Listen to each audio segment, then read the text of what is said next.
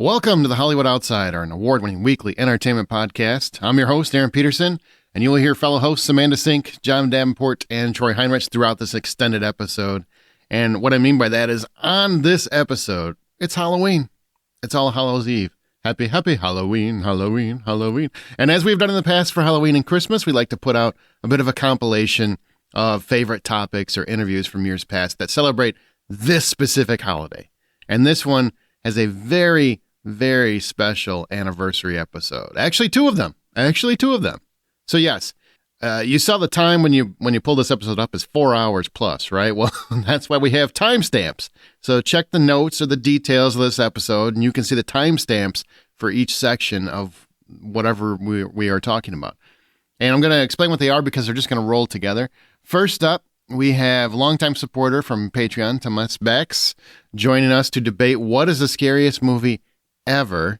And I still don't know if we landed on that one right, but it was quite a debate. And we got to talk about a lot of great horror movies.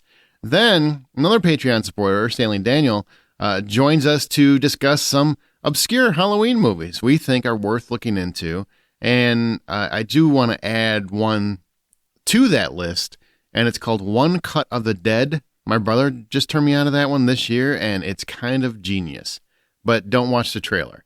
It's One Cut of the Dead. It's a foreign film, but man, it's got a great story. That's all I'm going to say. Then, that's right, there's 4 sections here, 4 of them. Then the director of the Blair Witch Project, a movie that turns 25 years old this year. This is his 25th anniversary this year. Eduardo Sánchez, he joins us to discuss his beloved film and why it stood the test of time, as well as what so much of it means, how they filmed it, and even why they tried to release this thing as a true documentary. It's a great interview. He really dives into the nuts and bolts of that film, and if you've never heard the interview, there is the full interview, which we talk about a lot of other stuff, but I have it concentrated on this episode just for the Blair Witch Project. And then finally, okay, the last section, I'm adding the entire 2+ hour episode that we did of Women in Horror. We did this episode 10 years ago. This is literally the day I am recording this is the 10th anniversary of this episode's release. And I just love this episode. It's very special to me and the show itself. Justin McCumber, who has sadly passed away since then, he was on this episode. He and I wanted to do this very, very much. And we each brought in someone that we thought could really contribute to the topic because it's women in horror. And you got 2 dudes? No. We need some representation, right? So his podcast friend Aliana joined, and you'll hear her speak, as well as our own Amanda Sink. So if you've never heard it, it's quite the history reflection. And it's a beautiful memory for various reasons, and this is the perfect time to celebrate it. So there you go. It's going to go in order. Scariest movie ever. Movie battle royale, essentially.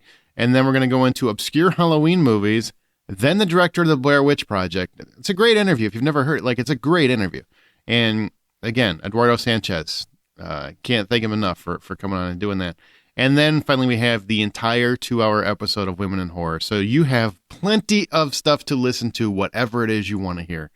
So be sure to check the timestamps if you want to jump ahead or just kick back and spend some time enjoying this supercut episode of Halloween 2024 of the Hollywood Outsider podcast.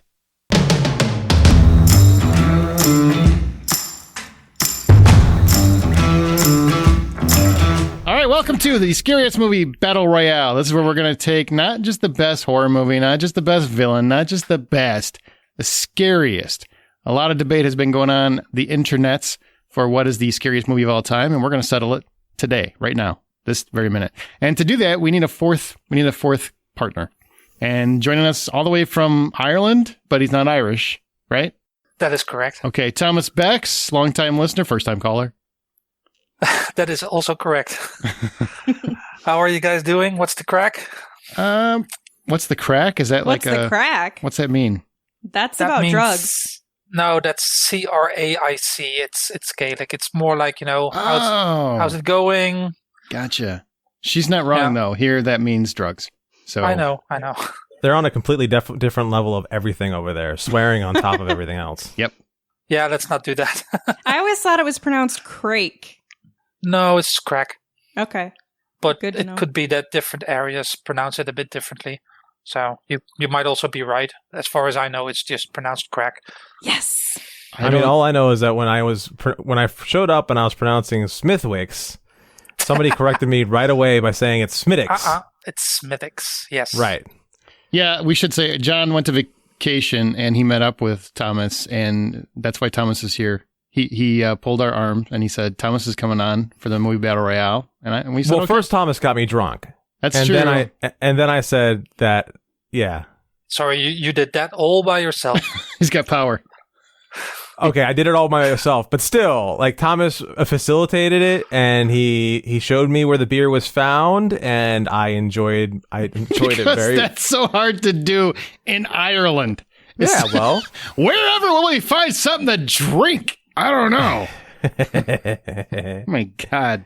All right, well, this is how you do it. If you've never listened to a movie battle royale, we take 8 movies. These have been selected by listeners. We did a poll on our Facebook group, and we have the 8 finalists, so the top 8 movies, and we each selected 2 to present to you as the scariest movies of all time. We're not going to tell you what they are until each person presents them. We break it into Ho North and Ho South, and then we'll break it down until we finally get to a winner.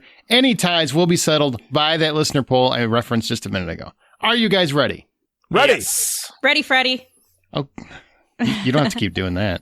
It's my favorite. I mean, I guess Ready Freddy applies this time. All right, so here we go. Does. Amanda, we go to Horror North. You get to start it off with your 2 picks and then take your vote. Did you say Horror North? Well, that works too. Horror, maybe that's what I meant. But I'm not going to clarify either way. Also, super offensive. Okay, so my theme is obviously about the innocence of childhood being lost and taken away from evil forces. My first one is Poltergeist. I don't know what hovers over this house, but it was strong enough to punch a hole into this world, take your dog away from you. It keeps Carol Ann very close to it and away from the spectral light. It lies to her. It says things only a child can understand. It has been using her to restrain the others. To her, it simply is another child. To us, it is the beast. A family's home is haunted by a host of demonic ghosts. The concept of being pulled into your television or stuff coming from your closet to get you and literally rip you away like a tornado is absolutely terrifying. This is probably one of my worst nightmares. I'm super scared of tornadoes because they just swirl you around and then you're dead, presumably. And this is the same thing, but from your bedroom. This is horrible. What? Yeah, you don't remember that scene? It was literally like a tornado from her closet. Sure. I'll go with that. I'll roll with that. Whatever your psychosis told you. Yeah. So let me give you some facts, though, to back this up. During all of the horrors that proceeded while filming Poltergeist, only one scene really scared Heather O'Rourke, in which she had to hold on to the headboard while a wind machine blew toys into the closet behind her, as I mentioned. She fell apart. Like, Steven Spielberg had to stop everything he was doing, had to take this little girl into her arms, and said that she would never have to do that scene again because she was so terrified. I feel like that speaks to how terrifying this movie is, that going through the experience was mortifying to the child. I mean, I don't know her upbringing. Maybe she was kind of a sissy, you know? You have problems. I do. So my second one is Exorcist. Your mother's in here with his cars. Would you like to leave a message? I see that she gets it.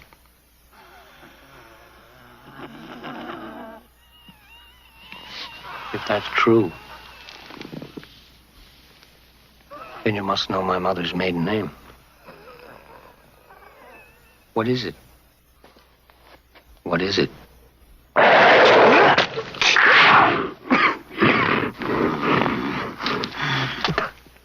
When a teenage girl is possessed by a mysterious entity, her mother seeks the help of 2 priests to save her daughter.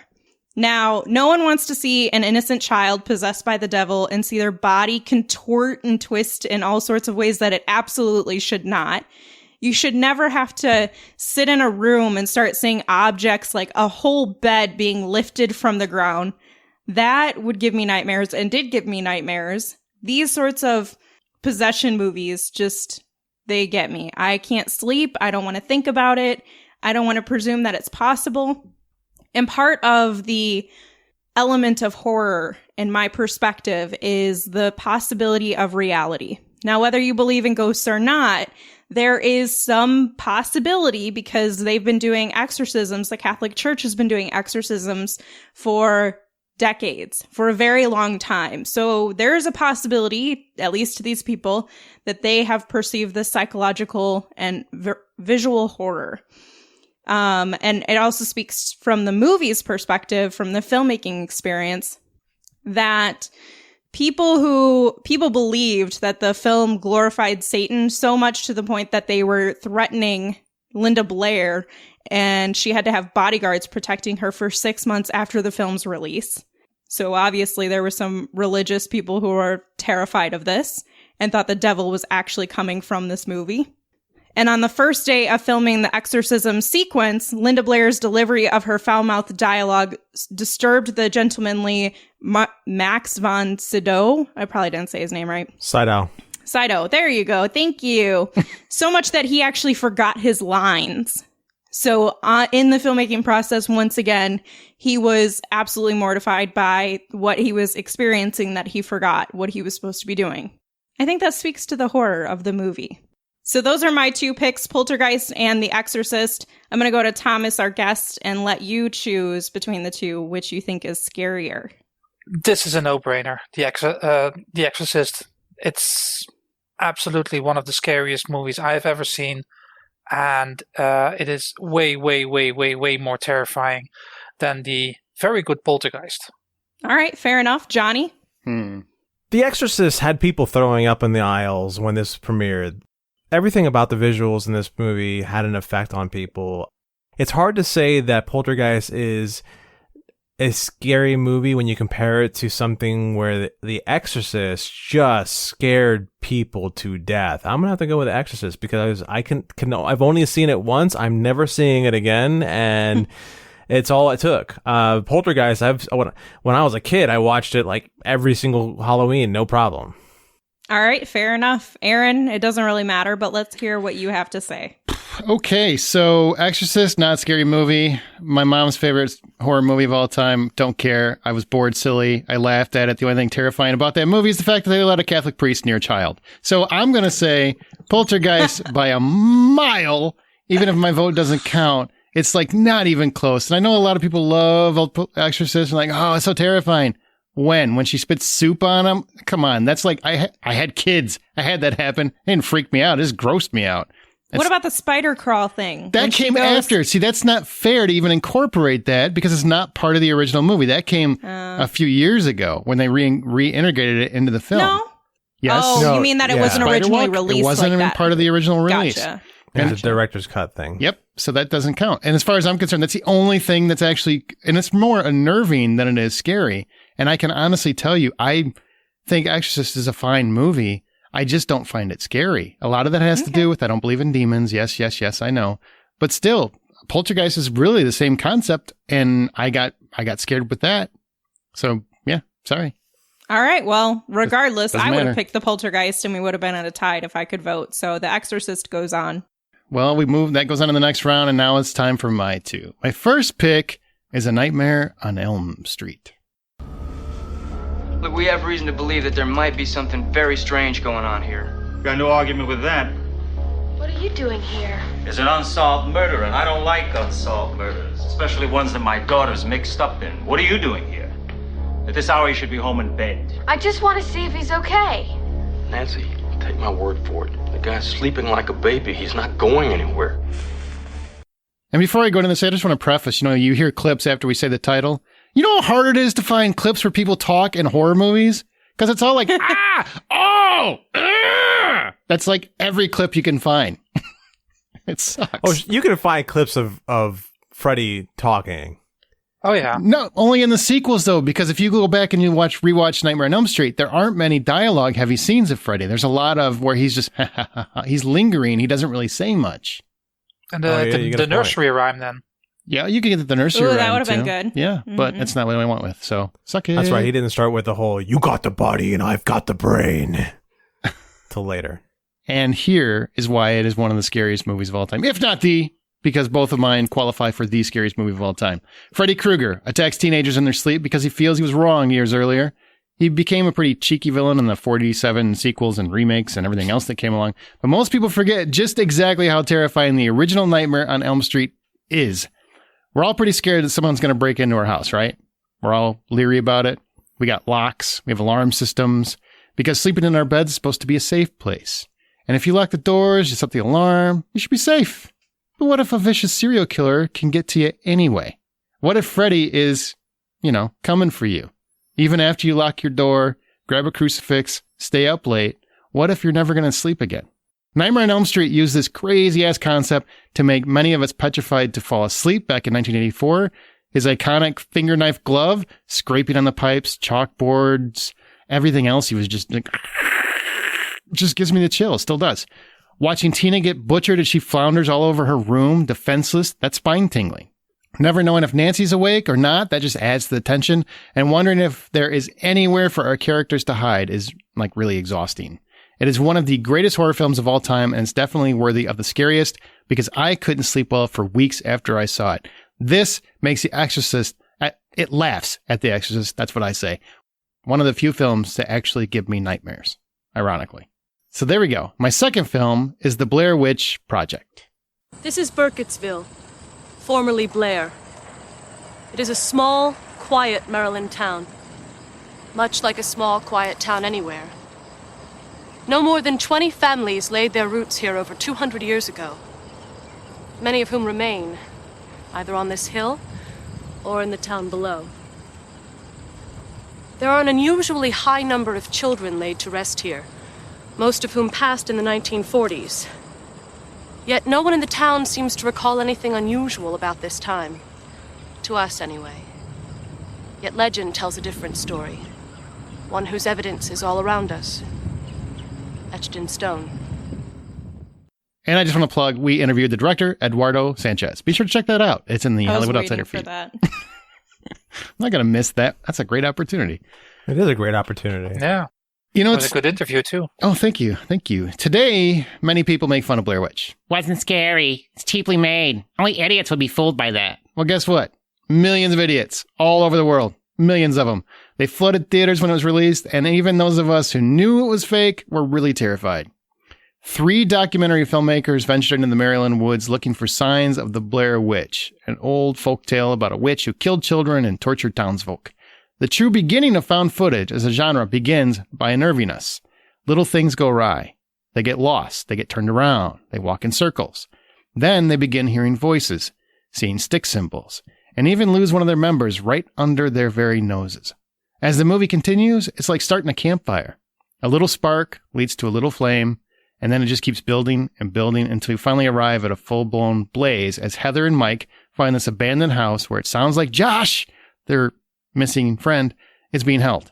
As they search the house, both of our characters and us become frantic. And then at the very end, the seeds planted at the beginning of the movie begin to pay off as one of the most horrifying images caught on film is seen. And it's just a guy facing a corner. That's all it was. But if you're engrossed in this movie when you're watching it, it ends with palpitations and exhilaration because I and many millions of idiots were legitimately terrified. There you go. 2 of the greatest horror movies of all time. And I dare say both qualify for scariest movie of all time. But you can only pick one, Highlander. John, what's your pick between The Blair Witch Project and A Nightmare on Elm Street? Oh, this is a really tough call because the Blair Witch Project effectively made me scared of a pile of sticks. Every single time I think about a movie, I think about the fact that there's a pile of sticks, and I was like, oh crap, there's a pile of sticks. It really bothers me that I fell for it that hard. However, I can't beat the fact that Nightmare on Elm Street is something that still has a great amount of impact to it. It still has the roots in actual fear. It's something that I actually deal with night terrors a lot, so it's something that I deal with as an adult. Oh, so I didn't know that. Yeah, so I'm going to go with Nightmare on Elm Street. All right. Amanda? Oh, this is one of the easier choices that we have here. I think that there is something terrifying about the Blair Witch Project, and I think that when it came out is also very important. Use context. However, the only movie that scared me when I was younger, like genuinely terrified me into my young adulthood, was A Nightmare on Elm Street. And I could never watch that movie alone, and it was one of the only movies that ever happened to me for. There's only one other movie that is in our list that I'll talk about as well. But that movie I could not handle it. The sound effect, the way that, just the concept of not being able to fall asleep. And as Aaron mentioned, that's supposed to be your safe place. So I 100% have to go with A Nightmare on Elm Street. Thomas, your vote doesn't matter, but we're going to take it anyway. I'm actually glad that my vote doesn't matter because I found this an incredibly hard decision to make. Blair Witch scared the shit out of me when I was, I can't even say when I was a kid because I was a student and I remember watching it at my aunt and uncle's place, which is on a farm. I had to leave the room and go outside to a different location to go to the bathroom. And when it's pitch dark in the middle of nowhere and you just saw the Blair Witch Project, that's not fun to do. So the Blair Witch Project is a genuinely terrifying movie to me. However, Nightmare on Elm Street is what scarred me as a kid. That movie is, I watched it when I was 11, I think. And yeah, I had nightmares for months. I don't think I slept the night after I saw it first time. And the scene where Johnny Depp gets pulled into his waterbed and fountains of blood come splashing against the ceiling is something that will never leave me. Also, the final scene is brilliant where you think everything is okay and they go into this lovely car and the hood comes up and it's colored like Freddy's sweater and the mother of the main person gets pulled into through the door window. The tiny little window. Oh, that was such that scared me so much. So my vote goes to Nightmare on Elm Street. That's good. I wish more people, you know what is sad is when you talk to people about great horror movies and you say Nightmare on Elm Street, they're like, he was kind of cheesy though. Wasn't even like, not in that first movie, man. If you don't remember it, go back and rewatch it because gold. Robert Englund was absolute gold. And the whole concept is brilliant. Brilliant. When are you safe when you can't sleep? And it's really hard. Wes Craven did an amazing job with that. A lot of movies on this list have a lot of great ideas, and some of them, are kind of retold, and you've seen it, Paranormal Activity, Exorcist, all spiritual stuff.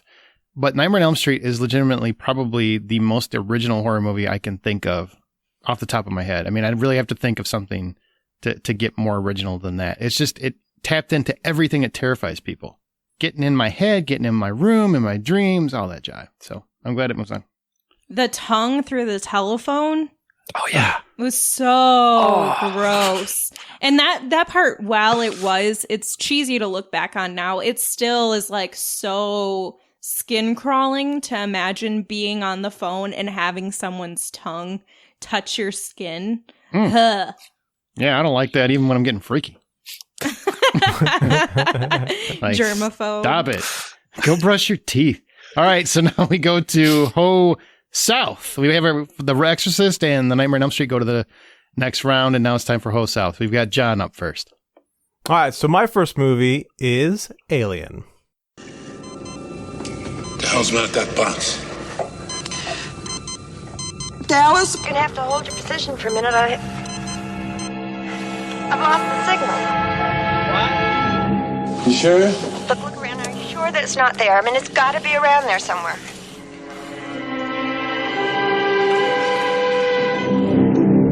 Check that out, Lambert. You may be getting interference.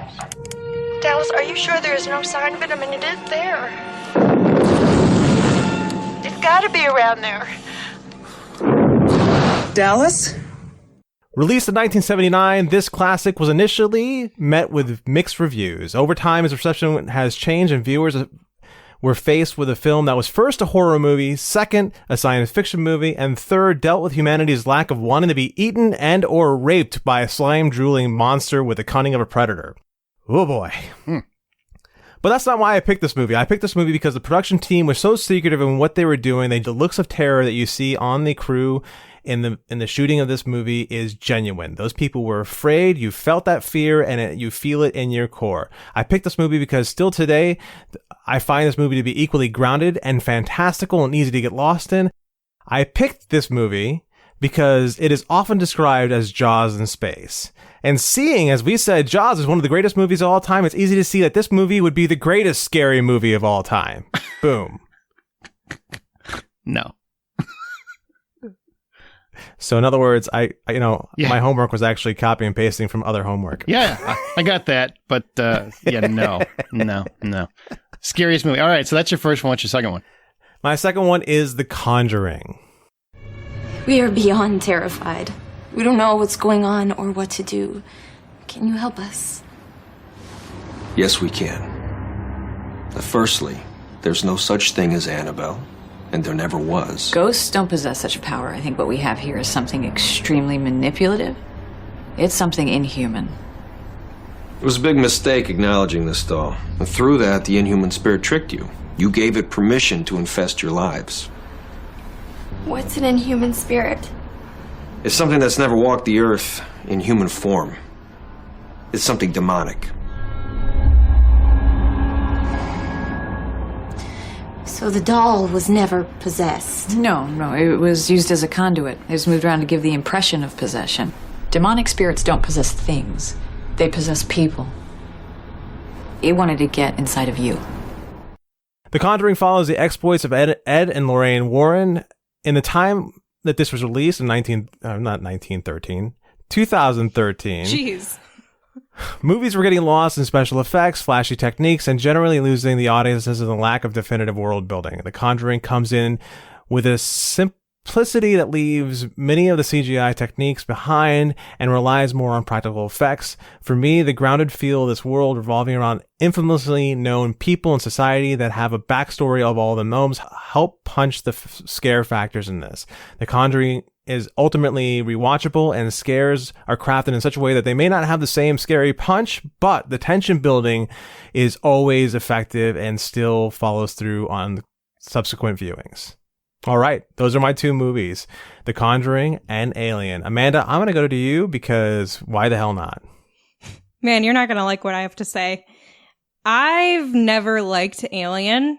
I've never found it scary. I've never found it thrilling. I can appreciate it for what it is and what it's done in cinema history, but I'm just not a fan. So this is going to have to go to The Conjuring. You know what? The way you were saying that over and over and over again, I thought you were going to just do a complete U-turn and pick Alien. I don't know why. But here you go, guys. Guess what I've got for you? Yeah, a surprise. That would really be messing with you guys. I should have done it. You should have.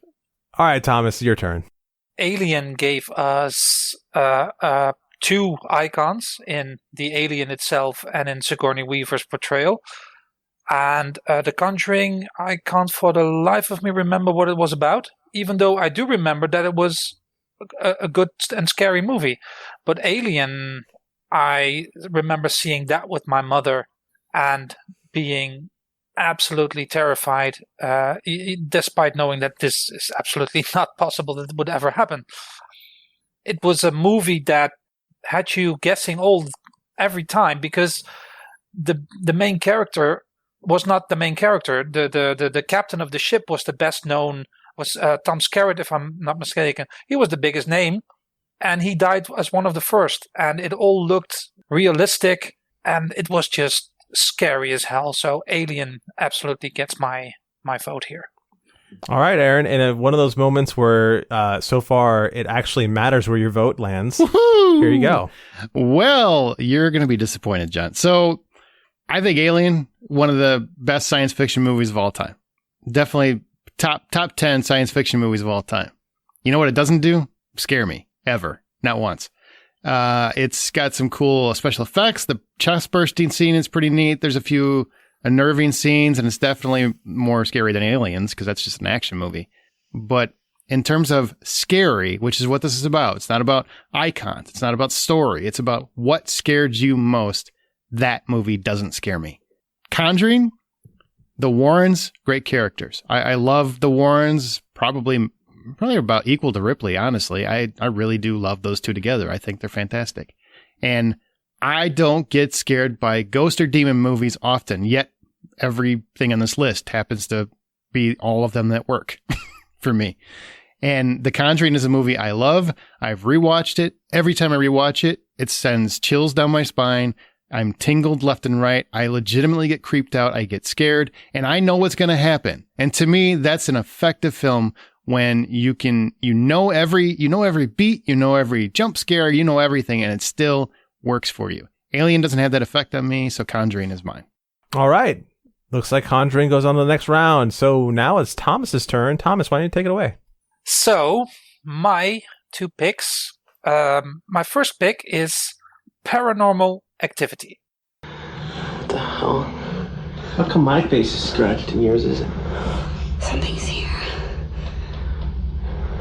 This is bullshit. It's here. What's here? What? What are you talking about? I don't know. I feel it.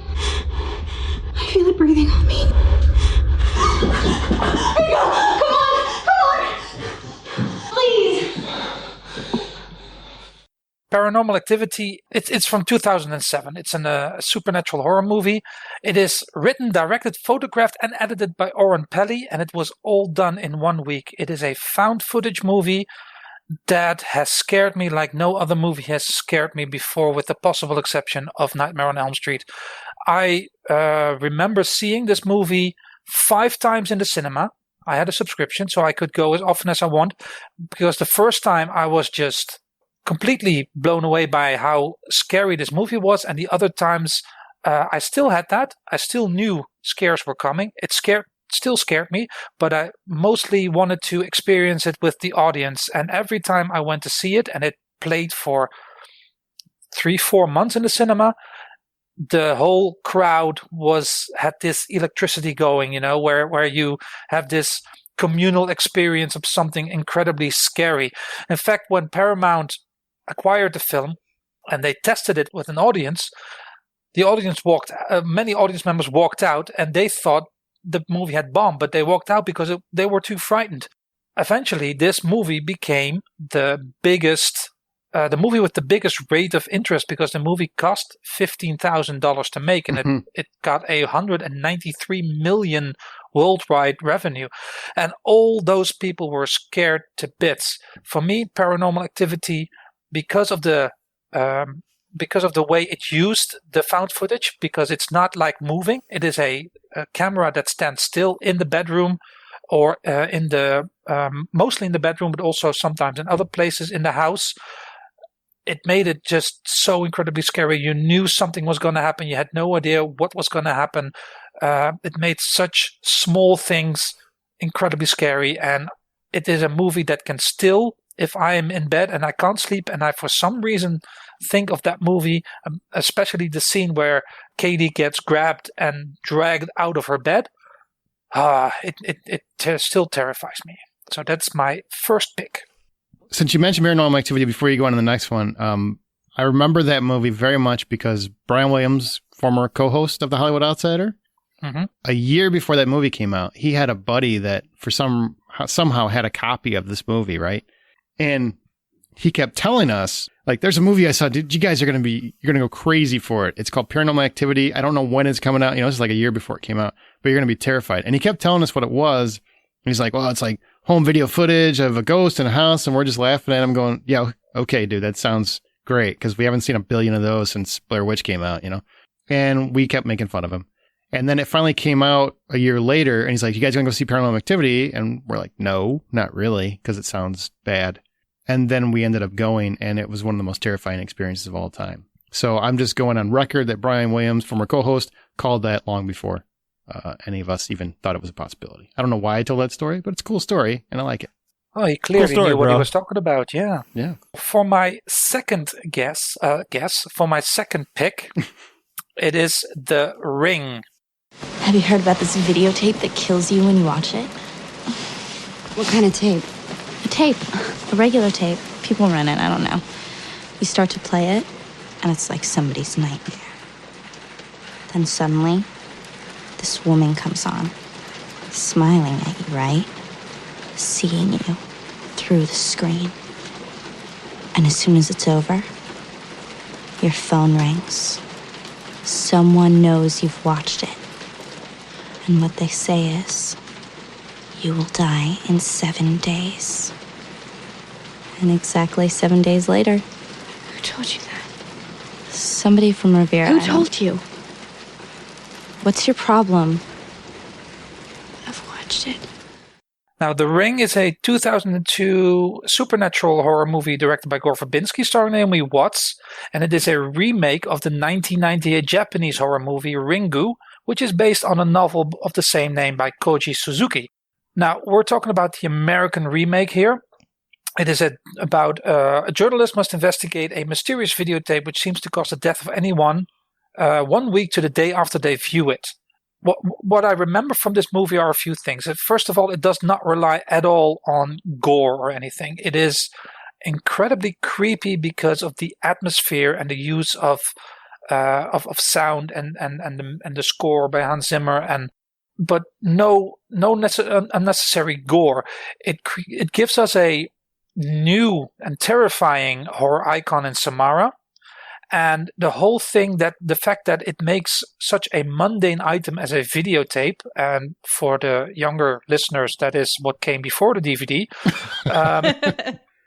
And what made a videotape incredibly scary, that is brilliant. You know, that you can make, and Stephen King is a master at that, to make something very ordinary very scary.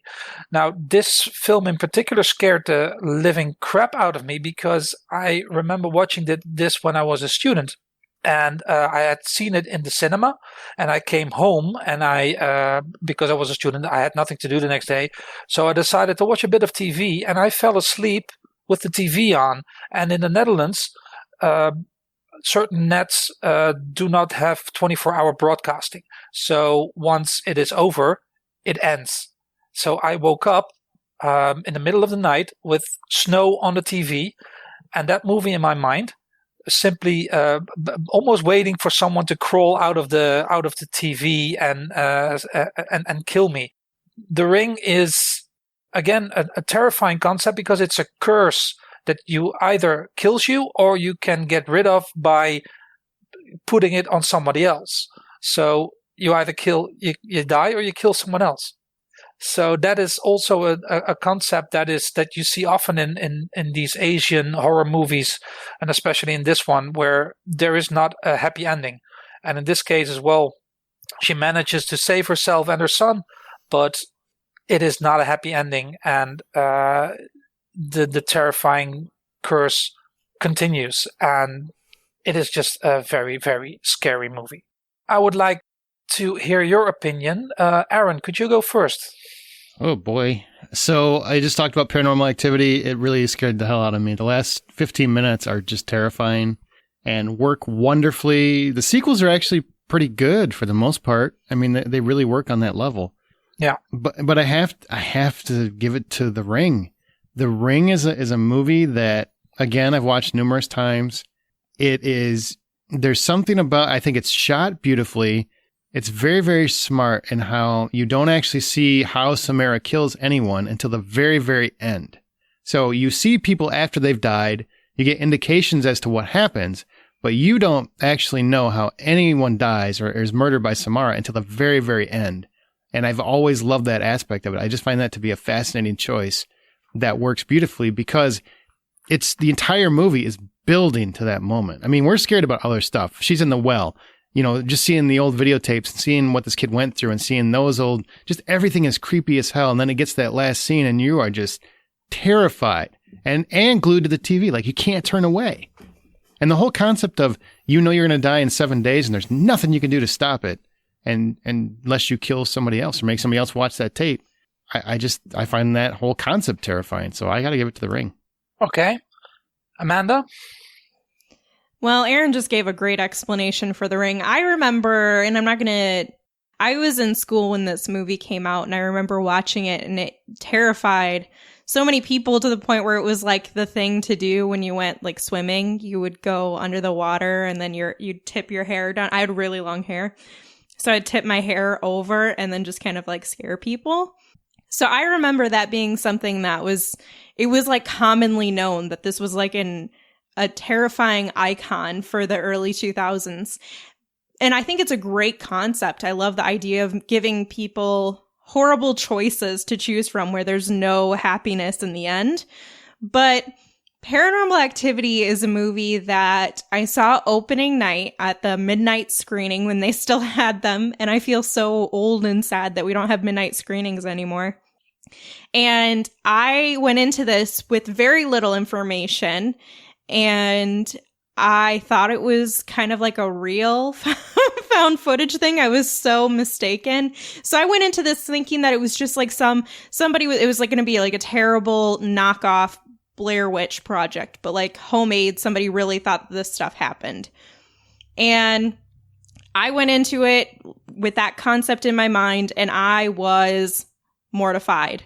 I remember coming home that night after the movie, and when you're in a theater full of people who have this similar reaction to you, it intensifies things so much more, and it escalates all of your anticipation and the tension within the room. You can just feel everyone kind of cringing, and I felt that. And when I went home, I hadn't released of that feeling either, to the point where I could not go to the bathroom alone, and I had to leave the door open because I was scared that I would somehow get locked into this room, or something was going to get me in this room, or the lights were going to turn off. I was just terrified. So Paranormal Activity, especially for a movie I did not expect to scare me, is definitely the winner for me. Okay, John, you're the tiebreaker here. Yeah, it's going to be easy. The Ring sucks. So What? What? I didn't expect that from you. What? Yeah, I've seen that movie exactly twice. Both times I didn't really get into it. I didn't enjoy it. I didn't scare me. Is this because I voted against the Alien? Is that really what this is about? Is it just like bitterness over Alien? Well, if it was, I would have prefaced it with, Aaron, this is payback for Alien, but I didn't start it that way. The Ring, I've seen it twice, and both times it's ultimately very forgettable for me. So I have to go with Paranormal Activity. However, I really wish this was Paranormal Activity 3, because that one scared the bejesus out of me. This one did a really good job too, because the first time I saw this one, it was a daytime rental. I was homesick from work. My buddy Hal came over. We're just like, screw it, let's just watch a movie. And I'm like, we're going to watch this, Hal. And he's like, why do you do this to me? And I'm like, what do I do what for you? He's like, why do you make me watch scary shit? And so I made him watch it. And he sat there halfway through the movie. He's standing up and he's rocking back and forth, and he can't take his eyes off the screen. And I'm like, are you okay? He's like, I'm never doing this with you again. This is it. No more scary movies, because this one scared him to the point where I couldn't even ask him to watch a scary movie with me anymore. The scene when she walks out of the bedroom and the chandelier is shaking, to and fro like crazy, blew my mind. And then there's the sequel. The third one, there's a specific scene where I was watching it alone in my bedroom while my wife was watching the freaking Winter Olympics. I come out of that bedroom, flying out of there. I shut the door. I sit there and I'm like, oh my God. And she's like, you okay? I'm like, I just got scared. And she goes, that never happens. I know. And then I was like, okay, I'm going back in. And I finished watching it. Going back in like you're a nom? I'm going back for Charlie. I love the Paranormal Activity movies. Even the bad ones are fun for me, and I'm invested in that whole world. So I'm going to go with Paranormal Activity. All right. We have a winner. Okay. By the way, did you guys figure out in the cinema when watching the movie how you could know when something was about to happen? Because I thought that the use of sound, like there's this humming sound. Yes. Mm-hmm. Yeah. And that is signaling when the demon is coming. That just even thinking about that just gives me the hair stand up again. I was gonna say good. we're like recapping all of these scenes, and I kind of get like I got chills going down my spine, and I kind of like turned around like, God, I hope there's nothing in the corner. Yeah, I got chills too. I just hope they're not multiplying. All right, so here we go. No, bad Aaron, bad. We've got 4 movies that have moved on to the next round. Now, here we can have a tiebreaker by the listener poll. So, you vote whatever you want to vote for. Just remember, I want to preface this. We're voting for the scariest movie of all time. Not the best movie, not the best story, but scariest movie of all time. Everybody clear? Yep. Crystal. Okay. Crystal. I always get excited when people use that. All right, so here we go. We have 2 movies. From Ho North, The Exorcist versus A Nightmare on Elm Street. What is the scariest movie of all time between those two, John? This might surprise you, but Nightmare on Elm Street. I'm going to stick with that because, like I said when I was talking about it earlier, I still deal with night terrors, and night terrors are a real, very, very real thing. And The Exorcist isn't something that scares me nearly as much. Somebody walks up and says, "I'm possessed." I just go the other way. That's fair. That's fair. Even if it's your kid, leave them. You'll be fine. Right. That's what adoption's for. Walk away. So yeah, Nightmare on Elm Street. Excuse me, Reverend, do you do retroactive abortions? Oh, okay. Oh my God. That's a theoretical movie question. That's not my personal opinion on anything. All right. Now, Thomas, what's your vote? Sorry. You broke Thomas. Give him a minute. My vote goes to Nightmare on Elm Street. Wow. Period. Wow. I really thought you were going to say Exorcist because you were kind of really big on it earlier. Yeah, but Nightmare on Elm Street scared me more than Exorcist even. It's a tough call, but Nightmare on Elm Street wins this one for me. Okay. Amanda? Easy peasy lemon squeezy, Nightmare on Elm Street. That's the most annoying saying ever. I just want you to. You're welcome. Difficult, lemon, difficult. Okay. Nothing rhymes. I'm going to go Nightmare on Elm Street as well. It's a clean sweep. Clean sweep. Now, you can argue, hey, Exorcist scared me. Well, didn't beat us. I don't know what to tell you. We're the ones. Freddy survives. We're the judges. So now we go on to Ho South, where we have not the Alien. We have The Conjuring versus not The Ring, Paranormal Activity. Amanda. This is another easy one, I feel like, for me. Paranormal Activity. Wow. Okay. Thomas. Paranormal Activity. Well, I guess I know how this is going to go. So, hey, John, what's your feeling on Paranormal Activity versus The Conjuring? Well, I mean, I really love The Conjuring, but it's got to be Paranormal Activity. All right. Well, that's like. Is this a tough one for you? For me? Aaron? Yeah. Yes, this one's actually really difficult for me. I love both those movies. I would probably lean more toward The Conjuring, but it doesn't matter. Paranormal Activity pulled ahead. I'm not upset with either one. We care about your thoughts. I'm not upset either way, but Paranormal Activity and The Conjuring are both great films. I just feel like The Conjuring really gets under my skin a lot more for an entire movie, where Paranormal Activity is really just the last 15 minutes for me. Okay. Nothing dragged that woman out of the room. Literally nothing. I know. It was amazing. That was an amazing scene. Like one of the best scenes probably in horror Those history. Footsteps appeared out of nothing. Yep. There you go. There's that too. Okay. The body was thrown into the camera out of nothing. Got it. You guys win. All right. You don't have to The Ouija win. board moved. 1, 2. I'm coming for all of you. All right. So now we go to the finals. This is the finals. This is where it's decided. It is decided. We have 2 movies left. We have A Nightmare on Elm Street and we have Paranormal Activity. One of these is going to be the scariest movie of all time. The other one is going to be the second scariest movie of all time. I don't think either one of those are bad things, but there can only be one winner. Thomas, you're our guest. What is your pick for the scariest movie of all time? Well, one movie scared me as a kid and the other scared me as an adult. I think it's more difficult to scare me as an adult. So in this case, I'll go for Paranormal Activity. Okay. And John. Like I said before, this Paranormal Activity broke my movie pal Hal. So that being said, I'm going to have to go with Paranormal Activity because now I have to watch scary movies by myself. Wait, didn't you just say Nightmare on Elm Street still gives you night terrors? I said I suffer from night terrors. Okay, I'm confused. All right, Amanda, what's your pick? This is actually the hard one for me because just like Thomas said, one scared me as a child and actually scared me into young adulthood until I saw the remake. And then Wait, so are you saying that like you were a prepubescent child and then you got scared and the next moment you were a young adult?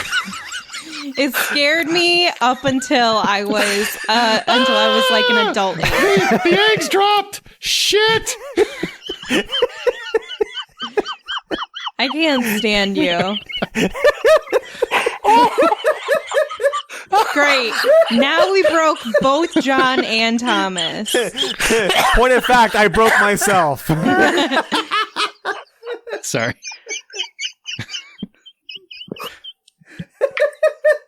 Somebody call 911 for Thomas. It's 112 in Ireland. Oh, 112? Good to know.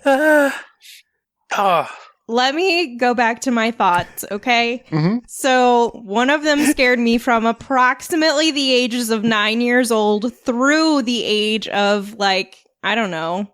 When did the remake come out? I don't Anyway, I ignore the that remake entire ruined remake. it for me. Yeah. The remake made me not scared of Freddy anymore because I just felt like it was so cheesy and it just took that away from me.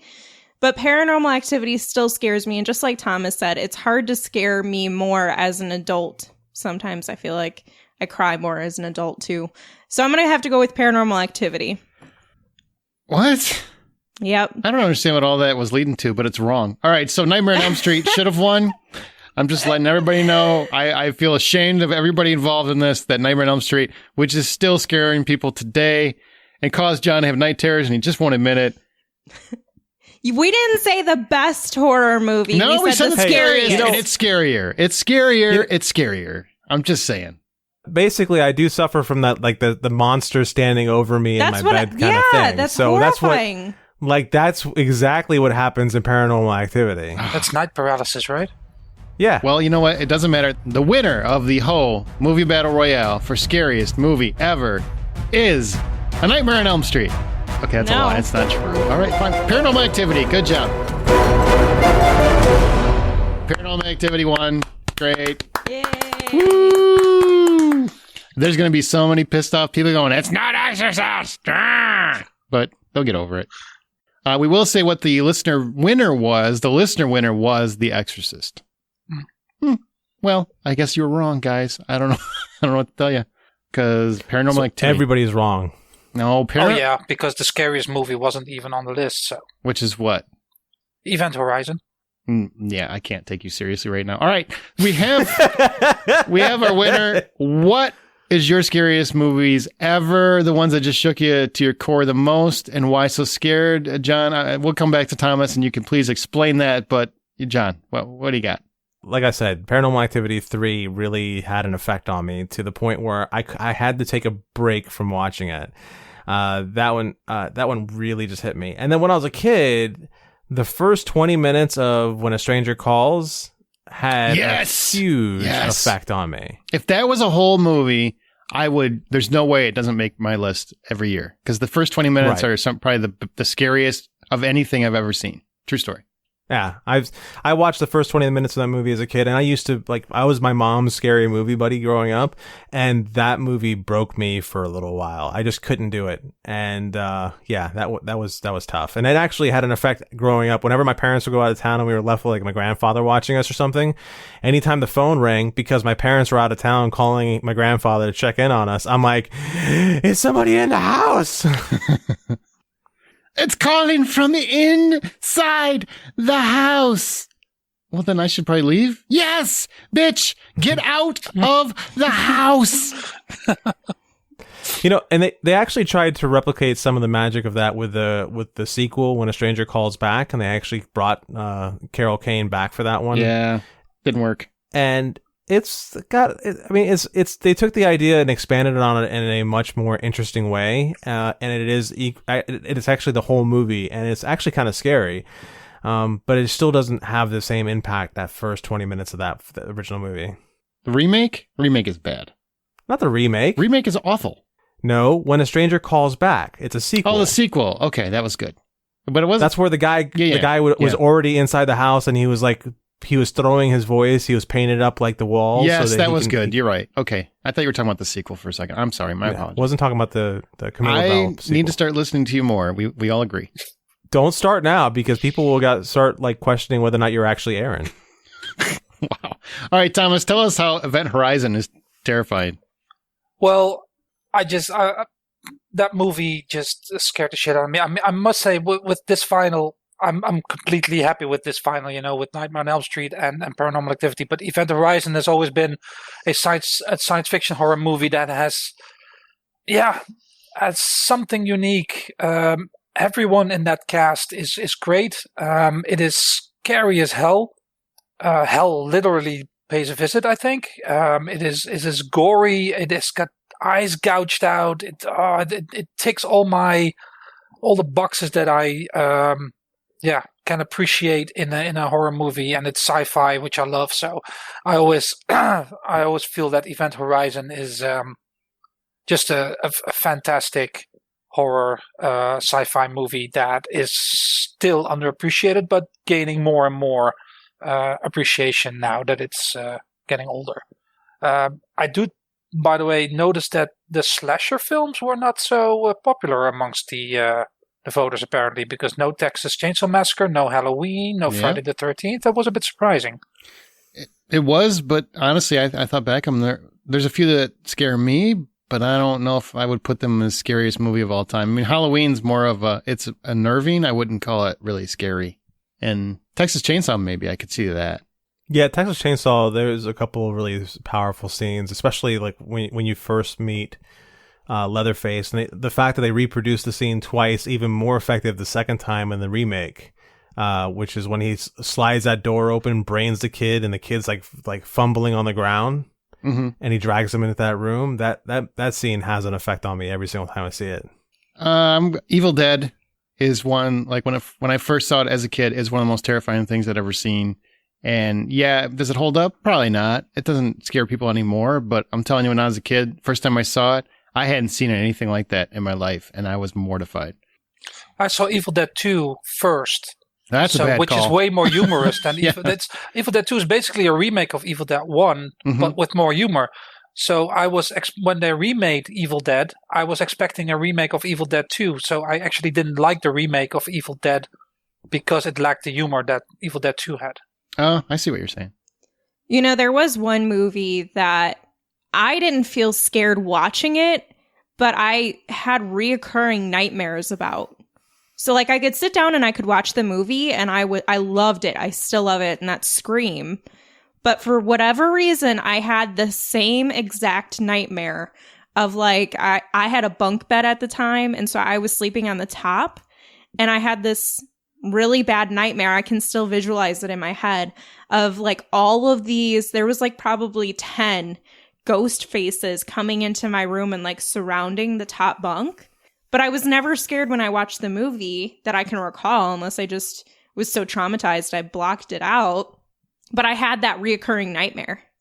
Yeah, I'm gonna let you in a little secret. That was actually your dad and his friends scaring the crap out of you.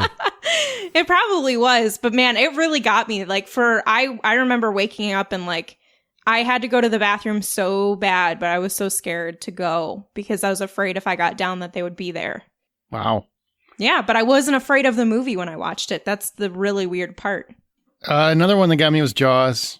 I think Jaws is probably universal. I mean, scared millions of people out of the water, so it's kind of hard to not say it's not one of the scariest movies of all time. I'm shocked that wasn't on the list. I mean, we'll talk about that now. Yeah, I'm not sure if people always consider creature features as horror movies in that way or scary movies, but Jaws is definitely very, very scary. Yeah, and it would have dominated, or it should have. Damn it. Silver Bullet is my other one. I have to mention Silver Bullet because I watch it every Halloween. It still creeps me out. And there's still moments where, even though it's old and the effects are dated and whatever, Gary Busey's, pre-crazy Gary Busey. So, he's still acting, but he's Gary Busey. He's not full Gary Busey, but he's close. And it's such a great movie for me. And I genuinely get unnerved watching it. And I've seen it dozens of times. So that's my other one. I love that ending. I can't feel my legs. All right, what's your favorite singular memory of anyone being scared during a movie? It doesn't have to be yourself. Oh, this is so easy for me. I remember, and it wasn't a scary movie at all. I'm still annoyed. I took my best friend to go see a quote-unquote scary movie. To her, it was scary. And that was Disturbia. And I remember sitting in the movie theater. Yes. And she Is that a scary movie? No, it's not. I mean, I think it's like a little bit of a thriller. Yeah. Right. But she was so scared that she had her feet on the chair and she grabbed my arm and dug her nails. She didn't mean to. I know she didn't mean to because she just had long nails, and dug them into my arm because she was just trying to hold on to me, to the point like my skin almost broke. She was so scared. So it was kind of amazing how someone could be so scared of a movie that's not scary. But I laughed afterwards. After I could feel the circulation in my arm again, I laughed really hard. John, what about you? What's your favorite singular memory? I don't know if I have a favorite one because there's a lot of them that just don't come to mind anymore. But the most recently, when we went to go see the first It, so It Chapter 1, we went to my favorite theater to go see things at. And we had a big group of friends there with us. And my wife is sitting next to her friend, and they're sharing a big bottle of wine throughout this whole movie. And the scene when they're watching the movie and Pennywise is showing up through the slideshow, and all of a sudden, like, the giant Pennywise is in the corner of the room, and he jumps out. Basically, my wife and her friend both drunkenly scream and yell and nearly topple over their bottle of wine. Spoiler alert. What happened? What? Very good. All right, Thomas, what about you? Favorite singular memory? I was very easy to scare when I was a kid. I mean, my parents had a videotape that said vampire movie, and I was afraid to touch that videotape. So that's how easily scared I was as a kid. I had a very, very, very vivid imagination. So it took me until I was 11 before I dared to watch the entirety of Michael Jackson's Thriller video. Oh my God. Which is basically a mini movie, because I was just terrified of werewolves and vampires and zombies and whatever. I loved the song. I was a big Michael Jackson fan, but it came out in 1983, 84, so I was 9 or 10, and it took me 2 years before I dared to watch that movie. But once I had seen it, I immediately wanted to see the making of and everything, and it was like I was over a certain point, and from that point onwards, I started to appreciate horror movies more. But it always bugged me that the song was called Thriller and not horror, because he was singing about horror movies and not Thriller. So, well, you can write him a letter. I mean, it's going to be a minute, but well, if he answers, then that's a thriller movie in itself, right? No, that's a horror movie. That's one of my favorite practical effect werewolves on screen ever. So it's that one and American Werewolf in London are two of the best. Oh, the Howling, man, that was way scarier. You don't. Oh. No, the practical effects for the werewolf itself. Okay, all right, fair. But that transformation in the Howling, though, that scares me way more than American Werewolf in London does. Yeah, no, the transformation in Howling is awesome, but the actual final effect, as far as what it looks like, okay. It should look like a giant bear-like creature that's really ready to tear you to shreds, and a lot of people forget that when it comes to what a werewolf should look like. All right, mine is Friday the 13th, Part 3 in 3D. My mom took me and my best friend to see it in theaters, in 3D. It was terrifying in 3D. We were hiding under the seats. We were peeking over them, screaming, whining, crying, just annoying the piss out of my mom. But at the time, those effects were absolutely horrifying.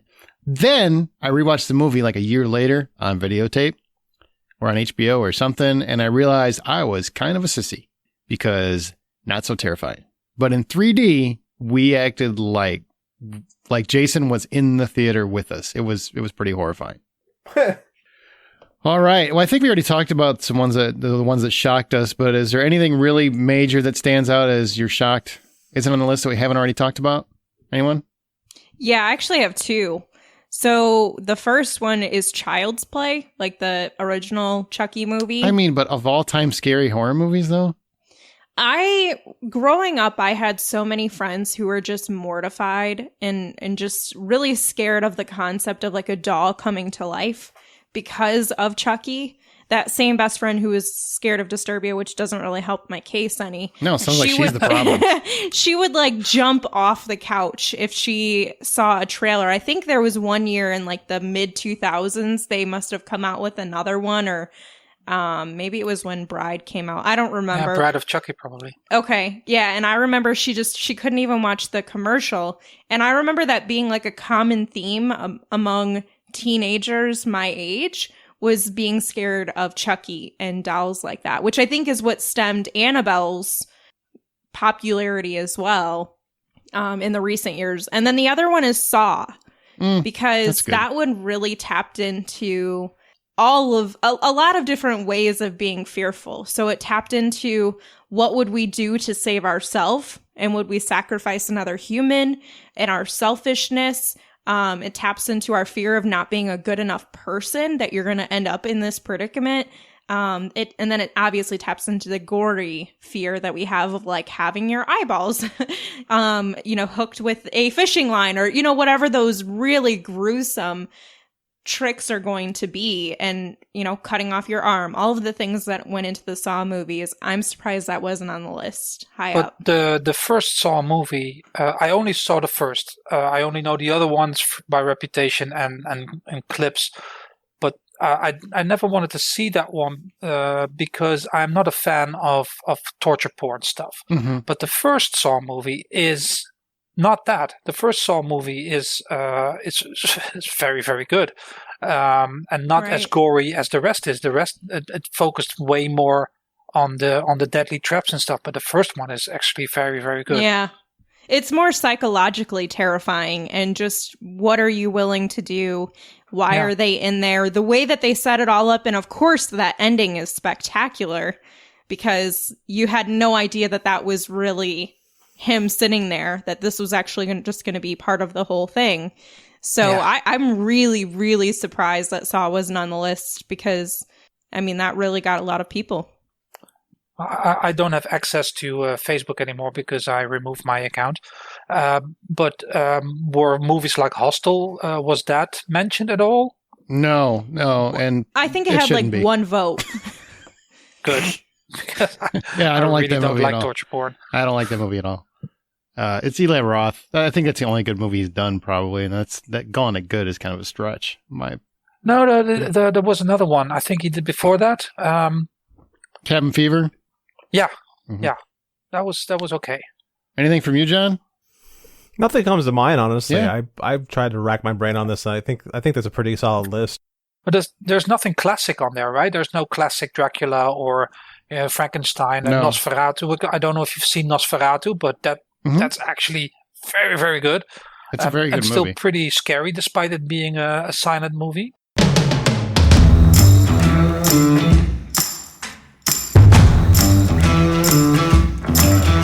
Because it's Halloween month, we decided we would each dig around to find 5 films at least, there's honorable mentions, as rarely ever mentioned as a good fit for this time of year. So what we're looking for are movies that are hardly ever talked about. Not the big ones, not the Cabin in the Woods, not the Halloween, not Halloween 3, those kinds of things. Because too many films are perfect for this time of year are the same ones you hear about over and over and over again. So let's see if we can give you a good recommendation for Halloween when you're trapped into the covers, wishing the trick-or-treaters would just go away, or you're wishing your kids would go outside and go play with them.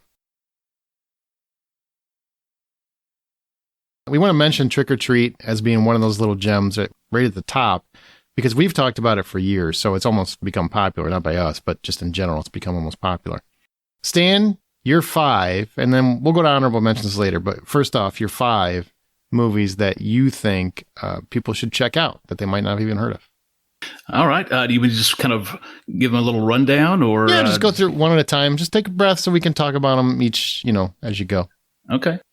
Ordered these kind of chronologically, so and probably the deepest cut is from 1975, a movie called The Devil's Reign. I don't know this one. What's it about? Yeah, it's kind of a typical, if you have any familiarity with these older movies decrying the horrors of Satanist cults.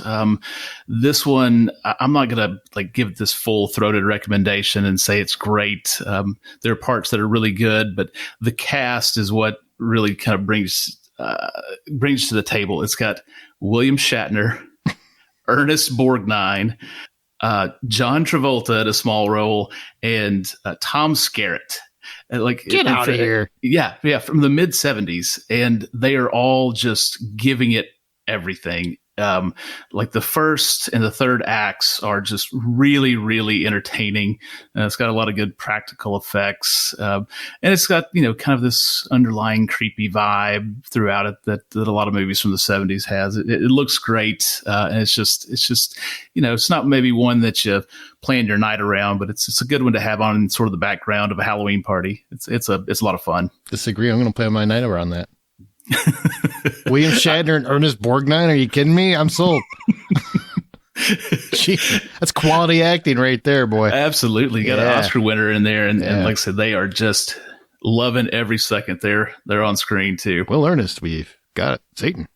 That's the worst William Shatner I've ever even tried. That was horrible. Oh, he's in full Shatner mode too. So is he ever not? Is he ever anything but William Shatner in anything he ever does? We must escape the zombies. After Star Trek, but before T.J. Hooker, and he did a lot of movies, these low budget horror films that are just kind of fun. Got to pay the bills, man. Before that Star Trek the movie came out, he had to get a job. That's right. All right, what's your next one? From 1977, it's a Japanese film. It's called the English translation is House. It's sometimes you see it as Houseu. Yep. And I honestly, I have no idea what this one's about. It is one of the wildest movies I've ever seen. I think ostensibly it's a haunted house film about some schoolgirls going to a country home, but just the imagery and the visuals of this, it is a riot. I saw it at a midnight movie many years ago, and I'm really excited because they're doing another midnight movie of it here in a few weeks, and it is just unlike anything I've ever seen before or since.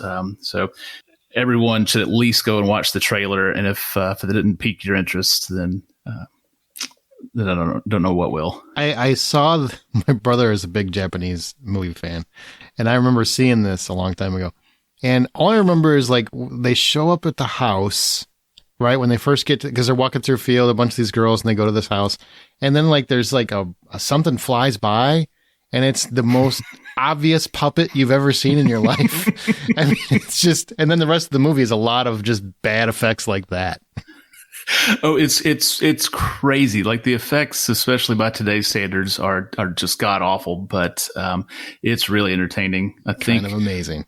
It was this commercial director that was tabbed to make a horror film because Jaws was so popular in Japan. They wanted to start this new wave of Japanese horror, and this was what they got, and it's something. Yeah. Oh yeah. It's something. It's like watching The Room when you watch it. I mean, I just feel, except better. I think better. I don't know how you define it, but it's a lot of fun to watch with people. It is. Yeah. The next on my list is the 1988 remake of the movie from the 50s, The Blob. Kevin Dillon, man. Kevin Dillon. Mm-hmm. And his hair. Yep. I remember that movie. Yeah, I had not seen it until recently, and I just thought it was fantastic. A lot of great practical effects. It sort of zips along. It's just pure 80s cheese, and just had a good vibe throughout. It's just a lot of fun, some genuinely good scares. And did you ever see the original with Steve McQueen? Yeah, long time ago. You like this more? I mean, I guess it's more fun, and the effects are definitely better. That's for sure. Yeah, I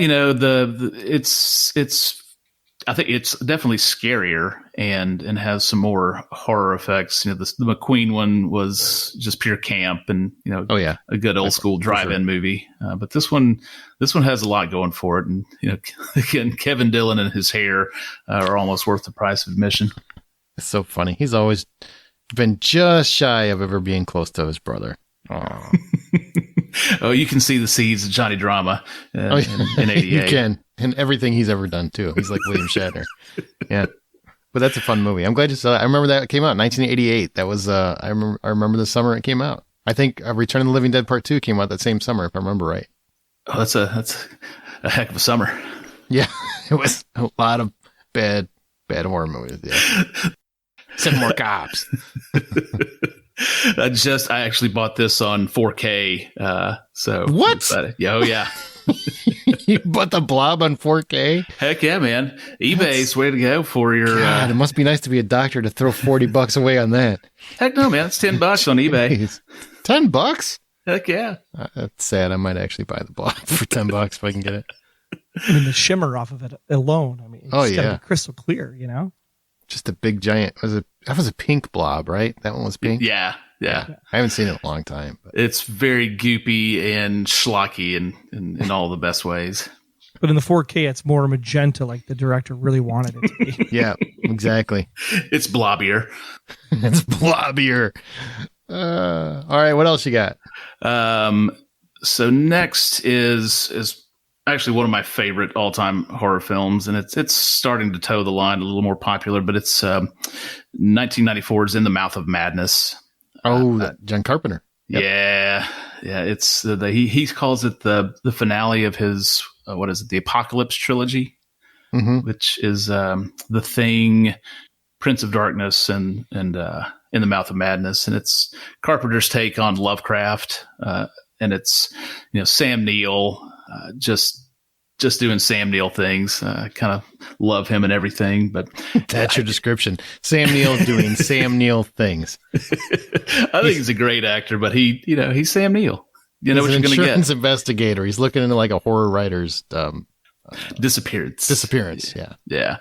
Sutter Kane, who is obviously they're borrowing from Stephen King's persona at the time, and this guy that goes missing. But his books have an impact on people, and you start getting a taste of what it's doing to his readers pretty early on in the film, and it's like I say, it's genuinely scary and goes into some cosmic horror alleys that are a lot of fun. I'm a big Carpenter fan, and it has that sort of downbeat ending that sort of leaves a smile on your face somehow. So, absolutely love In the Mouth of Madness. It's one of his better movies that nobody ever talks about, or not enough. Yeah, I just think it's really one of my favorites, maybe like my favorite horror from the 90s, and I think it needs more love. Was that one? Well, I guess it was 94. Yeah, all right. And my last pick is from 2009, and it's The House of the Devil. And it's I remember that. Yeah. Directed by Ty West, who's had quite the year with X and Pearl. And it's kind of a throwback to late 70s, early 80s about a girl who's a college student just looking for some extra cash so she can make a down payment, and she gets an offer that's too good to refuse. And for a reason, but it's got a great cast. The lead is Jocelyn Donahue, who's popped up in a few things over the years, but it's got Tom Noonan, who just has a great presence, and Mary Warnoff, who's kind of a scream queen from the 70s and 80s, and Greta Gerwig. Dee Wallace is in it. And again, it's got a great creepy, unnerving quality just from the opening scenes, and it's a slow burn, but it never loses your attention. Just love that one. And it's got a lot of grain. It's got a grainy look to it a little bit. So it kind of has that older feel like you were talking about. Jocelyn Donahue, we actually interviewed her like several years ago for something. I don't remember what it was, but she's very nice. Nice lady. Tom Noonan's in it, yeah. Yeah, he's fantastic. Manhunter? Manhunter. I'll never forget. Like, he just creeped the shit out of me. He does everything he does. I mean, even when he's playing a good guy, I can't not be creeped out by him because I saw him in Manhunter where he's butt naked and he's, chasing William Peterson around the house. He's so good in this movie. Just every moment, he's just He's exceptionally pleasant and polite, and every second you're seeing him, you're just screaming at the lead, saying, "No, get out of there! Get out of there!" You could tell this guy's just Get out. up to no good. This whole movie should be called Get Out. Yeah. Whole movie. Might be some copyright infringement, but it was before that. Troy, I think you're up. What do you got? What are your 5 you want to recommend? yeah, my first one is actually from 2016. You can actually rent this on most services for $4 in the US. And it's called Southbound. This one is actually trying to bring the anthology horror back to the forefront because it is an anthology film as the film progresses around multiple characters that are driving southbound on this road. We follow the 5 separate stories of these travelers confront their darkest fears. I have seen Southbound. It's pretty good. Next one is The Girl on the Third Floor. This is from 2019 on Netflix. Phil CM Punk Brooks plays Don Cook. He's a former criminal ready to start fresh with his pregnant wife, Liz, who's played by Tristy Kelly Dunn. He basically buys a new home in the suburbs, thinking like Money Pit, but in a horror sense. I don't know. Things appear to be looking up, but soon after moves in, learns that the house has got a dark history and experiences all kinds of strange events that basically put him and his wife on a collision course. You can check that one out again on Netflix. I have to check that out. I've never even heard of that. Then we have in 2019 also over on Hulu, we have Wounds, based on Nathan Ballingard's book, The Visible Fifth. Wounds actually centers on Will, who's a bartender who picks up a phone that a customer left behind at his bar. Once he starts inspecting the phone, however, a series of bizarre and disturbing events begin to happen. I'll forewarn you on this one. The cockroaches, so many cockroaches. It's like arachnophobia, but for cockroaches. So if you have a cockroach thing, don't watch this movie. I'll forewarn you again. Armie Hammer's in it, so there's a chance somebody gets eaten. Yeah. Armie Hammer, Dakota Johnson. The cockroaches was too much. Zazie Beetz. Wow. But it was good. It was an interesting play. But the cockroaches. Oh my gosh. Again, I got it. The cockroaches. 2010, The Crazies. Again, you can rent this for $4 on most of the major services in the US. If you're especially fond of the 1973 classic, you'll actually equally like this remake as well. The film basically centers on the town of Ogden Marsh in Iowa. It turns into a literal nightmare when a biological agent starts to infect people, turning them into vicious killers. 4 residents fight to keep themselves safe as the threat continues to rise within the town. This has probably got the most notable actors out there. It stars Timothy Olyphant, Rhoda Mitchell, Joe Anderson, and Danielle Panabaker. I've seen that multiple times. I love that movie. It's a great movie. It feels like a Quiet Place, but louder. Except that without aliens, the townsfolk start turning into aliens. So it's like literally you don't know if Aaron would literally come through the screen at this point. Mm-hmm. I agree. It's a really good movie. An interesting, unusual thing about it is Timothy Olyphant actually plays a sheriff. Mm-hmm. Unlike, any of his other characters. Literally everything he's ever done. Yeah. Except Girl Next Door. He played something different in Girl Next Door. Sure. He is really getting typecast though, isn't he? Yeah. Even in The Mandalorian, he was a sheriff. That's his thing. Although in this one, he's a very even-tempered sheriff. Yes. Who's really quick on the draw. And finally, we have from 2016. Again, you can rent this for $4 on most of the services. It's The Alchemist Cookbook. Sean, played by Ty Hickson, is a loner who resides in a tiny shack in the middle of the woods. He spends his time experimenting with chemistry recipes, which seems harmless at first. However, his chemistry habits lead to disaster when he summons a demon. This one wasn't that great.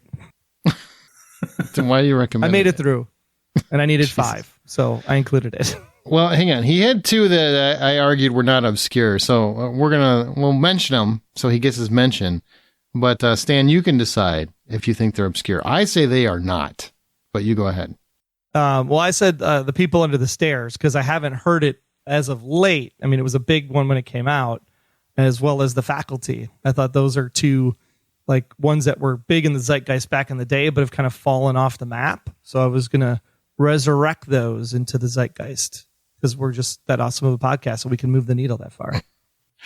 I think I'm going to agree with Troy on this one. That they were big at the time, but you ask someone to name 3 Wes Craven movies, and People Under the Stairs is probably not going to make his top 8. And The Faculty, you don't hear about that one a lot unless Jon Stewart makes fun of it for his role. But they're kind of forgotten gems, and they're both really good. I'm saying they're not forgotten. I literally hear about them all October, every single year, all the time. People on the Stairs, or somebody in our Facebook group just had a post about People on the Stairs, literally like yesterday. I'm just saying.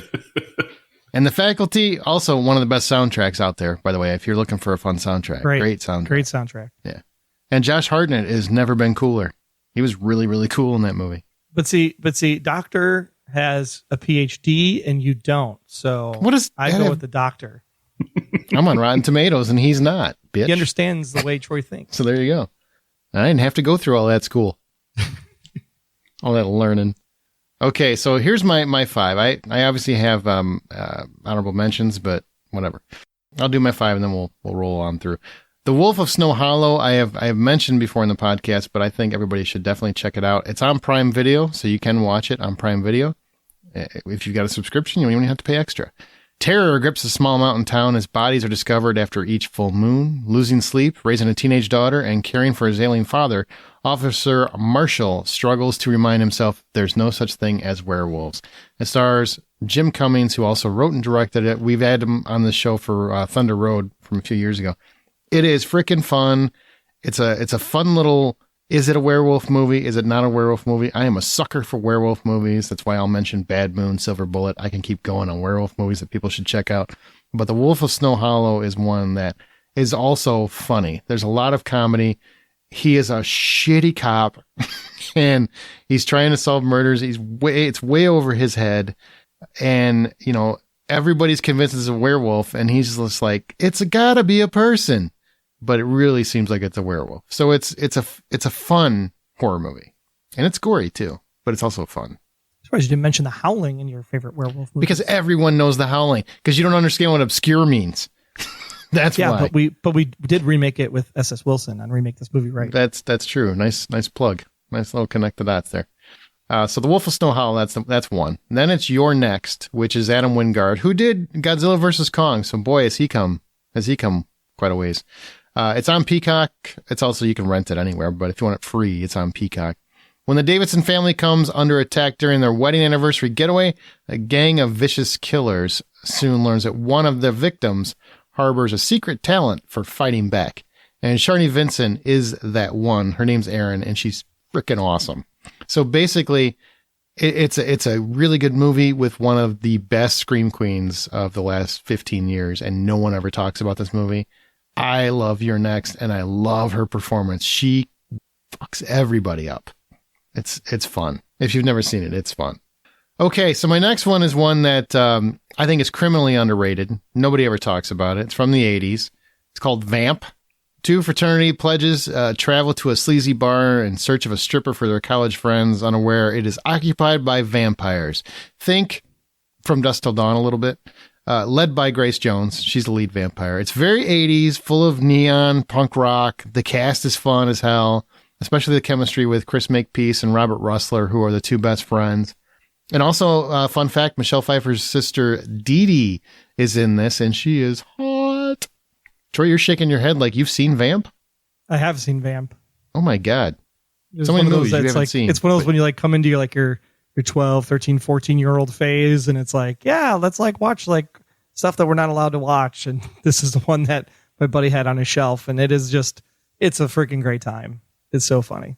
It's scary. Have you seen that one, Stan? No, I haven't. I'm going to have to put that on the list. Oh, it's a fun 80s movie. It's so 80s, though. So if you don't like the 80s, if you're one of those people who are like, Miami Vice sucks, fuck Airwolf, you're not going to like Vamp. But I love it. I love it.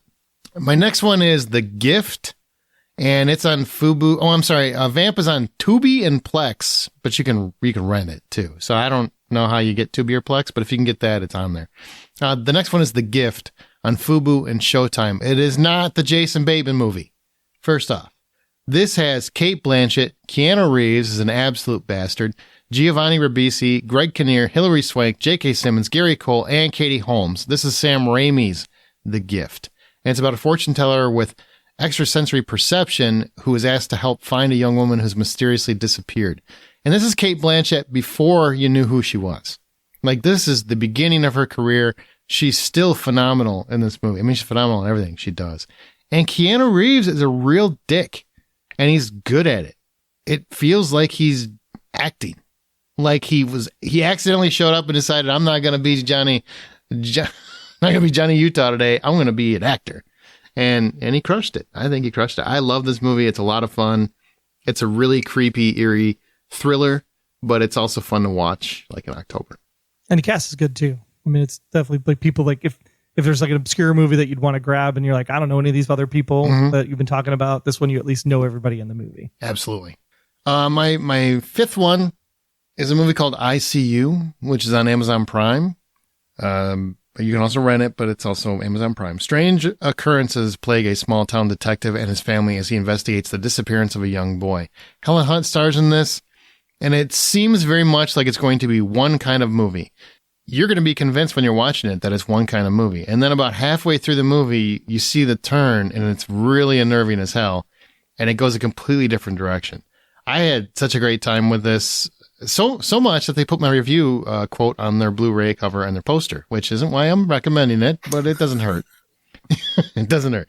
It's a fun movie that nobody has seen except me and anybody who will listen to me when I reviewed it in South by. It's worth the watch. Or because we heard of that it was actually on the poster and stuff. So yeah, exactly. Yeah, I think I made people watch it. I know I have the Blu-ray somewhere around here just so I can look at my quote every now and again. I'm like, that looks good. Yeah, the turn is like totally unexpected. Isn't it cool though? It's a cool turn. Yeah, it's like you look like your dog head. You go, brr? Like did that just happen? Brr? How did I miss that? Because you really, really feel you're convinced it is one specific kind of movie, and for sure. It is totally against what you think it is. Yeah, if it was like I'm out picking apples one day, and then all of a sudden it was like, hey, we're driving race cars. Yeah, it's a total. I mean, flip. it's like that drastic. It's like it's a total flip. What just happened? But it works. All right, that's my 5. But Stan, now we're back to you. Any honorable mentions that you had? You go ahead if you had any. Yeah, I've got a ton, so I'll try not to overdo it. I think one of the movies that I just think everybody should go watch is The Invitation. It's on Netflix. It's by Karen Kusama, and it's just it's a fantastic sort of slow burn movie. Movie called Demon Wind. I think it's on Shudder, and it's sort of a Evil Dead ripoff. That's just a good time. Get a lot of practical effects and fun for everybody. Jacob's Ladder. If you haven't seen that one. Oh, Tim Robbins. Yeah. Yep. You look at that movie, which came out in 90, and you realize what kind of impact it had on a lot of horror in the future. It's a really good psychological thriller. The Invitation, that's, you don't mean the one that came out this year, right? You're talking about the one where it's like a dinner party, ex-wife or something invites. Yeah, it's the one from 2015. Yeah. Okay. All right. Yeah. And also Sleepaway Camp. I mean, it's an early 80s, so just have to mention that. I think everybody who's a fan of movies should see that at least once. We did a commentary track, or not a commentary. We did our live reaction track of watching that. Yeah, it's a bonus episode. Yeah. So I recommend everybody check that out because I don't know how interesting it was for a big portion of it, but once you get to the end, I'm sure it was damn entertaining. It definitely puts a different spin on the rest of the movie. That movie's messed up. Did you have any other ones before I go to Troy? What I watch pretty much every year just to have on at least for half an hour is the Garfield Halloween Adventure. So what? It's something fun for the family. Do you really? Are you making this up? No. I actually have a digital copy that I. Oh my god! I love it. It actually kind of unnerved me when I was a kid, so it's I've got a soft spot. I mean, yeah, the way he murders lasagna. Like, do you see that? It's just a zinga. Da da da da da. Psst. All right, Garfield Halloween. I'm putting that on the list. Yeah, I'm gonna watch that. It's all right, way Troy. better than the Great Pumpkin Charlie Brown. Like, nothing ever happens in that movie. Troy, you don't really like horror, but any Halloween movie can do. Do you have any but honorable mentions? I could get behind some zombie strippers, which is the name of my honorable mention. If you haven't checked this out, I kid you not. The thing that's the horror part of this movie is that Congress has failed. They have outlawed public nudity, and George W. Bush has been elected to a 4th term. I mean, that is the setup for this craziness. It does star Jenna Jameson and Roxy Saint. Well, but yes, you're it winning me also includes Robert Englund in this movie. With basically the not too distant future, secret government reanimation chemo virus gets released into Nebraska and lands at an underground strip club as the virus begins to spread, turning the strippers into super zombie strippers. The girls struggle with whether or not to conform to the new fad, even if it means there's no turning back. Wow. Totally worth a watch. Is this one on Amazon Prime? No, the only place I could find it was a $4 chuck on Friday night on your favorite streaming service for rental. I think it had been on Prime, and I was like, that. I'm afraid to watch it because I'm afraid of what I would be recommended next. All right. Anything else, Troy? It's Robert Englund. I mean, it's like perfect. That doesn't surprise me that he would be in there. Honestly, he's open. He's free. We could probably get him on this show if we got. We could. Yeah. One movie you should never watch at Halloween is the Munsters remake. The Rob Zombie movie that's on Netflix. Atrocious. Absolutely atrocious. You just said zombie, and then you think of Sherry Moon Zombie, who's awful in that movie. So, sorry, it was just a connection I had to mention. To all of the other movies she's in, which are all coincidentally Rob Zombie movies. Yeah, it was a dishonorable mention. Yeah, it was a dishonorable mention. There you go. Yeah, she wasn't bad in Lords of Salem, but the other ones that I've seen are pretty. I've bad. only liked one Rob Zombie movie, and that's 3 from Hell, which I think is actually kind of a great movie. And the rest, I think, are just kind of awful. So, was the third in that trilogy? Second, it was like the second in that trilogy. Yeah. It went House of Thousand Corpses. No, I'm sorry. Devil's Rejects is the one I loved. That's the one that ended with Leonard Skinner. Yes, that movie rocked. That was the one. I'm sorry, not 3 from Hell. The Devil's Rejects. The other one sucked. Sorry. Here we go. Oof. I mean, he doesn't have anything I can really pick from, so I just get titles wrong. You know what I'm saying? It happens. Okay, what else do I have left? I have The Final Girls, which you just have to rent digitally because it's not streaming for free anywhere. But Tessa Farmiga and Malin Ackerman star is a young woman grieving the loss of her mother, a famous scream queen from the 1980s who finds herself pulled into the world of her mom's most famous movie. Reunited, the women must fight off the film's maniacal killer. It's really kind of heartfelt, but fun. It's so much fun, and it's gory, and it's a nice throwback to the 80s camp killer movies, which I love. That's like a sweet spot with me. So I absolutely love that movie. I think it's way better than it ever got credit for. I feel like not enough people appreciate it, and you should definitely find it, The Final Girls. Green Room is on Fubu and Showtime. Patrick Stewart is a badass in this. Anton Yelchin is one of his last roles. It's a real white-knuckle thriller about a punk rock band who's forced to fight for survival after they witness a murder at a neo-Nazi skinhead bar. That's the setup, and it's great. And Patrick Stewart is a prick, which is nice because he never plays these kind of characters. That movie is hardcore. Like, it is. Oh, man, it's intense. It is. It really is. And Patrick Stewart is awesome in it. Absolutely. So is Anton. I mean, he's great. It's a really surprisingly great movie. I agree. Yeah.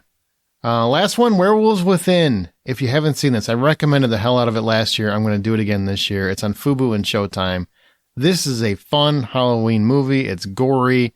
There's also a mystery at play. It's like a Knives Out with werewolves in a way. A lot of humor. And what it's about is a werewolf seemingly is slaughtering a small community, and we're trying to figure out who might be the killer. You might think it's like Wolf of Snow Hollow. It is not. It is very much it's based on a game, and it's who's the werewolf, basically. Who is the werewolf? And that's what the movie's about. It's a lot of fun, and it has Sam Richardson, who's always fun, and Milana Vayntrub, the AT&T commercial lady. Mm-hmm. So she's great too. She's funny, super funny. Okay, now we've got some listener recommendations, which I want to mention because they always come up with some stuff that maybe we didn't think about. So I really like that. Michael James Rook wants to mention Idle Hands. That's a great movie. Jessica Unhinged Alba's is in a it. good one. So that to me that falls like with The Faculty and People Under the Stairs. You're drunk if you think Idle Hands is in the same book as Faculty. It was in that same era. Like that was a but big more movie people back saw then. The Faculty. I still know people talking about The Faculty. I'm not knocking either one. I like both movies. Seth Green is hilarious in Idle Hands. Damn it. Kyle Nolan says Transylvania 65000. I remember that. Is that with Jeff Goldblum and Ed Begley Jr.? Yes, yeah. Transylvania 65000. Rachel Eisendorf said Repo the Genetic Opera. But that sounds intriguing. I know a lot of people love that. I have not seen that one, honestly. It's been on some streaming service. It's been in a queue of mine for at least 10 years. So one day I'll get around to watching it. Jennifer Miller, two that are horror, not specifically Halloween, but she watches them every October. The Invitation, which you mentioned, and Hell House, LLC. That one's genuinely frightening. It's a found footage that it's pretty effective. Did it work for you? Did it scare you? Did you pee? It did. Okay. I wet myself a little bit. House because of it. That way. Ashley Stockton says Harry Potter. I mean, I get that. Wizards, right? I wouldn't call that obscure in any way, shape, or form, but Becky Trumbo, Lady in White, the version from the 80s with Lucas Haas. Then Nightmare on Elm Street 3, but that's not so obscure. But Lady in White, yeah, that's a very obscure 80s movie. You guys don't Nightmare on remember Elm this Street at all. 2. Yeah, I remember it, but I don't think I've seen it since I was like 10 years old. So it's one of those what do they call it, gateway horror. Yep. Yeah. But he's like haunted. I think he witnessed a murder of a little girl or something, and then and it's him growing up in a small town. It's an interesting movie. Creepy. Speaking of Nightmare on Elm Street 3, it was the same director that did the Blob remake. Oh yeah, there you go. Some horror cred. There you go. I don't know if Nightmare on Elm Street 3 considers horror cred. Come on, Dream Warriors. You shut your mouth. Dream man. Warriors is Dokken? Yeah, Rockin'. Yeah, it's a Rockin' great with action Dokken. film. It's not a horror We're film. the Dream Warriors. Oh, that video just. It's fantastic fun, but it is not a horror movie. I'm not convinced it's actually a movie, but I like it. I do too. Nancy's back. It's all that matters. David McGraw, Rawhead Rex. Its screenwriter, which is Clive Barker, is based on his own story, which has pretty much disowned it. And the monster looks kind of weird, but it's a true guilty pleasure of his. That's funny. I remember that one. It's not good. It's awful, actually. it's pretty bad. Yeah, it's pretty bad. But it is fun. Brian Lowry says Tales from the Crypt Demon Knight, which I love that movie. Billy Zane rocks in that freaking movie. And also Night of the Comet. Yeah, that's pretty interesting. House is an obscure one, but that's also one that if you're from the 80s, you I'll always watch Night of the Comet. I mean, that one I would say is pretty obscure. I don't know many people that have even seen it. It's a great film. It was fun. It is the 80s encapsulated in a single movie, in my opinion. Yeah. Andreas says Return of the Living Dead 1 and 2 and Night of the Creeps. I'm with you 100%. Send more cops. Send more cops. Not obscure, though. No, but I don't care. You know what? Oh, now he doesn't According to your standards, it is, because if everybody knows about it, it's still obscure. Wild. Ty Nelson, top of my head, Slither. I would say that is obscure because that's only diehard film fans that know that movie. Yeah. Justin Vaughn, Tales of Halloween. Scott Cagaro, Pumpkinhead. Oh, it's a great freaking movie. Pumpkinhead is great. What a great monster. Stan Winston, his lone directorial credit, if I remember right. Can we get a Pumpkinhead 2, but it's the Charlie Brown character so that the Great Pumpkin actually shows up and it's Pumpkinhead? Wow. I think there's a Robot Chicken where that happens. Where they combine the Great Pumpkin and Pumpkinhead. Because that's amazing. Like, I'm thinking about the Winnie the Pooh thing, what's happening, because Winnie Pooh's coming into anybody can do anything with it again. Mm-hmm. Yeah, I just want the Peanuts to do that so that someone will finally finish, the Great Pumpkin, Charlie Brown. I want to watch that Pooh murder movie. It's like Pooh being a mass murderer. I want to see that. Yeah, it's called Five Nights at Freddy's. The last one is Alyssa White. Not really obscure, but Train to Busan and The Wailing. Train to Busan is my favorite zombie movie of all time. And The Wailing is so many different things at once, and they all fit together brilliantly. Plus, it's pants-crappingly scary. I don't think Train to Busan, it's once again, is obscure to hardcore film fans, but I don't think most people have seen that movie. Never heard of it. See? Yeah. It's a really good zombie movie. Yeah. It's a lot of good characters, and the action's great. The Wailing, it is long. Like, it is a 2.5 hour horror film, which those are tough to pull off. Man, it is bleak but very good. So it's a meta viewing. You're crying wailing by the time it's over. Is that the one with the sickness where it's like a plague or something like that? Is that the Wailing? No. It's a little more esoteric. It's about a cop who's sort of bumbling, and he's investigating these murders in a small town, and it just goes to like some really, really bleak, dark places. You might be talking about or thinking of The Sadness. Okay, maybe. Which was a sickness that was sort of like a zombie movie, and it's maybe the most brutal film I've ever seen. I almost had to stop it. It is that violent and difficult to watch. Excellent. I like these. God, I like having a lot more things to watch this Halloween. Now, we're at the end basically of the show, but I'm curious before we wrap up, is there anything that you guys specifically always, and I mean like every year around Halloween, you feel like you want to watch or you have to watch? Repeats. Every year you have to watch it. Not that I have to watch, but I avoid The Great Pumpkin Charlie Brown at all costs. So you mentioned the one thing that you definitely do not watch. No, if somebody were to turn it on at a house party, I would drive home. Why? Why do you hate Charlie Brown? Because nothing happens. He sits there all night and nothing happens. But you just don't watch it. All you have to do is not watch it. I mean, it's a metaphor for religion, so... Fair. It's a fair statement. That's always how I've seen it. Linus has so much faith, and nothing is rewarded. You wait there all night, nothing happens. That was funny. I mean, at least Santa shows up as your parents. Oh, sorry for the under 8-year-olds in the audience. Oh my God. Spoiled it for you. What about you, Stan? Anything you religiously always watch? Oh, I'm very basic in that. I always watch the original Halloween. The first, you don't shake it up? Because I watch a different one in the series. I will watch an additional one, but usually Halloween night or the night before, I'll almost always watch the original. It kind of has a special place in my heart. I actually think Trick or Treat might be a better Halloween movie, but I don't always watch it every year. I watch it a lot, but I almost always watch the original Halloween. A few years ago, I got to go to a drive-in to see it, and it was fantastic. Halloween? To see Halloween? Yeah. Oh, yeah. That's a great movie to see at a drive-in. It's a great movie. Trick or Treat, man. I am so happy with that movie because I remember when it came out, I saw it. It never hit theaters. I mean, I think this year they're actually going to put it in a few theaters for the first time ever, which is awesome. I'd love to see it in a theater. But that was one where it was, went straight to video, and you heard a few people talking about it, and it became like this cult sensation. I remember we talked about it on the show for years, and then suddenly it's not because of the show. I just would run into people that they just discovered the movie, and I'm like, it's becoming popular like 10 years after it came out. I think that's phenomenal, or 9, whenever it came out. But it's awesome that people love that movie now because it's fun. And if you've never seen it, it's like anthology, a lot of different, there's like 4 or 5 different horror stories happening at once. And there's witches, and there's a creepy monster, and I'm like, there's a lot of different stuff happening. That's a lot of fun. It's got Brian Cox in it, who is awesome. He's always awesome. That is true. The best thing about it is the little glimpses of the other stories you get in every story that you don't necessarily see the first time around, and it's one that gets better with subsequent viewings.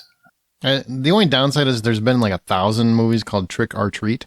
So it's hard to find it, but it's the one with Brian Cox, like you said, and Anna Paquin's in it too. Just fun. The first story got me. I remember watching it, and then the first story ends, and I'm like, oh shit, this is not what I thought. Okay, this is interesting. It's good. It was one of the better just movie finds that I've ever had. I was kind of transitioning houses or apartments, and it was like living with my grandparents for a few weeks, and I was all ready to be like, I'm an ally, but no, they I had a room. Their cable selection wasn't great, so I was just pour through Walmart discount bins and picked that one up one night, and just was really pleasantly surprised when I found that one. Yeah, that's a fun find. Apparently, Troy I sucks watch The at Ring Halloween. every year. You watch what? The Ring. Why didn't you say that when I asked you the question the first time? Well, because I was now I don't believe you. I was trying to think, like, is there anything I like religiously watch? And it's like, yeah, I guess I do watch The Ring in October. Do you? Not the same day, not the same time, just to, like, but I always do sometime between, like, first of fall and Thanksgiving. I do pop The Ring on occasion, from time to time. It's getting a 4K release. It should be in my mailbox here in a week or two. Oh, is it getting a 4K this year? Yeah. Ooh, that means I'll get my copy will automatically upgrade on Apple TV. That doesn't actually expire or go away. I feel like Stan's rebuilding his physical media collection as we speak, as we're here on the podcast. I've ordered 3 4K videos during the podcast. So. Yeah, I don't blame you. Mine's a Silver Bullet. I watch Silver Bullet every Halloween. I freaking love Silver Bullet. So. Let me guess, that's a werewolf movie. Yeah, man, I love werewolf movies. With Gary Busey. He always calls me that. That's a great freaking movie. And Corey Haim in a wheelchair, R.I.P. Yeah, R.I.P. He didn't die in the movie, or did he? That later. It's fun. I like that movie. And there's a lot of great. Well, I mentioned earlier, but Bad Moon, that would be a very, very obscure because nobody's seen Bad Moon. But it's a really fun. It's basically where this woman and her son are chased by a werewolf. No. Her brother actually comes to visit them, and he's a werewolf. Man, I will punch you in the dick. And he comes to visit them, and the son starts believing that he is possibly a werewolf, and then basically the son's dog is trying to warn them, and that's where things just go south. And it's got Michael Pare, I believe. Michael Pare's in it. And the dog really becomes like a full-fledged character in the movie. And it is like, if you're a dog person and you love werewolf movies, it is a perfect combination because I love that movie. I've watched it so many times. And then is it a female dog? Who gives a shit? It's a dog. It's a dog. And the dog is protecting the family, and nobody, it's basically like, it's like those movies where nobody believes the kid because the kid, and the dog is trying to warn them constantly, kind of trying to warn the mom constantly, and she will not listen. And they start to just, you know what, we're going to have, this dog is a nightmare and da-da-da-da, but the dog is the freaking hero of the movie. Ultimately, the dog is the hero of the movie, and it's a freaking awesome way to you get a lot of that from like the dog's perspective, if I remember correctly. Yes, it's a really interesting take. Yeah, that's a good one. Yeah. Well, you have seen it, so somebody has seen Bad Moon. Yeah. God, thank God. We're ending there because that's. I love a good werewolf movie. They're not a ton of them. Not a lot of good ones, man. Dog Soldiers, Howling, obviously. American Werewolf in London. I don't love that movie, but I love the transformation scene. There's not a lot of them. You've mentioned like 15 in this podcast alone. And that's like all of them, Troy. That's all of them. There's not a lot left, you know?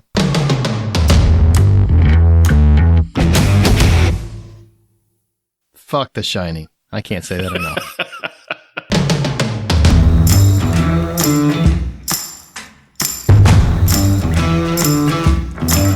Hey, Eduardo. How are you? I'm good. How are you? I'm good, man. Well, first, do you prefer Eduardo or Ed? Ed's good. Ed's fine. That's fine? Mm-hmm.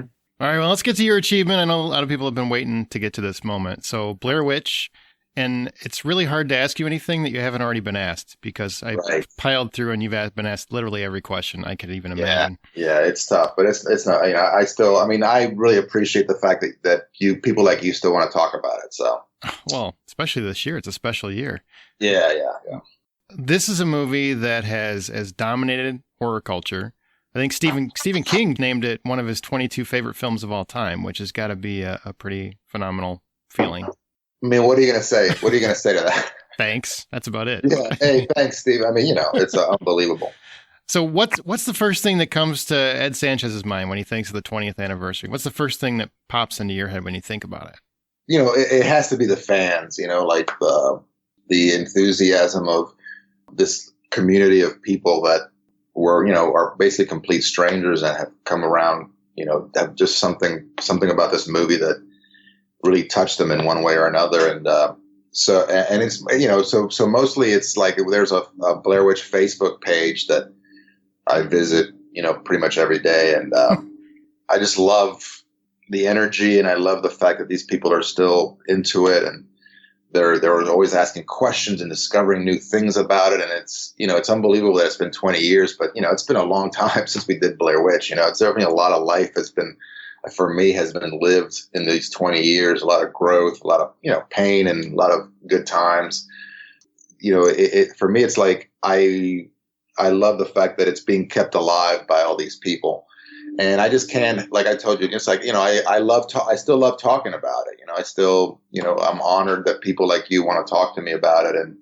And I feel like, really privileged that it's still, in the zeitgeist is still, it's still something that people want to talk about, because of the anniversary. So it's, and it's, and it really does like, solidify or, whatever kind of, idea I had in my brain about, the longevity of this film and like the classic status or whatever it is. Like this, it really, we really did make this kind of, for some reason, important horror film, even though, we were just making another movie. But it really has, the Blair Witch is it's kind of like the gift that keeps on giving, and I still owe it. I owe my career to Blair Witch. I owe, my livelihood to Blair Witch. To me, it's just, it's just a beautiful, like, we went to Sundance, and, we did like a 20th anniversary screening. There's a lot of great films in 1999 in Sundance. You know what I mean?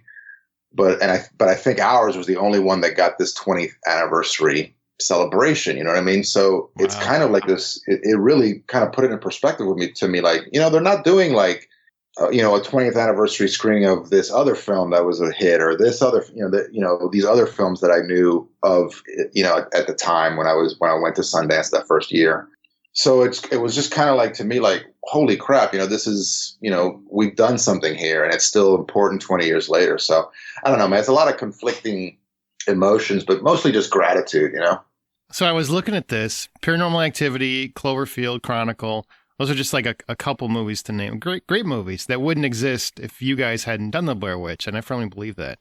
20 years after the fact, what does it feel to know that you and Dan and everybody else not only popularized an entire genre, but handheld cams are a narrative device still to this day, and that was really put to use in your film.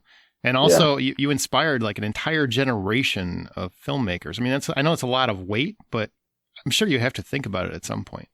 Yeah, man. I mean, I try not to think about it too much because, it really is like, it's like you were saying, it's heavy. But again, man, like it's my greatest honor, ever. Like, I never thought I was going to make a film that was going to inspire people. You know what I mean? Like, and the thing is that like the way I feel about George Lucas or, Scorsese or Steven Spielberg or these Spike Lee, like these early filmmakers in my life, some earlier than others, that kind of inspired me to do stuff. Like for me, like some other filmmaker thinking of me in that way, like, oh my God, Blair Witch did that. I mean, it's it's just the greatest honor, and I think it wasn't just because because of the quality of the film. I mean, obviously the film was what it was, and it had, people love it and people hate it. It's not a film for anybody, but it was just the idea of like these guys that have barely any money coming together and doing this movie that Hollywood would never do. There's no way anybody was going to finance this film in Hollywood, but just doing this experimental film, in the woods of Maryland, in October, 10 days in October. And like, that's really, to me, like, especially afterwards, like people kept sending us parody videos and, oh my God, I did a and to me, that was great. I love that. I love the idea, like people are like, well, were you mad at the parodies and stuff? I'm like, are you crazy? Why would I be mad at the parodies? Like that was one of my favorite things about the movie, about what happened after Blair Witch. I mean, it's kind of daunting, man. I mean, I feel really humbled by the fact that, I'm associated with this film, and I feel very, blessed to be part of it. And it's just cool as shit that people, even to this day, some younger filmmakers are, still coming to me. Oh, I loved it. And I just saw it. My dad showed it to me, this and that. Like there's still, it's still like it's still like a filmmaker's film. You know what I mean? Like, I think that a lot of the general audience didn't get Blair Witch because I think that, it's just for whatever reason, they've been, they were expecting something else, I guess, obviously. But it really is this movie that people, like filmmakers are like, oh my God, and the way you marketed it and the way you shot this and then you did this and there's nothing fake about it. And you didn't, because, we definitely like did it as realistic as possible. Like we didn't cheat, we tried not to cheat at all. You know what I mean? So it was just, it was just kind of this, like I said, it was like kind of this experiment that really worked, luckily for us. And, but the fact that that it's inspiring people is just, it's the biggest, it's the thing I'm most proud of, obviously. Well, correct me if I get any of this wrong. Okay. So you hired Heather, Josh, and Mike because they could ad lib. You wrote essentially, I think, a 35-page outline script, essentially. Yeah. Sent them into the woods, and then you directed their actions by leaving them notes about their character choices, using walkie-talkies to keep them from getting lost, et cetera, et cetera. Take me through how that process, and I'm sure you're probably you're sick of telling this story, but tell me how that process worked for making Blair Witch.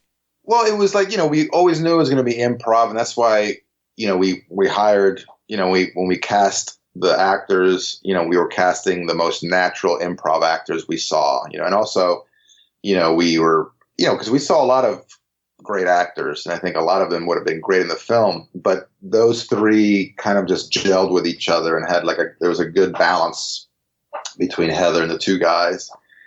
And we did write an outline, but we didn't show it to our actors. We never, never let them see a script. So they had no, besides what they had seen us doing in the callbacks in New York and the auditions, because we run them through a couple of scenes from the movie. They had no idea what was going to happen to them. They knew we were going to fuck with them at night, and we told them, we're going to start taking away some of your food. We're not going to starve you, but you're definitely going to be hungry the last couple of days, and we're going to do this, and and luckily we got three actors that were like, hell yeah, let's do it. Especially Heather, because it was, there was a couple of women on the set. My wife, my girlfriend Steph, who later became my wife, was kind of just, she had a full-time job, so she would just kind of show up whenever she could. And then we had her sister Carolyn working with us, and then Dan's girlfriend Julia, who later became his wife, came and helped us for a little while. But it was mostly dudes, and her, her balls, just her courage to say, okay, I'll go out in the woods with these two guys that I just met and surrounded by these other guys that are going to supposedly making a film, So the trust that her and the other act and, Mike and Josh had toward us was was really special. And so we, our big thing was we have to make sure we're not going to kill these actors or get them hurt, because this is not. Yeah, it's important. This is not normal filmmaking, So we always knew we were going to kind of leave the actors alone for a little while, like Dan and I would always talk about the scenes and be like, how are we going to direct this and this? And, our whole thing was giving them a 360 degree, point of view, so that if there was crew, we had to be completely out of view. We didn't want them to be restrained by, most of the stuff that, films, you can only shoot this way, you can only shoot this direction, you have to hit that mark because that's where the focus is or that's where the light is, we didn't want any of those kinds of, limitations. And then we came up with a system. Greg Hale, who was the main producer, came up with a system of leading them through the woods with a GPS tracker. And that was the early days of GPS. So they didn't have pinpoint, accuracy. They had a built-in 30 or 40 foot kind of thing because I remember that. Yeah. Yeah. Because the military was still afraid that people were going to use it for missiles or something or whatever. So they had this error programmed into it. So we, Dan and I would go around and before we started shooting and say, okay, this is the Stickman Forest. Let's put the GPS, coordinates. This is the log that they're going to cross. This is this. Then we basically mapped out all their adventure, their course in the park. We shot it at this place called Seneca Creek State Park. And then Greg would program those numbers into because we had 2 GPSs, would program it into their GPS. So every day they would have a new GPS with all the coordinates of the day, and it would be like hit, and then the directing notes were on these little, canisters, these little 35 millimeter film canisters, and I would type up the notes, give them to Dan, and Dan would okay them. And then we would print them out and cut them out and roll them into these little things. And one had an H, one had an M, and one had a J. And, they weren't allowed to show them to each other. And this is the way we directed them. And it not only had like character, motivations, but it had logistical information, especially for Heather, because she was kind of like leading them at first.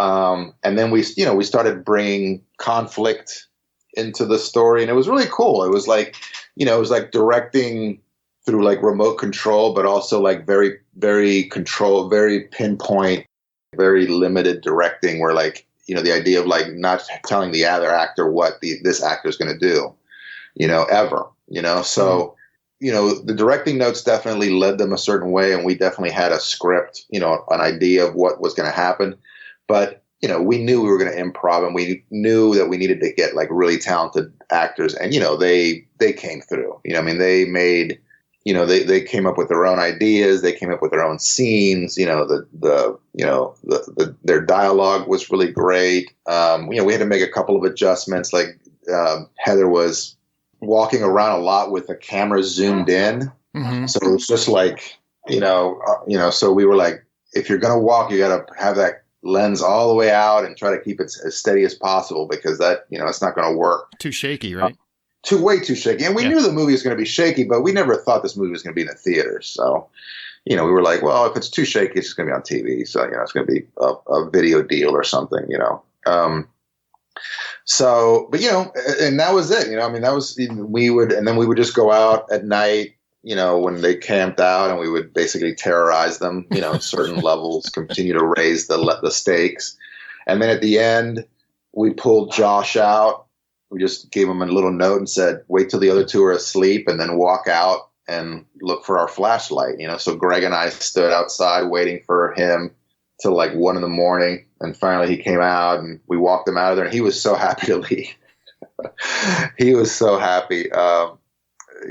We thought that whoever because we didn't know who we were going to pull out. We were supposedly going to pull Mike out. And then Dan and I made the call later on. We were like, I think we should pull Josh out, and then let's see what happens between Mike and Heather. And we thought, whoever we pulled out was going to be angry, but Josh was like, I'm out of here, man. He was just glad to be out of the, woods, sleeping on the damn floor, But, so, that was kind of as short as I can give you, kind of like the rundown of how we did it. And the safe word was taco. Is that true? The safe word was the safe word was taco, as far as like them breaking character. Because basically they came up with their own rule of like, we're always in character. So we're always, you never know what's going to happen. If the camera's rolling, we're in character. But then they needed a code word to say, all right, what if we're not in character? And that was taco. And then we had the other code word was bulldozer. And that was like bulldozer meant like, it was like a radio. Bulldozer meant that like they needed help. Oh, yeah. So and we had, Greg being because he had some special forces training, he had it all planned out where like, we weren't like, there was always a base camp, near to them with with somebody with a walkie-talkie, so that if anything happened to them, because the cell phones weren't working in that, in the park. So if anything happened to them, we had to, we had somebody on the radio all the time, that could communicate with them. So, like I said, like our big thing was like just making sure that, if anything did happen out there, we could get to the actors like as quickly as possible. And when you're setting up the sticks, which thanks for that, because I go backpacking like twice a year, and every stick I see I hate. But the sticks that you had, did you have to find a way to direct them toward them, or they kind of knew roughly where it would be? How did you get them toward? Yeah, it was all in the GPS. Like it was nice. Basically, yeah, like the stick man for us was, because we didn't want to give anything away, obviously. So we were like, go to this area and look up and look for something, you know? So they knew that once they hit that waypoint, they would look up and, oh my God, here's a stick man. And then they can react. And so that was the way. I mean, really they followed, they were all really smart actors as well and smart people. Mm-hmm. So they figured everything out, man. They were actually too smart for us sometimes. For one day we had them kind of zigzagging, and they figured out really quick that we had them zigzagging. So they just went straight and kind of just hung out and relaxed for a few hours, because they didn't want to be walking all day.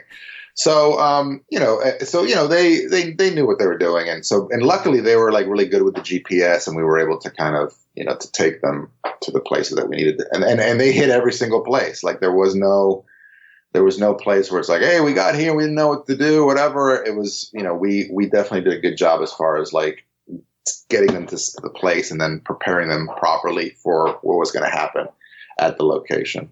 Is it true? Because this feels like the most indie director thing to do. Is that one of the video cameras was bought at Circuit City, and you guys took it back afterward for a refund? They were both bought at Circuit City, and then one was returned because it wasn't really banged up enough. It was, it was still in good condition.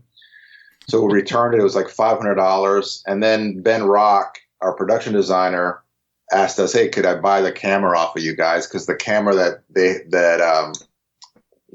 camera had been roughed up a little bit. But yeah, we literally returned one of the high-end cameras that was used on Blair Witch back to Circuit City for a full refund. That's great.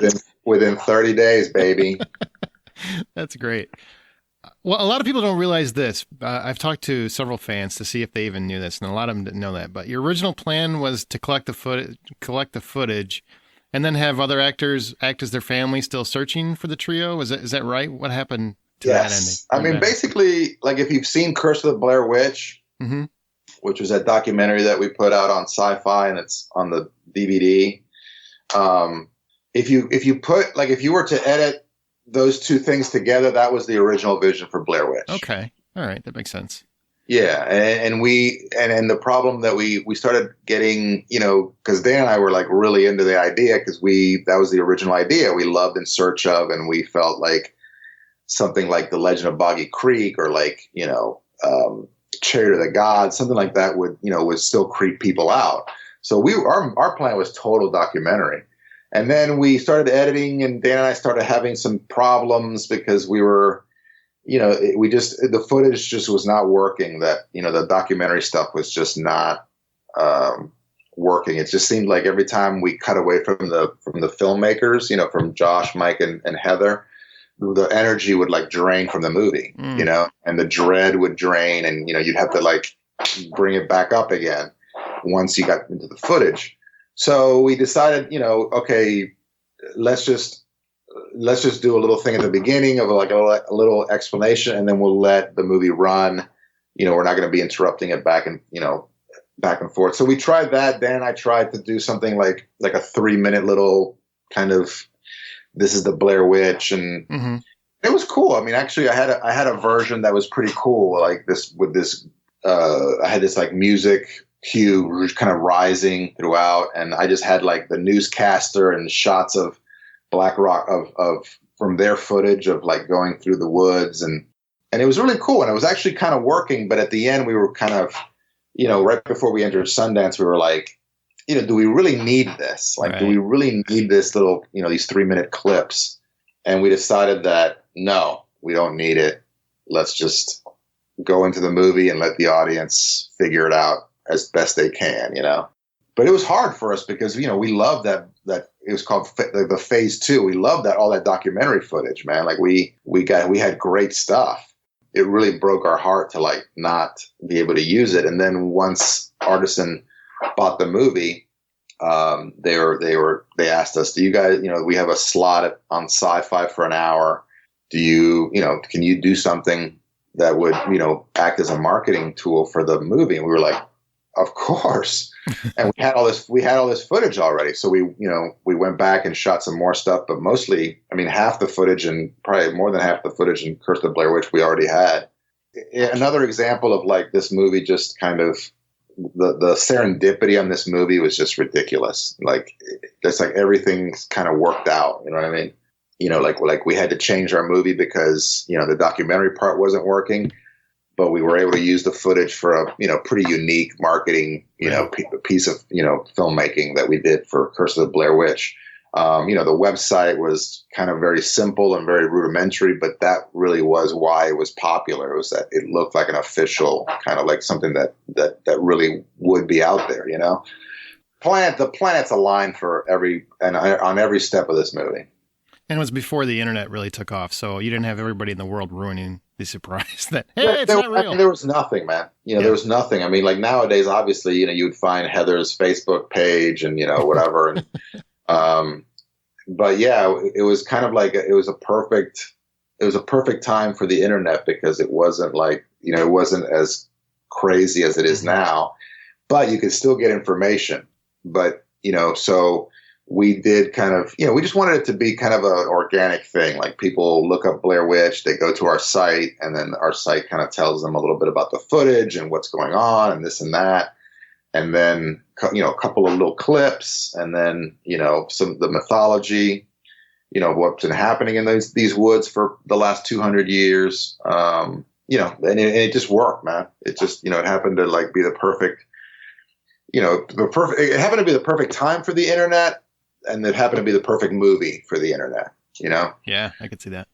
Because, yeah, I mean, if you would have done, you know, if we would have been doing a basic drama, you know, it wouldn't have worked the same. You know, it was just the fact that it was something that was supposed to be real, just played into the internet's, you know, it perfectly into what the tool that the internet was, you know. Another happy accident, the way I understand it, is when Heather's running away saying, "What is that? What is that?" The camera was supposed to catch a woman in white, like mysteriously in the background, but it didn't catch it, so you didn't use it. And it ended up working better that way, I would argue. I mean, yes, I agree. Like, even though, like, if we'd have gotten an image, we would have used it just to see, you know, I mean, obviously depending on what it was, but yeah, man, it was just these weird things. Like, I don't know how, like, we had a guy like dressed in white, like with just, you know, leotards and like, you know, just, and it was cold. So it was basically just white stuff over his clothes and like a white stocking over his face. Like, it looked ridiculous, but we thought if we put him, you know, 20 feet away and the light hits him, he's just going to be a white blob, like a human, you know, figure. But, you know, it didn't work out. So, you know, it's kind of one of, and then we shot the hell out of it. Like, we did not only shot what Heather was shooting, but we went back and shot like our own little things, but we were using film. So it was kind of one of these situations where like, you know, you don't find out till much later that we got no image. But that was going to be a cool little moment in the movie because we were going to like stop it, you know, on a frame, like a kind of creepy frame, and be like, you know, what the hell is this? You know, this is on frame, whatever. You know, what was in the woods with them, you know, and kind of have like, you know, somebody talking, oh, that's the spirit of this, you know, whatever, just kind of theories. But it would have, you know, it would have been like a creepy moment in the movie. But yeah, it was cool that, you know, Dan and I were really disappointed that we didn't get it, but in the end, it didn't really make a difference, you know. So 2 quick questions on the 2 most iconic scenes in the movie. Heather's monologue with full-on snot is one of the most iconic in film history, I'd say, at this point. Did you guys have any idea how impactful that would be at the time? Yes. Did you really? I mean, you mean before we shot it? Well, I mean, afterward, like after you saw it, did you realize, wow, this is going to hit? After we saw it, we were like, you know, our jaws were on the ground. I think that when we first watched it, we had to kind of pause it because it was a lot longer and it was just so painful.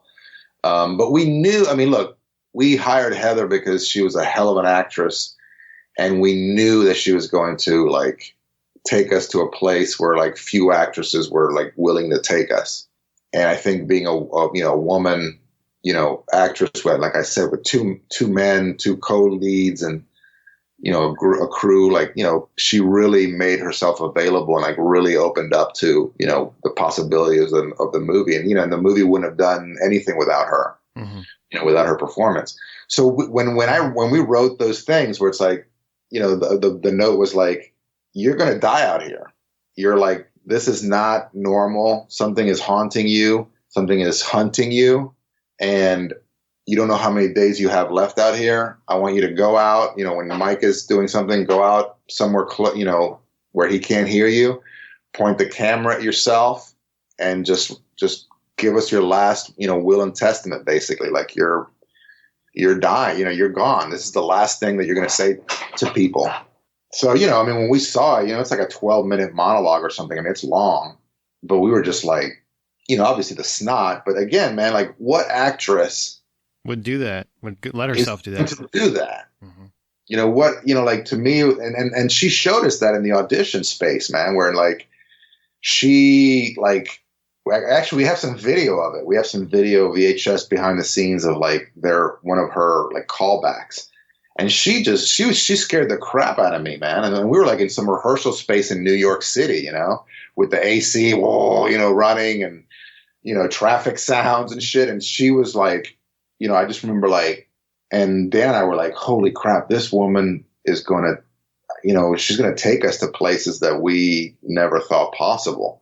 So, it was kind of it was everything that we expected and so much more, What did you ever think of that theory running around where this was actually Josh and Mike were plotting to kill her the whole time? You ever heard that? And they have an accomplice in the woods? Yeah, I mean, look, I mean, the whole idea of the movie was that like everything else, like Legend of Boggy Creek and all these other kind of like, like that show In Search of, like any kind of mysterious documentary or like, story about UFOs or ghosts, it's not going to give you the answers. I mean, right. If it gives you the answers, it's kind of like, well, that was shitty. That was anticlimactic. No matter what we would have said, you know what I mean?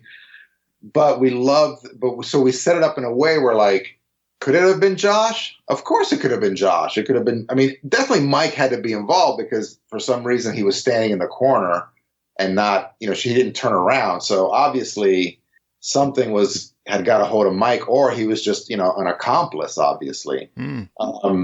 So yeah, obviously and that was always, for me, like that was always the thing, like that always made like Bigfoot documentaries interesting, is the idea that like, yeah, it looks pretty creepy and it looks real, but it could be just a guy walking around with, big feet on his shoes and making these footprints, and I love the idea that they never like, because I'm a big Bigfoot fan, obviously.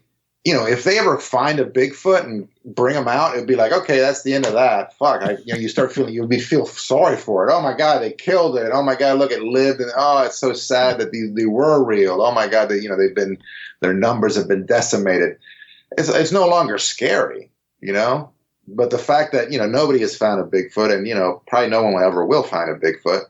That to me is like, keeps it kind of going, Mm-hmm. And I think we wanted to do the same thing here. We wanted to make a movie that like creeped people out and scared people, hopefully, but at the same time didn't give any answers. Like, most good horror movies don't give enough answers. I think that a lot of horror movies give way too many answers and kind of ruin because once you find out that it's a guy behind the curtain or Scooby-Doo, it's a guy in a costume, then it's like, the horror is gone. You know what I mean?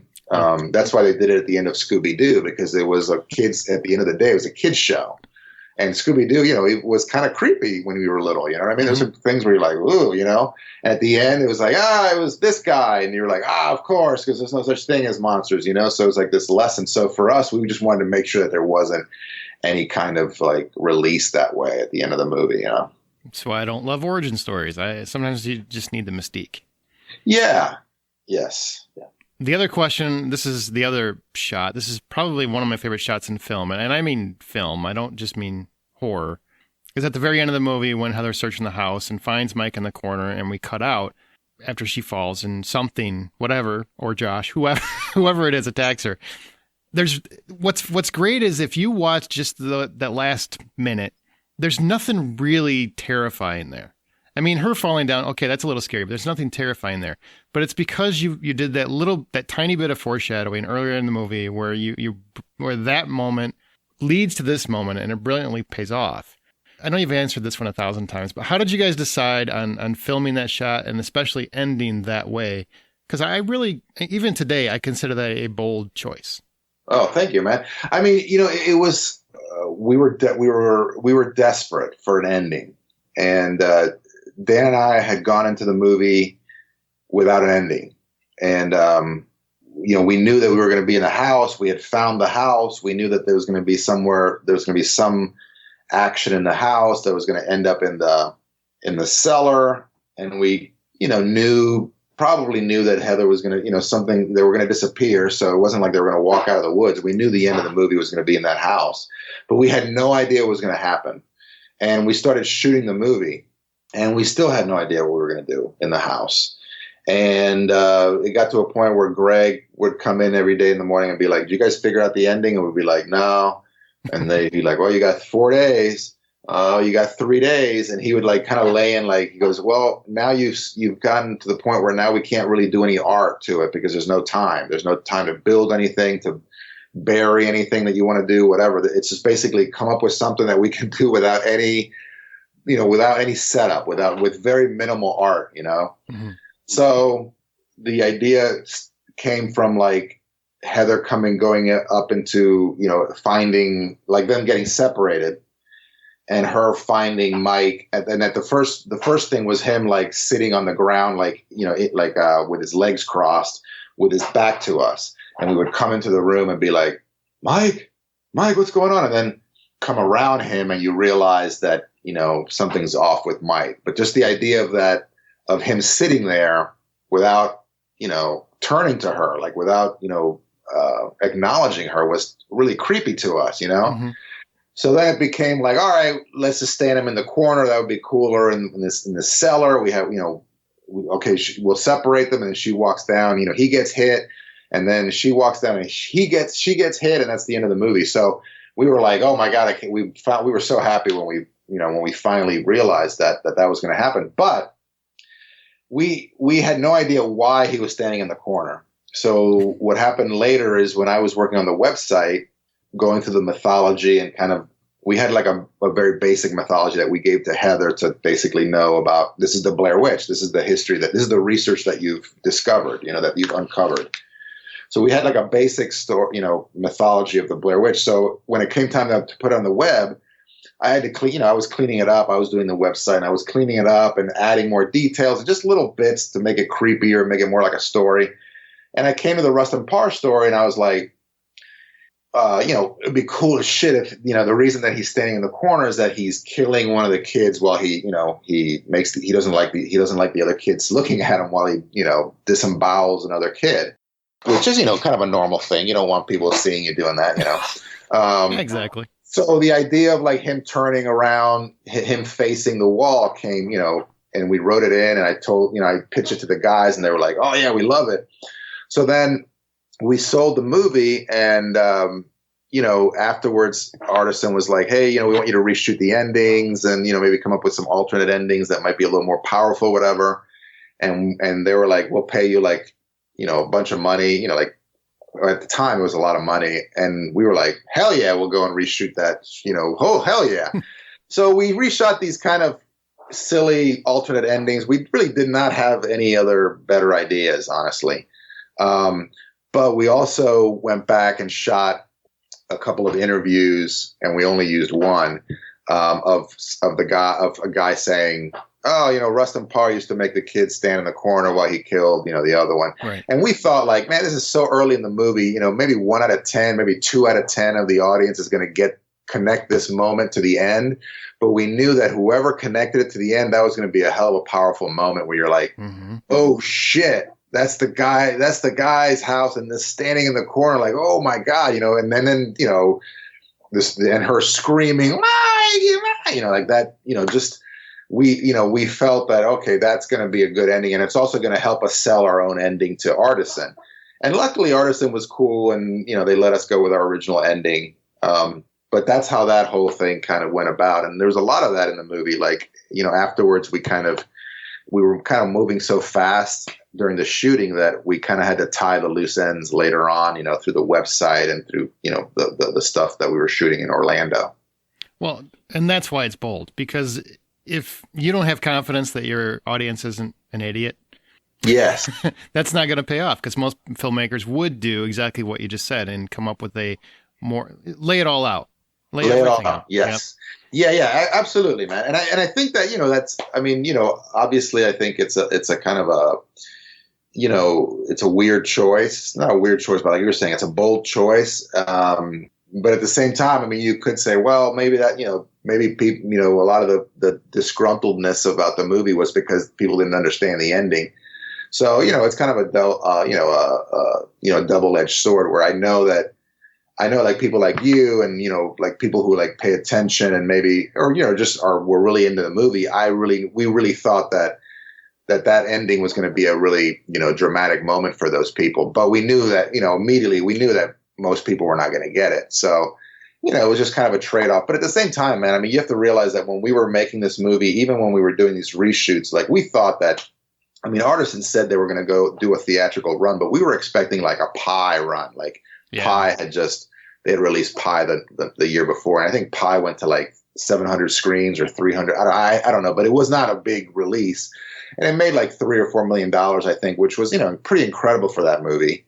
And that's why we really did love it when Artisan bought us, because we were like, if they did a great job with Pi, I think they can do the same with Blair Witch. So we were expecting like, $10 million maybe in the box office. I mean, that was even like, 2 or 3 would have been a dream. You know what I mean? Like if it would have just been like just normal, just a 300 screen release or 100 screen release. I mean, just the fact that it was going to the movies was just like blew our freaking minds, So, it was, we were all working under the pretense that this movie was not going to be seen by, millions of people. This movie was going to, I mean, we thought it was going to be successful, but it wasn't going to be, $140 million at the box office. So, yeah, that's a big, big difference. Yeah. You ever feel guilty about the promotion? Because I will tell you, I remember I saw it in the theater as soon as it came to my town because everybody was talking about the Blair Witch. And there were actual fights after the movie about if it was real or not. Because, but I mean, I guess I have the advantage because I've always studied film and I pay attention to that. So I read up on, so I have some insight where other people just saw the marketing. They're like, no, it's real. That happened. And you would be fighting with your friends. Yeah. Over this. There's a certain level of guiltiness for sure, of guilt because, and joy. And joy, it was fun, for sure. I mean, I think that it was something where, we actually discussed it before Sundance, because, we had a lot of time to talk about everything on this movie because we had so much time with it, but spent so much time with it. But, we talked about like, okay, are we going to be able to market this as like real? Like, what do we do? Like, do we hide the actors? Do we, and we decided early on that we were going to do that because we didn't want to, we don't want it to be a hoax. We didn't want it to be like a gimmick. And it's because the problem is that as soon as people know it's not real, they're going, why the fuck am I going to see it? It's not real. It was all bullshit, whatever. So we wanted, we thought the movie delivered, and we didn't need to trick people into the audience, into the theaters, or into renting the movie, which we thought that was going to be the extent of the distribution. So once it became something, I completely went off the rails. What was the original question?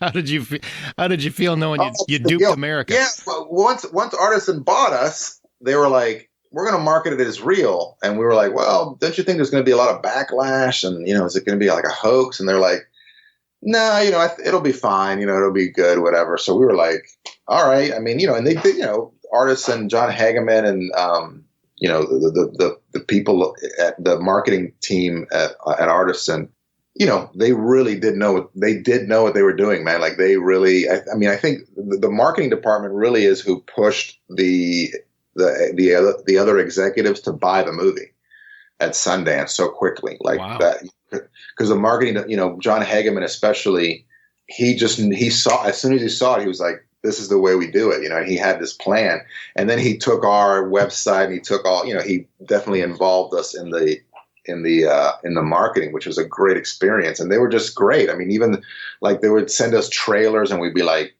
yeah, that looks good to us. I mean, it was just like very limited notes, because they really got what the movie was, So do I feel guilty a little bit? Yeah, absolutely. But I think that, it definitely was like I think a fun experience for a lot of people. And I think that also there was like a lot of like people like, like I know there's so many stories of people tell me like when they meet me a lot, it's like, I took my mom to see it and I told her it was real, or like even Robert Rodriguez has like when I first met him, he's like, my sister Rebecca, who actually I know, she's a director on Queen of the South, and she's a friend of mine now. She's like, when the movie came out when she was like 15 or something, and I got a VHS copy of it, and I went to her house, or she was at that, we went to my parents' house or whatever, and told her it was real, and I freaked her out, and it was so much fun, because that's what he was, he would do that all the time to her.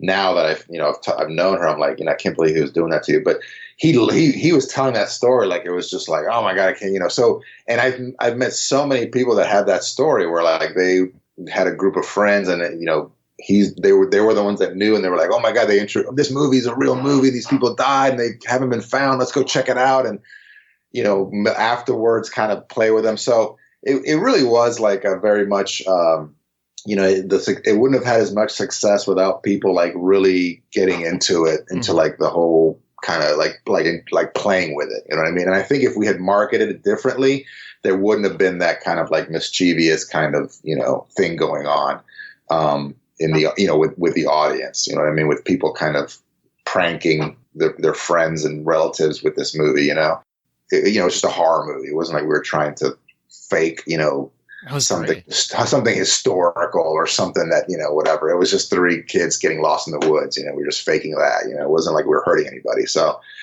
yeah, I feel that it was, it was justified. And also, I take, some solace with that. It was kind of it was out of our hands, I think if we would have protested, they wouldn't have changed their mind. So, there was, because we actually talked to them about it. It's like, are you afraid of a backlash and this and that? And they were like, nah, because their whole thing is like, once we get their money, who cares, but the fact that the movie kind of, had a good weekend after good weekend for, it definitely spread with word of mouth. I think that, it was a right decision to make for sure.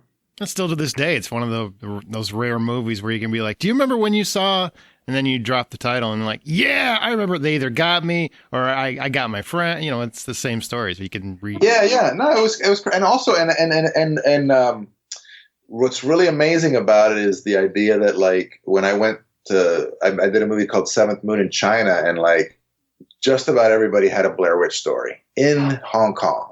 You know what I mean? Like halfway around the world, people were like, oh, I took my mom and did that. And, oh my God, I love, and the people, and a lot of them didn't speak English. So they would like wait to get, the AD had knew English, and the script supervisor knew English. So they would come and like, they translate for me. Oh, he's been wanting to tell you that how much he loved Blair Witch and what he did and what happened and, how it affected, so it was like all of a sudden like, holy shit, man, this is like on the other side of the world. And this movie like has fans, or has people that like knew of it. So it was a crazy, it was just something that, that tapped into something that was, out there, we got real fortunate with it.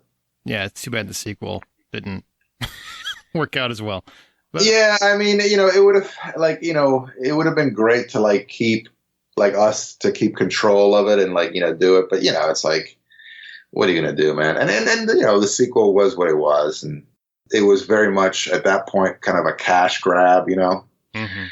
And we told them like, let's take a year off and, develop something properly. And, we'll come back and do another movie in 2 years. And, we had ideas. We wanted to do a prequel, and they were like, yeah, we'll let you do the prequel, but you got to do it now. And we're like, are you crazy? They wanted to start shooting within 2 months. We're like, we haven't even written the script. You crazy? So, we gave them our blessings, and they made Book of Shadows. And, Book of Shadows isn't a bad film, but to me, it just has nothing to do with our movie. It's like a cousin of Blair Witch, Yeah. And it doesn't even exist in the same world as our movie. You know what I mean? Mm-hmm. So for me, it was just weird, though. It was a weird decision, but I love, we love Joe Berlinger's, movies, his docs. And he's one of the most interesting, doc filmmakers of his time, especially at that time. So we were like, if anybody's going to be able to do something with this, it's going to be him. But unfortunately, he did his best, but it was just kind of a bad situation that everybody was in. It everything that the opposite of what Blair Witch was, Book of Shadows was the opposite. Like, they had a release date, planned before they even started shooting, and the schedule was out of control. The studio took it away from Joe and, did their own, shot their own footage. It was, it was what it was. It's been talked about a lot. So on the plus side, Adam Wingard's version or his sequel that came out, that was actually I thought very faithful. Yeah, I mean, that was, again, that, like, to me, that's the first sequel. It's the first true sequel, and I thought it was a good ride. It was fun. I wouldn't say it was a fun ride because it's kind of a nightmare. But it's good. It's a good nightmare movie. So they did a good job, and those guys were, very respectful. Not that Joe wasn't respectful, but those guys were very respectful and to the original, and and they wanted to make sure that they didn't hurt the original in any way, compromise it. All right. Well, you take care and thanks again, and I'll let you get back to what you're doing. You too, man. All right. See you, brother.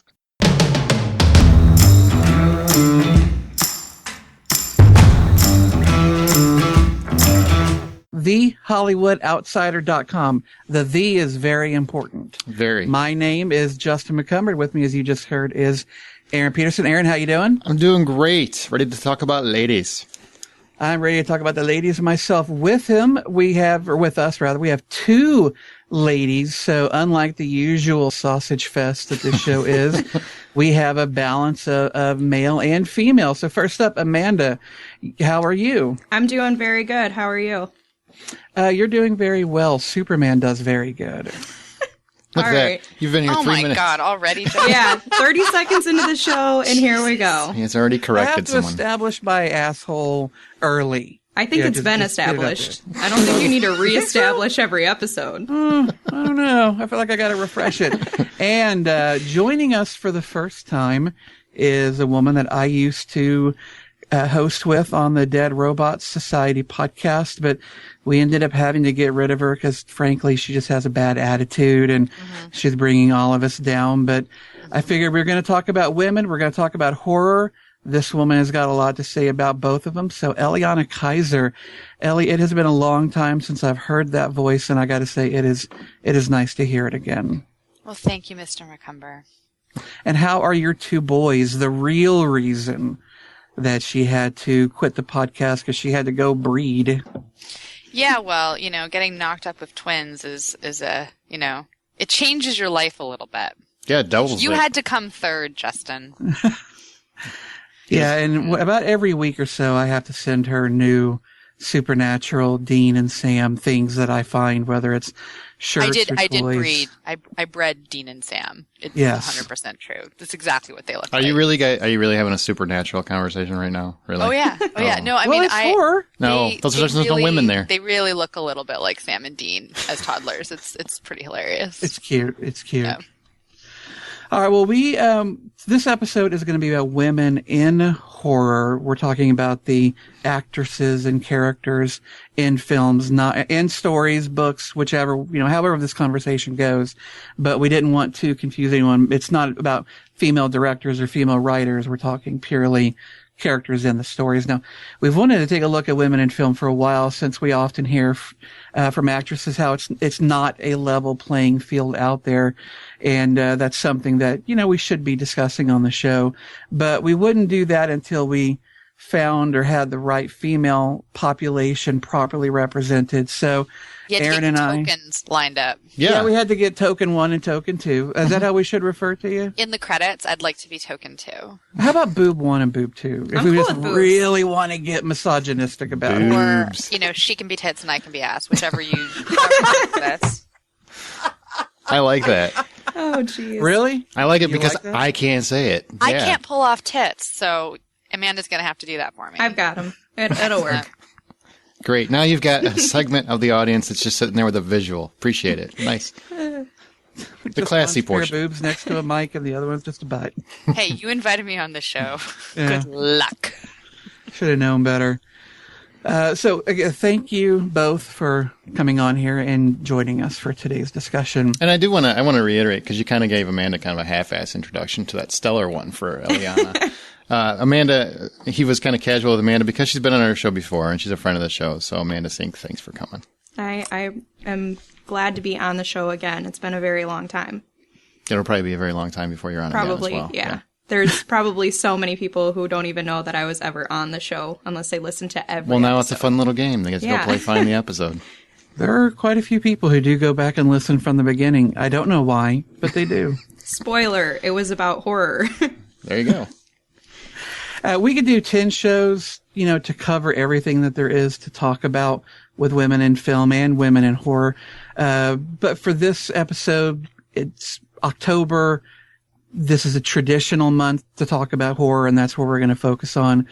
We're going to look at how far women have come, where they're at now, what stereotypes that we're, kind of sick of, and which ones are actually maybe a little too true.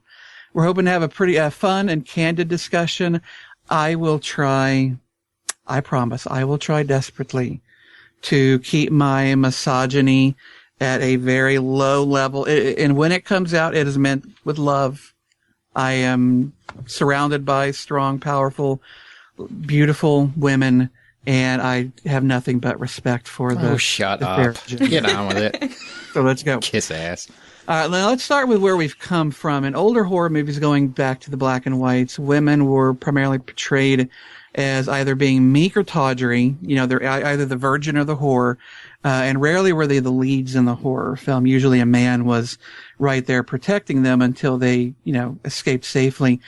Do you see that period as just reflective of the social climate at the time, or maybe something a little deeper? And Eliana, why don't you start us off? Well, I think that the whole virgin whore thing actually came a bit later. I think at the beginning in the black and whites, what you're actually dealing with is more of the virgin good girl, and then not the whore, but rather the girl that just does something a little bit wrong.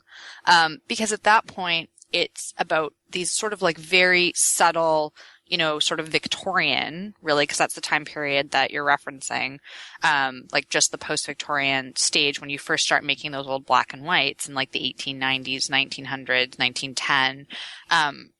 It's about little things. It's about, stealing a kiss before marriage. That crosses a line. It's dating the wrong guy, dating outside of your class. I mean, these are the sorts of lines that women are crossing at that point.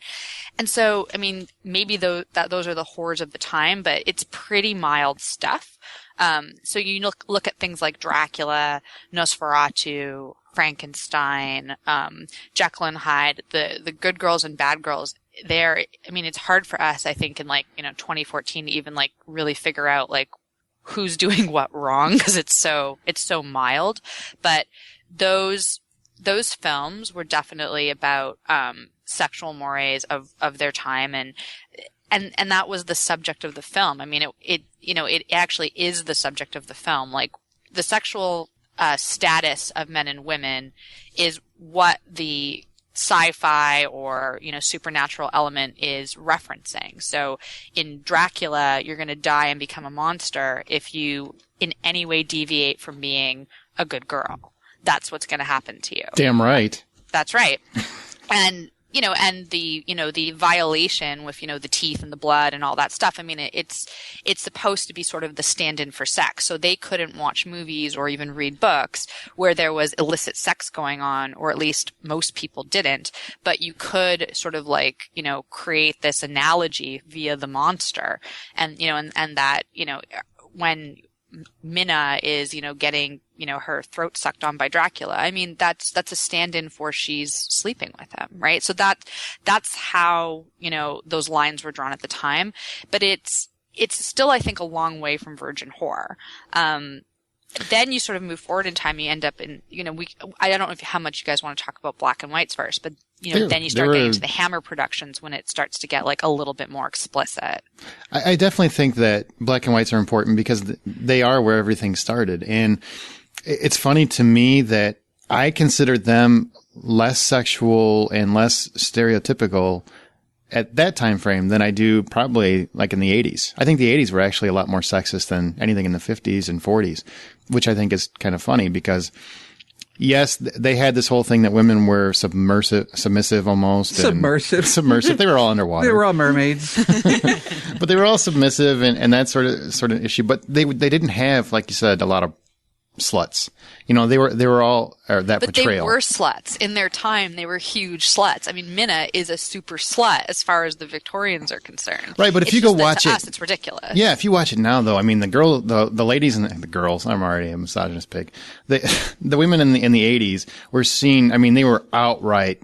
You're in tramps. the 1980s, not the 1880s, right? Yeah. Okay. 1880s, they were all sluts. Right. But in the 1980s, they were definitely all portrayed as sluttish. And then you go back to the 40s and 50s, and nobody could have sex on film at that time, like you said. So it was all alluded to, and they would all just have a little cleavage and a little bit of this and a little bit of that. But there was really no sex on their end. It was all implied.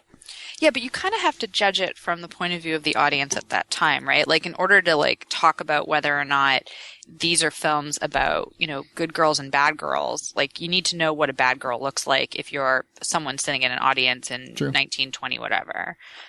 They would have been, I mean, they wouldn't have known what to do with films that we watch now, right? Like, a gasp. They would have been a gasp. Absolutely. Just like, oh no. Yeah, I mean, the Hammer productions, like, when you start getting to, like, more skin, and, you know, those films, like, there was, like, you know, a million Dracula films and a million Frankenstein films, and they just kept redoing the same monster movies over and over and over again, you know, and then getting into, like, the creature features and stuff like that. I mean, those women did start to show more skin. Like, I think sometimes it was more than a little bit of cleavage. I mean, they had, you know, they alluded to lesbianism. Like, they were getting, like, a lot more explicit. And I think that's sort of the point where horror movies, like, cause the Gothic movies were sexual. Like, the Gothic movies come from the romantic Gothic literary tradition. Like, it all has its roots in romance and, you know, things that are illicit in a sexual way. And the Hammer production ones start showing, you know, more and more skin for women. And I think a lot of the point of going to those movies for, you know, young men, because there wasn't really porn in a real sense yet, was you got to see some, you know, women dressed down, right? So it sort of had that kind of like double emotional, you know, give where you got to get a little bit freaked out and you also got to get a little turned on. And that, I think that duality of like what, you know, the movies for has, you know, it's been around since the beginning.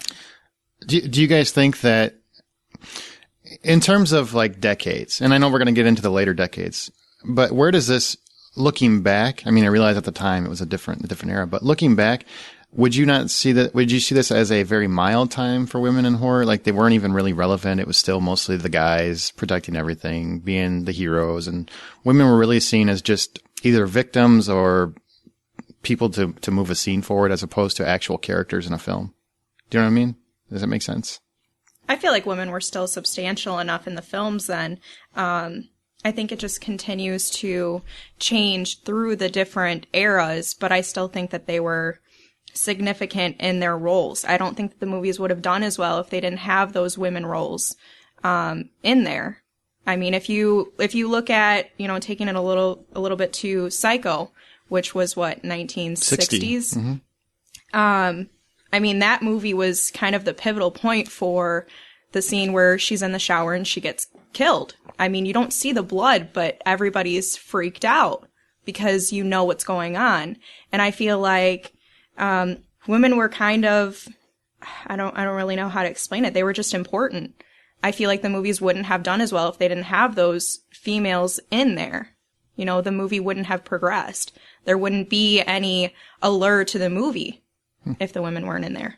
Yeah, I mean, I agree that the Hitchcock characters, you know, were more complex than the Hammer production characters, right? Like that sort of goes without saying. Well, Hitchcock is the greatest director of all time. Right. And like, you know, and those are substantial films, and they certainly have a lot more cerebral stuff going on than, you know, anything that, you know, movie-wise that came before it. But I don't know if I think that, like, you know, I don't even remember the name of the woman who dies in the it's like in Psycho. In Psycho, what's her name? Vivian Lee or Janet Leigh. Janet Leigh. Yeah.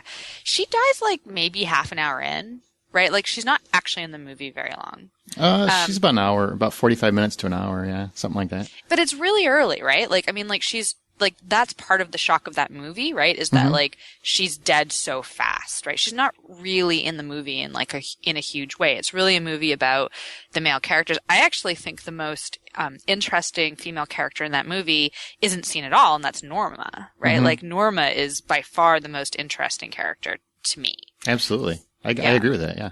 Yeah. And she's not in it, right? So like there is interesting stuff going on there, but I'm not sure I agree that like, you know, Vivian, is it Vivian Lee? Janet Leigh, I'm sorry. Janet Leigh, right. Yeah. That Janet Vivian Lee was busy with Tara and Gone with the Wind. I'm like, who's Vivian Lee? I know Vivian Lee someone. Right.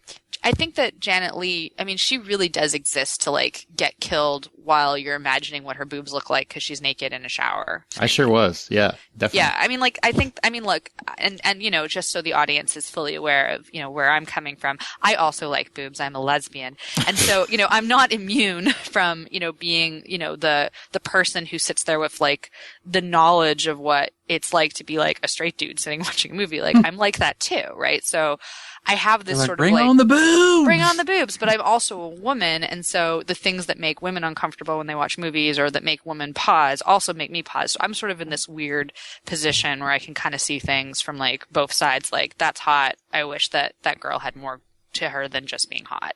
Like, I think both of those things. And I feel like that scene was really just about imagining her naked and like getting stabbed, which is like, you know, again, kind of rape-like because she's naked and things are going into her. And I don't see that at all. I think that's new. I don't see that at all. I see. Oh, I do. Oh, I totally don't see that. I think Hitchcock is one of the most respected guys when it comes to female characters, and that whole. I think he was trying to push the envelope because at that time you couldn't show anything. I think he wanted to cut a scene that showed nudity and sexuality without actually showing you anything because you actually don't see anything. You just think you do. And he wanted to build up a movie where the female character was seen as this is the lead of your movie because in that time, whoever the primary character was in a film like this was the person that was going to make it all the way through. And the story dictated that character, so it wasn't like Hitchcock chose that, but he wanted that character to shock everyone like, oh, wow, the main character is dead. The story is really not about her. Right, but he didn't like, just to play, like, I love that movie, and I really hesitate to even criticize it because I do love it, but it's not like the husband got killed in a shower scene. That's because he wasn't the one that stole the money and ran off to a hotel. I know, but they didn't cast it that way for a reason. They cast it the way they wrote the movie the way they did, right? Because it was important that a naked girl screaming gets stabbed in a shower because that's like extremely entertaining for people that like looking at naked women. I don't think it was about that. I think it was more of the shock overall. I mean, if you see a guy get killed back then, it's not going to be as shocking. I feel like women dying, women being naked, he pushed the envelope, like Aaron was saying, in every aspect. I mean, he had women that were a woman in the shower who was, you know, to everyone back then, practically naked. You know, you're looking at her essentially just bare naked back then. But you don't actually see anything. You don't see anything, no, but to them. Amanda's right. That's exactly what they thought. Yeah. And so I don't know. I don't really agree with that. I think he was trying to do everything he could to push in every way he could. And I think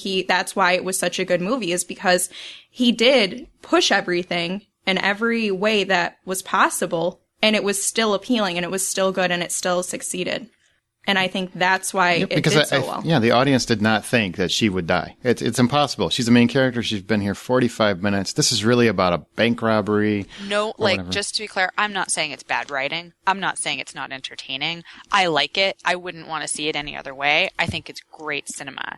I still think that since we're talking about women in horror, it's like a good idea to like recognize that the reason she's naked in a shower isn't just because he's pushing the envelope and trying to shock the audience, but like because there's a million ways to do that, and any good writer can find a million ways to do that.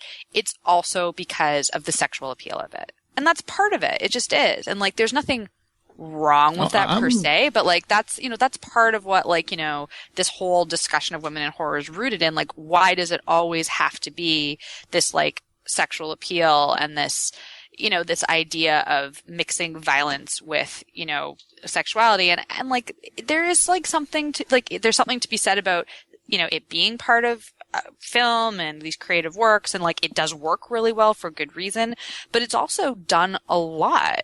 And this is sort of like one of the places where that, like that gets, the envelope gets pushed and then it just keeps getting pushed. And, well, I agree. It was done to be titillating. See what I did there. But I don't agree that it was done as a rape fantasy. I don't agree with that at all. I don't think what Ellie's saying is that it was done as a rape fantasy. Well, I mean, said that. When Ellie's, spoke, I kind of implied she did say that. She said rape. The knife was going in and out like a rape. I think that there is an element of rape to it, but I would never call that a rape fantasy. In that scene, there's a lot going on. There is a lot of text and a lot of subtext. I would put the rape aspect of it in that subtext kind of area, that subconscious. I mean, yes, when Dracula bites a woman's neck, the fangs are an analog for the penis. Yeah. But breaking you're right, the it's skin, subtext. piercing It's too. subtext. Yeah. It is. It's subtext in the Dracula, just as it is in Psycho, when that knife pierces the skin, and then if you want to see the blood coming out of some kind of virginal thing, you can do that too. But there is a certain amount of misogyny. Oh my God. Of male dominance over a woman. It's in the shower, both because it makes her, she has to be nude, but two, it's because it's a very vulnerable position to be in. You are completely naked. You have nothing to really defend yourself with. You're in an environment in which you cannot see more than a couple of feet around you, so you are as vulnerable as you practically can be. And you look super in that hot. situation. Yeah, and you look good while you're vulnerable, and so it's nice to look pretty when you scream and die.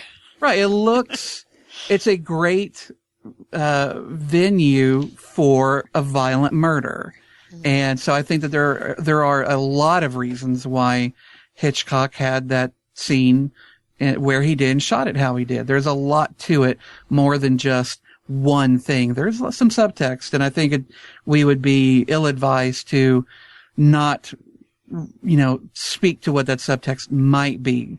Unfortunately, the man is dead, and we can't call him up and ask him, but I don't think it's out of question to say that stabbing was a subtextual rapish element. I can absolutely disagree with that 100%, but we should move on. Oh my God, Aaron's disagreeing with me. Now we've already been talking about the 60s a bit, but once we arrived through the 60s sexual revolution and on into the 70s, things changed quite a bit. Women started becoming survivors, in some films like Texas Chainsaw Massacre, Halloween, Aliens, and there were more female rape revenge fantasies like Last House on the Left and I Spit on Your Grave. Why do you think that shift came about, that women were suddenly surviving, and in some cases not just surviving, but getting their bloody revenge, Aaron? Honestly, with the 60s and the feminist movement, I really think Hollywood was trying to move the country forward, because that was a time, unlike today, I really think art was a proponent for change. I don't know if you guys agree with that or not, but at that time, actors and Nope, I don't, but we'll get into it. Okay. Actors and directors were trying to echo the climate to get change moving. Some of them, I'm not saying all of them. Some of this was just totally sexist BS, but I do think some of them were trying to be a proponent for change and shift the dynamic a little bit. I just think some of it was taken to the absolute extreme, like Hollywood is prone to do. Movies like Aliens, that is something I see a little different. And Halloween I see as a little different. I think those two were taking lead protagonists and switching their roles and making them, where typically these were the people that would be dead at some point, or they would be protected by some man at some point. And we flipped that script, and in this one, they're going to be the heroes, and people just aren't going to realize it until the very end. Especially Alien. Alien was a big one, because I don't think anybody thought Sigourney Weaver was going to be that tough, and she ended up being the toughest character on the screen, and it never came across that she's a tough woman. She was just tough, a tough character, which I still don't know many movies that do that so well. Spit on Your Grave, though, that I consider that exploitation. Wasn't a big fan of them. What do you guys think? Why do you disagree, Ellie? Oh, about the bit about art? Yeah. Well, I think that it's just something about horror in general. It's not actually even particular to Hollywood. I don't have anything against Hollywood.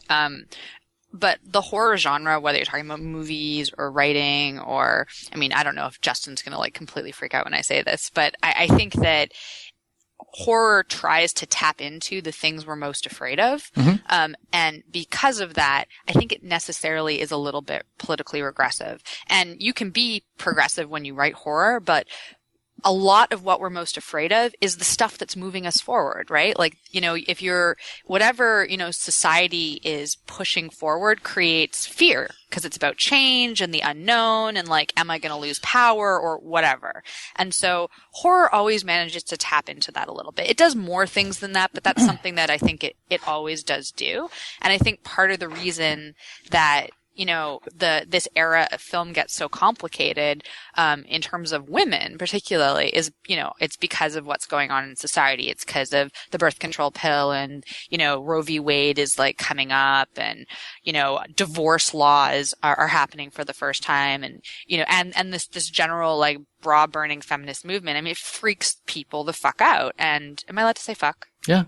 Great. Yeah. It freaks people the fuck out. And, you know, and horror, I think, responds to that. Well, but in terms of that, I think during that era, and I'm not talking about now because now I think we are artistically blind most of the time. I think it's all studio ran and nobody's really caring about moving anything forward. But at that time, I really do believe that there were some serious artists that were trying to change how women were perceived in specific genres, but horror specifically. Mm-hmm. Yeah, and you know, it's funny because like the people that I think were doing that in many ways the best are the ones that you said that, you know, you didn't care for as much, which is the rape revenge films. You thought they were doing those the best? Yeah, I know that's fucked up. I think that like you need a hug. I know I need a hug. But I think in terms of really asking like I mean, look, like those films usually start with some pretty unnecessarily long rape scenes that are really, really, really hard to watch. And like they could have edited those things down considerably and gotten the same impact. And that stuff was mostly there because there were people that wanted to pay to watch rape porn. And I do not like that. I think it is really hard to watch. I fast forward most of that stuff. However, if you can get that story out of the way and then get to the part where, you know, the girl gets to chop the dudes who do this to her to hell and have fun doing it. I mean, that is some really fun horror to watch. I mean, in terms of slasher kind of stuff, I would much rather watch a girl who, you know, went through that kind of violence, although I don't really want to see the violence that happened to her in tremendous amounts of detail. But to watch her like go through the guys one by one and do creative things to them, I mean, that really taps into something for, I think, a lot of women. And so I think that those writers were like, cause rape and violence against women was like one of these themes of the feminist movement. I mean, the idea of saying that, you know, sexual assault and rape is wrong seems very obvious to us. It was actually really controversial, and like, you know, talking about it was really controversial, and making a big deal about it was really controversial. And, you know, this was an important thing that was going on, particularly in the 70s. And so I think that a lot of people were really freaked out about what feminists were going to do about this. Like, are they going to come and cut off our penises? Remember Lorena Bobbitt, blah, blah, blah, blah. Like, that's what this is tapping into. And I find it really interesting as a, like, exploitation subgenre. And I'm not against it. I think it was exploring something kind of important. What I will say to that is I think, from a guy's perspective, I don't think any guy that I know saw it that way. Every guy that I can't speak for every guy. The guys that I personally have talked to about this particular topic would see that the complete opposite. The people that would watch those films about those rape revenge films are watching them strictly for cheap thrills. And I'm just saying from a guy's perspective. Sure. And I think the women thrills. Watching those films were watching them to see chicks cut off guys' dicks. Very so like, you know, a different audience, right? Like different strokes. But see, what I'm saying though is those same guys would watch a movie like Alien or Halloween or something along those lines where they see somebody a female character who isn't a female, you know, it isn't just a woman. She is just a character who ends up taking charge or finding a way, you know, beating the odds that every other female character in other movies would flatly just get run over with. That's a lot more of a movement for me personally.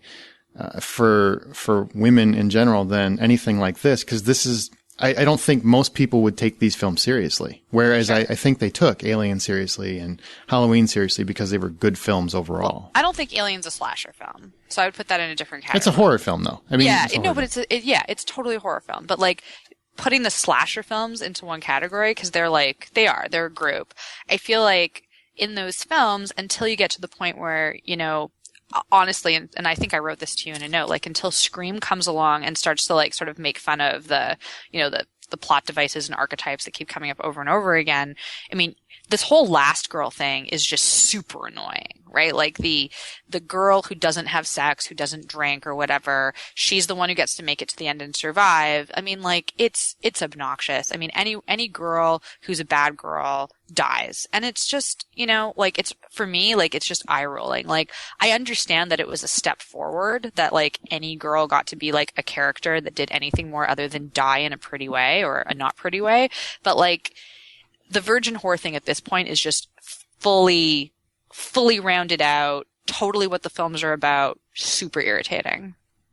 Yeah, now. But in the 60s and 70s, that was a new concept. I mean, the women leading the horror films, they were the survivors. They were the ones that took out Leatherface or whoever, you know, took out Michael Myers, whoever the character was. That was. I'm pretty sure that the girls who'd had sex before marriage sitting in the movie audiences watching the movie, even at that time, realized that they died in those films because they were bad.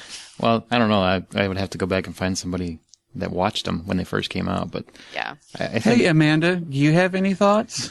I mean, I was going to come in when there was a chance, but yeah, I was going to open one for you with a kick in the door in because these two, yeah. Hey. They're holding the floor pretty well. So I appreciate it. I think that back then, those types of movies where women were only surviving if they were a virgin was kind of just a way for filmmakers in Hollywood and people who had the perspective of be a virgin. It was kind of their way to get that across. Like, if you're going to do something terrible that we are against, then guess what? You're going to die. Granted, they're not actually going to die in, you know, reality, but it's just kind of like, you know, kind of how you guys were, which I don't agree with, but the subcontext of the rape and the, you know, we just talked about. I think this is still a way for, filmmakers and writers and stuff back then, and only back then, to get the point across that, you know, if you're going to do something bad is going to happen to you. You know, granted, it may only be that you're going to have, and I'm not saying children are bad, but you may end up getting pregnant and, you know, a lot of people have to struggle with that. Or, you know, then you're in a whole different thing. But I think that women in the movies then only survived when they were virgins because that's kind of the point they wanted to get across, is to get it through women's heads, like, don't be a slut, basically. You know, you're going to end up being better off if you don't be a slut. And I think that's kind of what it was. But amen, Amanda. That's exactly what it was. And it's annoying. It is annoying to a point, but at the same time, did they succeed in their films? Yeah, their movies were fine. Why would they change something that was still working for them? You know? And I do want to point out the male sluts died too.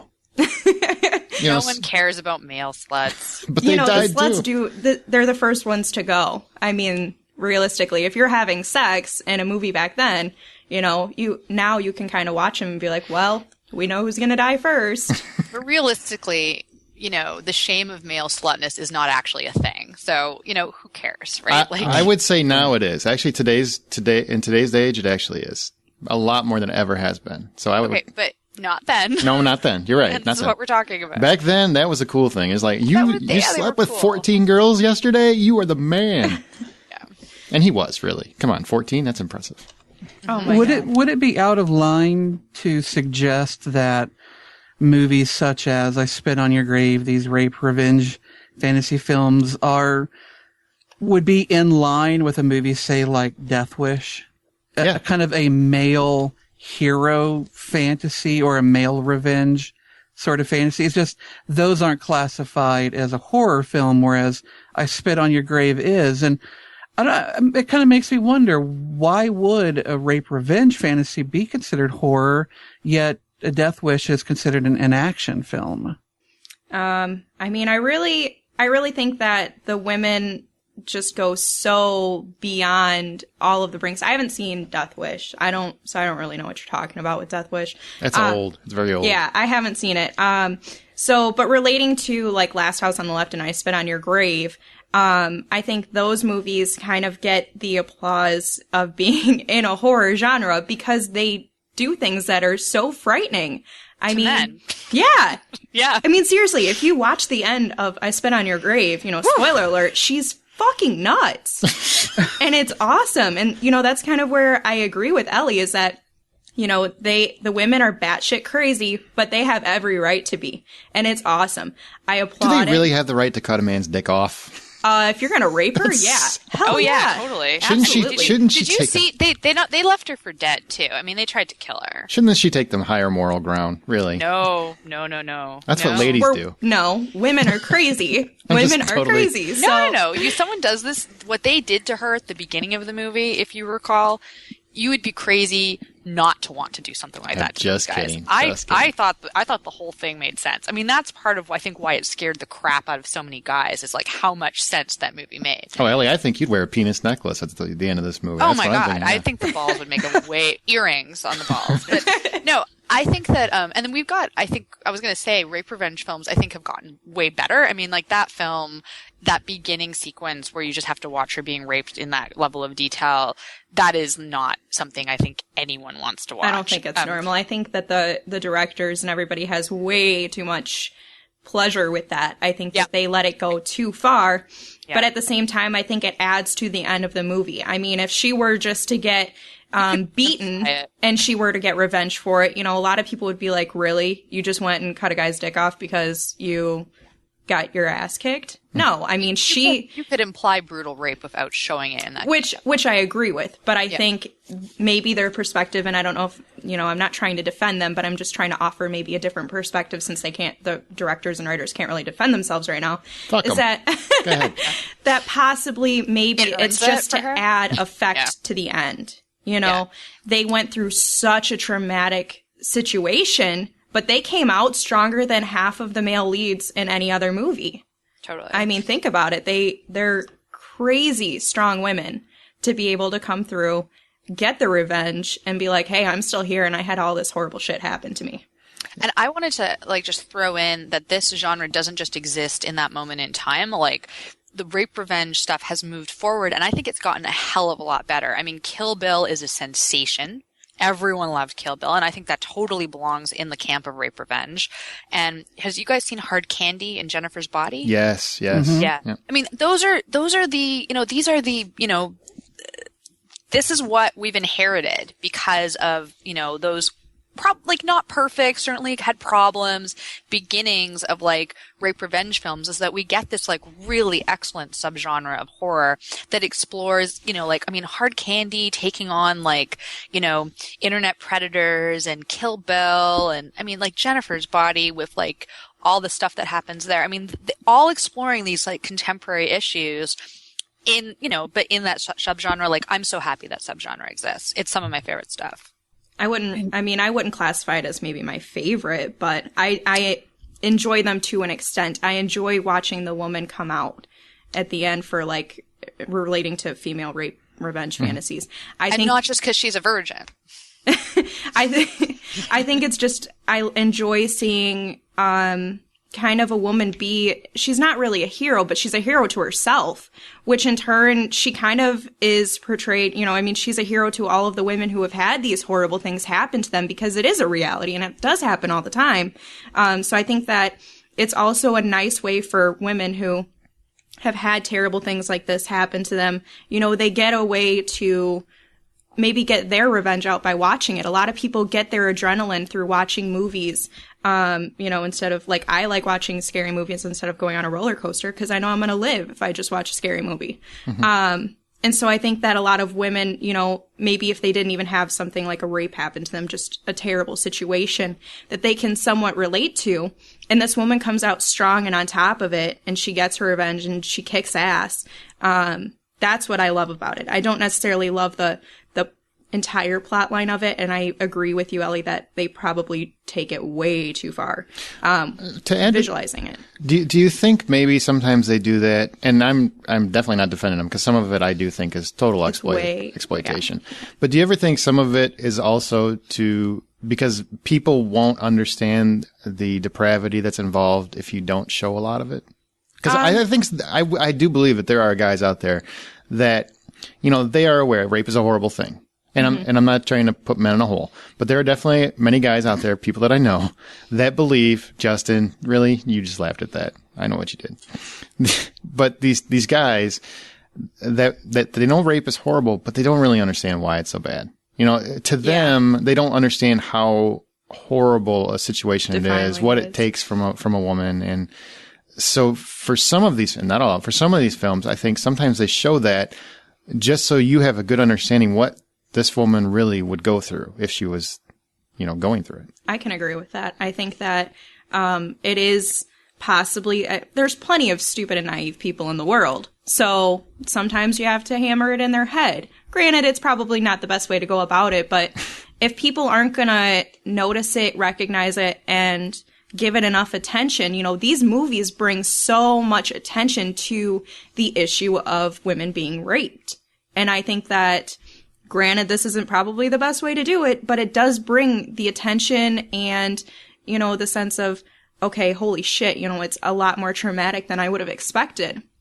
Granted, not every rape is probably like that, but emotionally to a woman, it is. It might not be, 4 different guys going at it, like Last House on the Left, and, for 10-minute span, but to a woman, it's gonna be that same feeling. She just got her entire life ripped away from her is what I get from it. I would say that with I Spit on Your Grave, that scene, I don't know how long it is, but it feels like it's an hour. It might be like 5 minutes or something like that. But it's some kind of real amount of time like that. Like it's a very long time that you're watching that scene. I totally think that you do need to show to some extent what the trauma is in order for the character to earn, the pathos that you get from like going through the rest of the movie and getting her revenge. But I just don't think that they needed to show it that long. I think they could have edited it so it was a little bit less graphic. But I think what the movie actually did the best in terms of doing what you're saying was actually all the stuff that came after the rape, because they did these little scenes where they showed how her life fell apart afterwards and how she just was like this shell of a human who, like couldn't exist in society anymore.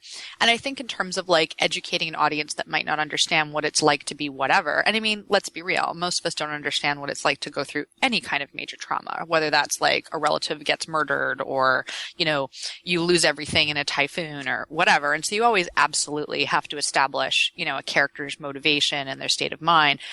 But you don't necessarily have to do it that graphically. And I just don't think it was necessary. And that's what makes it, somewhat problematic as an exploitation film.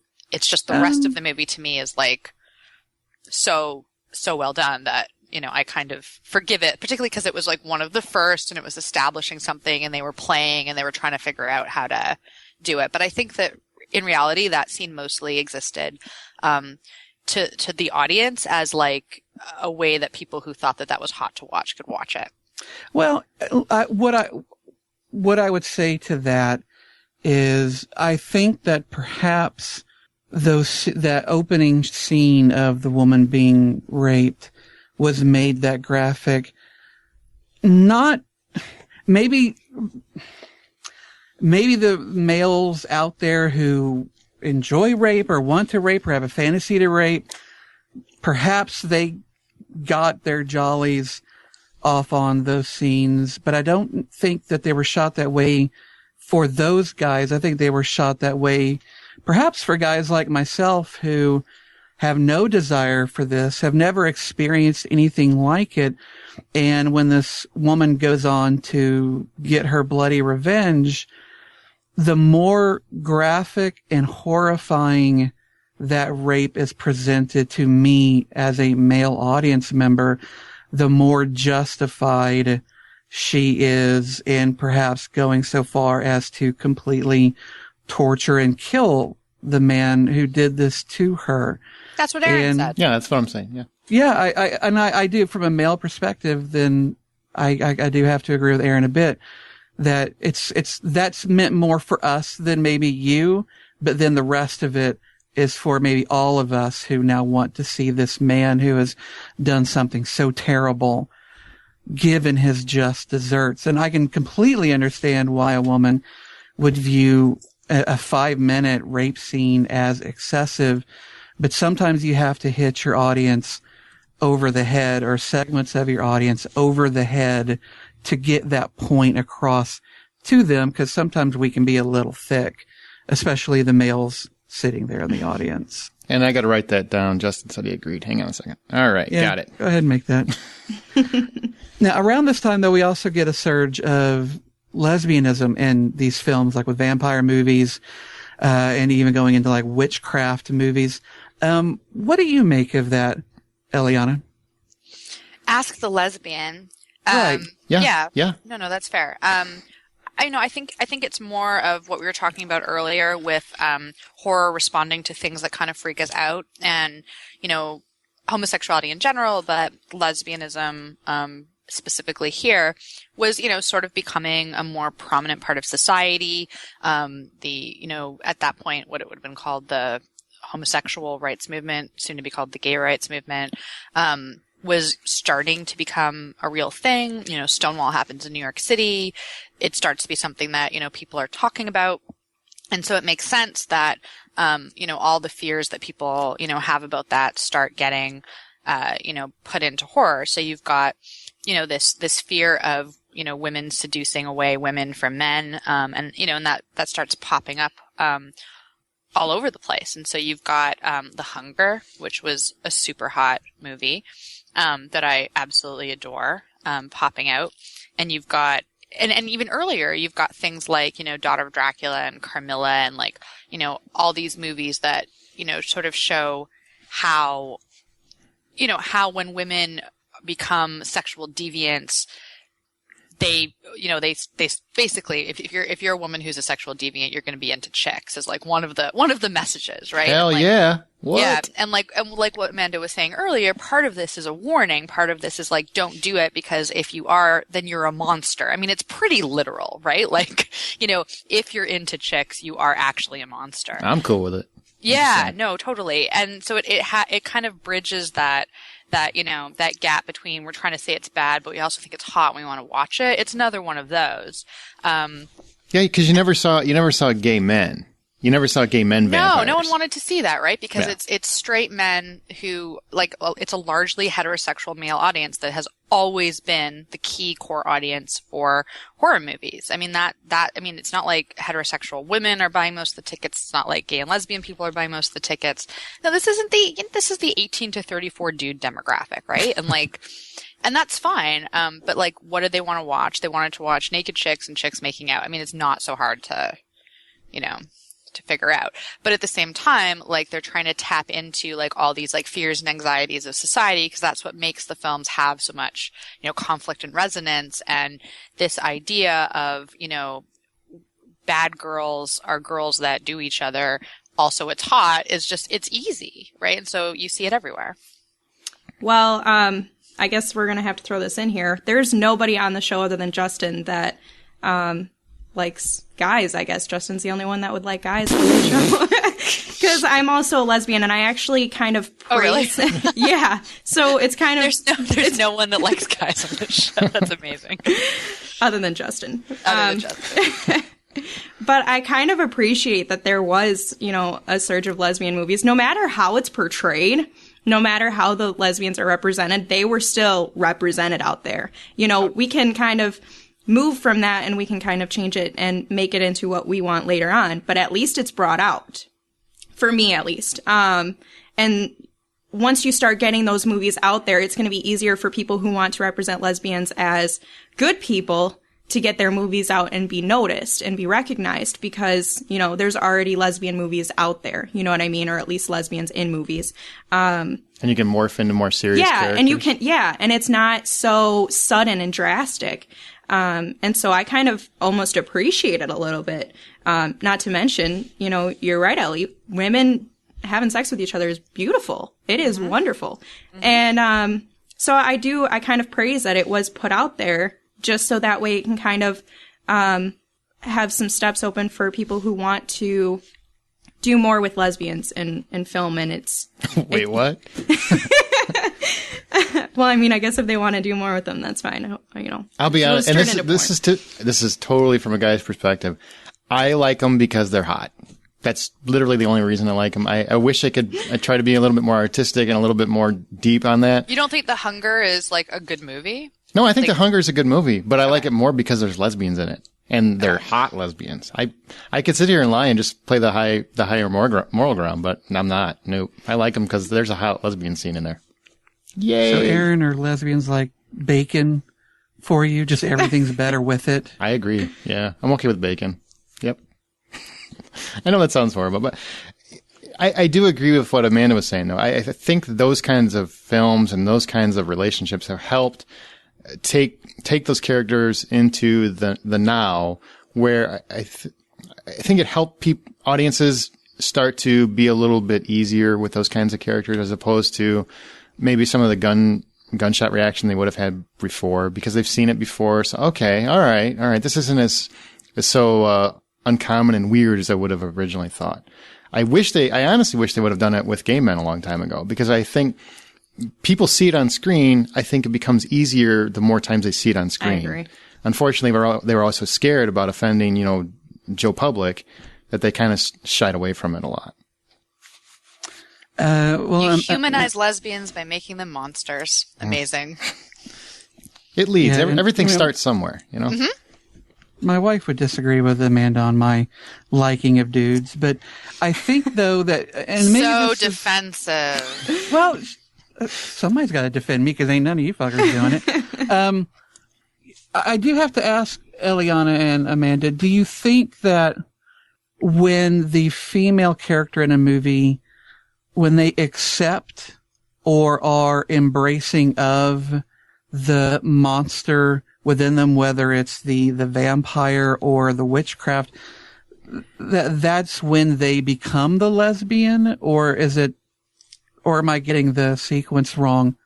I think you can go either way. I mean, definitely in vampire films, it's more the case that you discover your lesbianism by becoming a monster or by accepting the monster. That seems to be the way it plays out in vampire stuff.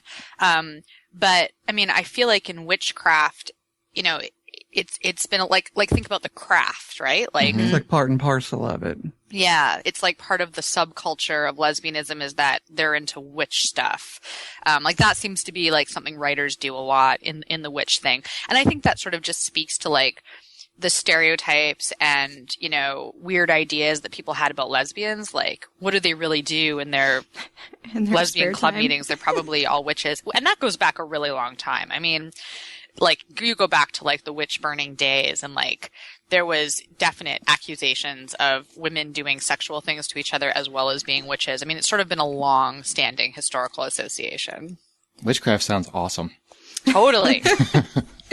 I'm gonna agree with you because I think that you know, with vampires, I think it kind of gives lesbians almost in a way, even though it was back then, you know, but I think it kind of gives them a way to separate the huge debate of, are women who are lesbians turned into lesbians, or are they just born as lesbians? And so I think it gives you kind of both perspectives, and I think that's kind of why it's separated like that, at least my opinion is. I kind of see what you're saying. Yeah, because the huge thing is that, you know, women, you turned into a lesbian because something terrible happened in your male relationship. No. Obviously. For a lot of women, it's, I've been a lesbian, I just realized it. Or I've been a lesbian and I've always known it. And so you kind of have both perspectives where, you know, the vampire films, like you were saying, Ellie, is the lesbians who kind of realize it later on, just like some women do in reality as lesbians. And then witchcraft, those are the people that always kind of knew, I feel like. I don't know if you agree with that or I not. see what you're saying. That's interesting. Different perspective, I guess. That is interesting. Now, it also works with the, like, Catherine Deneuve, as the other option. I was recruited by Catherine Deneuve. Like that's also an option. I was recruited to be a lesbian? They have like a workshop and they just go around. Well, no, because that was the old anxiety of, like, the 80s and stuff, right? Was that, gays were recruiting our children. And, like, that's literally what Catherine Deneuve kind of did to Susan Sarandon. She recruited her. Oh, shit. I wonder if they get a bonus. You get toasters after X number of recruits. Toasters. I thought it was like mitts or some kind of household cleaning item, like a mop. It's all toasters. Is it all toasters? Mm-hmm. Now, this is a topic that I think both of our female hosts are going to have something to talk about. Outfits. And I don't mean outfits just because ladies like to dress up, but it's the kind of outfits in particular that so many women in horror films happen to wear, which is basically almost nothing. Is that just the way things are, Amanda? It kind of is. I think there's so many people out now, if we're going kind of like with more modern times, there's so many women who dress so scandalous, and it's so common and quote unquote natural for some people, I guess, that putting it in a movie is a fairly accurate representation of what today is like. I mean, if women don't want to be depicted this way, then they probably shouldn't dress like a slut. But in a way, it's appealing to me, of course, because I you said that. Oh I was like, was she being sarcastic, or is she really saying that? No, and granted, it's not everybody, but when there's such a vast majority of women who dress like this in reality, you can't expect it to not be portrayed into film. I mean, they're going to take that and be like, well, if that's how you're going to dress, then that's how you're going to dress. Granted, that doesn't mean that their character needs to get killed off so easily or anything like that, but their outfits are fairly accurate to what women wear. It appeals to me in a way because I do find women attractive, obviously, being a lesbian, but in the same sense, I lose respect for women who dress like that. And I think there's still plenty of women who have enough respect for themselves that, I guess, no offense if I don't know how you dress, Ellie, but like a total hooker. She's a total hooker. Yeah. I'm in like ripped up jeans and like an oversized mom sweater right now that has owls on it because my children like owls. I actually my pattern based on. Whoa! You're getting us all hot over here. Yeah, it's a little too sexy for us. Easy. And that baby puke that's just kind of drifting off the side. No more baby puke. They're too big for baby puke now. But I mean, I think that there's so many women who dress like this that it's just kind of normal, I guess, to put it into the film. Now, there are plenty of women who don't dress like this, and there should be more characters that are hot but dress, more conservative. Yeah. And I think that that's kind of an issue that I have with it is, my God, put some clothes on, have some respect, wear something more. I don't know. Maybe I'm from 1942. Who are you talking to right now? Are you talking to the women the movie characters who someone dresses them and tells them how to dress? Like, what do you mean? Well, I mean the character, like the directors and the writers, like put some clothes on these women and give them some respect, as well as the women in reality, dress more appropriately. And we're going to get into like a whole different sexist topic, but, just to put it simply, that if people don't want that put into movies at all, then that shouldn't, don't dress like it in reality. If you're going to dress scandalous, you're going to be portrayed as scandalous. But I do think that more directors and writers need to, put in characters that are so hot, but they have conservative clothes on, to some degree, to where they're not basically wearing just a thong and a bra as their regular outfit. You just want movie equality?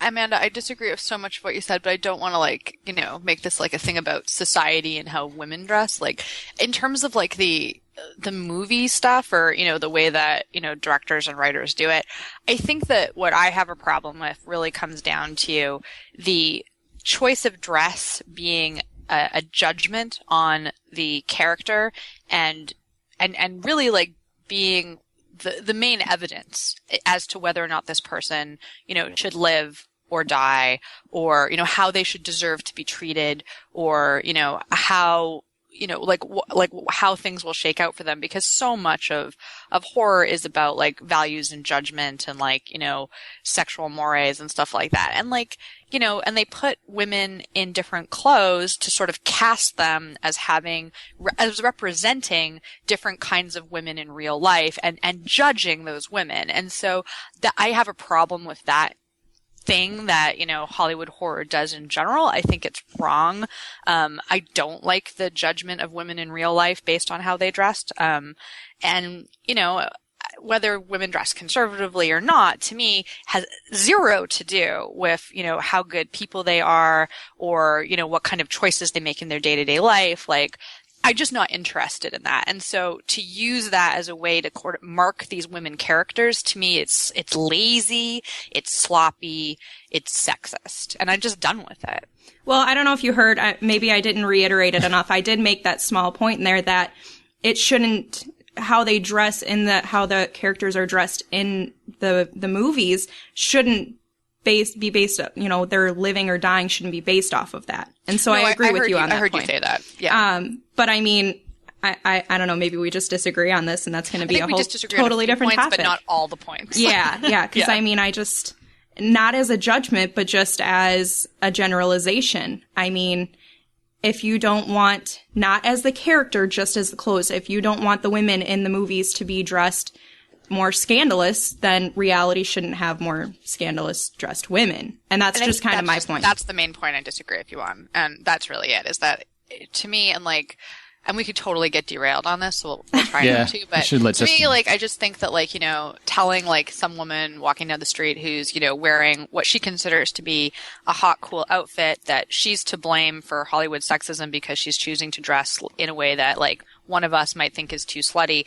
It's just, to me, that's not really the point. Like, she should be able to dress however she wants, and she's not to blame for, you know, Hollywood being stupid and sexist. Well, on the same token, she can't really complain about it either. Yeah. Well, but that's like, you that's absolutely like can. Wait. She can complain about it because just the fact that she likes to dress hot does not mean that some Hollywood director gets to say, hey, I'm going to judge in film, I'm going to judge women that dress like you, and I'm going to cast them as stupid, worthy of being killed, worthy of being raped. I mean, because that's what's happening. It's not her fault because she wants to dress a certain way that's going to be used as a way to judge women like her. Do you know what I mean?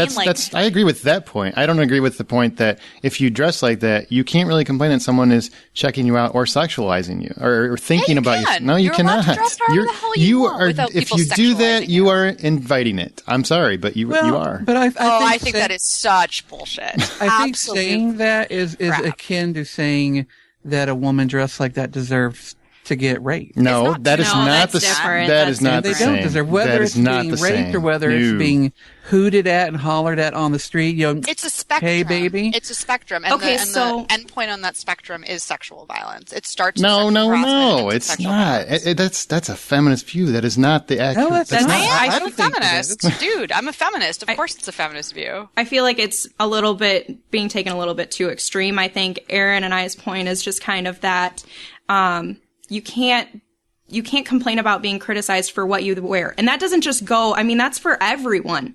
There's people who get criticized for not having nice clothes. Nobody says anything about that when they're complaining that they're being criticized for what they're wearing. It's how human nature is. People are going to judge, and how you're representing yourself is how it's their perspective.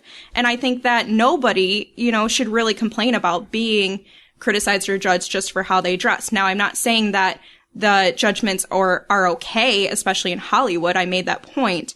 But there is a difference between being hot and being practically naked. There's a huge, huge fucking difference. I mean, women who are hardly wearing anything don't walk down the street and expect that not to be seen in a film. Now, like I said, I don't think that should be the basis of whether someone lives or dies or how, you know, what happens to their character.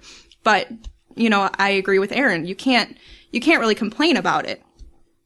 I think that's your first mistake, is agreeing with Aaron. You agreed with him earlier. What was the time in that? What was the time? I don't remember. I gotta go. I probably have nothing productive left to say because I think I said what I need to say. I think it's just. We should move forward. To me, it all comes down to society is a very complex creature, and there are people who think that, you know, as Aaron and Amanda, as you do, that when you dress a certain way, you invite a certain criticism or opinions made of that. And then there are people like myself and Ellie who feel like you should be able to do what you want, and society shouldn't feel the need or compulsion to judge you based on that. And I think that you find this in a lot of other aspects of our culture other than horror.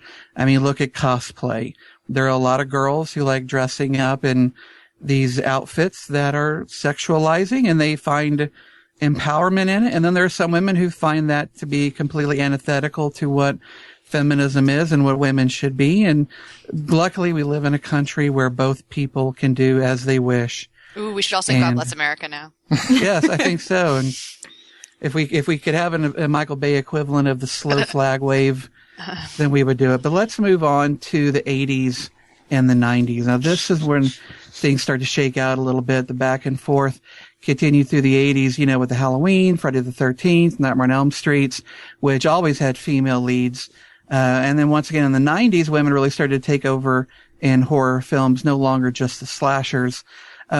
What's weird is that the horror was really the first genre, the horror, is that in horror, female leads being such strong women, it was kind of where it started. Mm-hmm. Why do you think horror may have been a bit of a trailblazer in that respect, Aaron? Honestly, I think it's twofold. I think one, women are, or were, however you want to say it, are seen as kind of vulnerable and innocent. Therefore, it's a little bit more horrific to put them in that dangerous situation and see them terrorized, or at least more horrific than a man by society standards.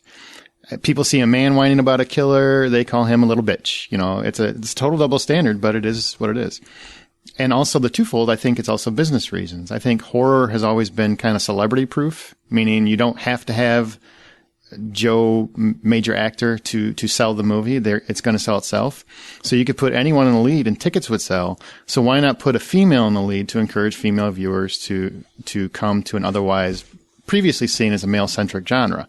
And I think in that respect, it's actually done a wonder, because nowadays I know just as many female horror fans as I do male fans, if not more. What do you guys think? I think you're right on. I think that it was I think part of it, which you didn't mention, but totally plays into exactly what you're saying, is also just that the men that were going to see those movies, they wanted to be able to and women like me and Amanda wanted to be able to see, hot chicks on screen. So the more prominent you made them in the movie posters, the more prominent their roles, it also helped sell your movie. So, cause it had that kind of dual effect of being like a movie where, you didn't need to have stars, and also part of the point is that it's hot to watch. And so you get all these no-name actresses, and it helps launch their careers. Whereas more established actresses, celebrities, you couldn't even bring into it if you tried, because they didn't want to show that much skin because it could harm their reputation. So it did, I think, really help launch the careers of a lot of female actresses who otherwise wouldn't have had a ticket in. And, and I think that they expanded their audience to women. And I think, there's a ton of female horror fans because of how women started to lead films in the 80s. I mean, this is where you bring up Alien and other movies like that, where you get these total badasses that start coming on the scene. Sidney Prescott. Yep. Mm-hmm. It's a really fun time for horror.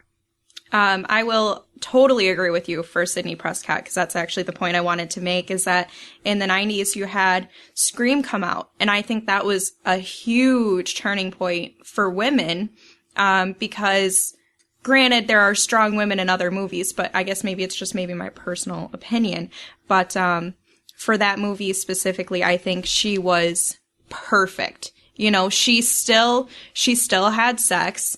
She still was not as innocent as she was kind of expected to be in the beginning of the movie, for the first one. But she was always a survivor, and she was always a badass. She had bigger balls than most of the guys I know. I mean, in the first movie, she's on the phone with him, and she calls his bluff that he's on her front porch and walks outside without even a hesitation.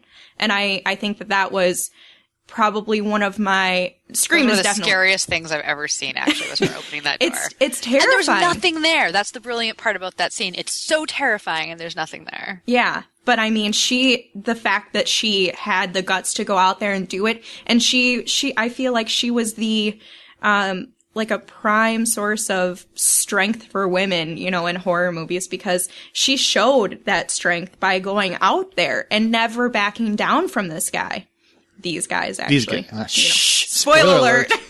From like 1996. But I also love Gail Weathers. I think Courtney Cox is amazing in that movie. I think she's a great character. She's another like extremely strong woman in a horror movie. And she kind of comes out of nowhere, like as being someone that you, especially through the franchise, as the franchise develops, like she becomes someone that I care more about. Yeah. Both of them, I think, are just brilliant women characters. And going back before that, if you look at Nancy from the original Nightmare on Elm Street and the sequels that she was in, she was always very similar to Sidney Prescott in that way, that she was always smart and she was thinking ahead and trying to figure out exactly how do we stop this nightmare that is going on with all of our friends. And I really like that they took those turns, because it did change exactly how horror was seen, especially women in horror were seen.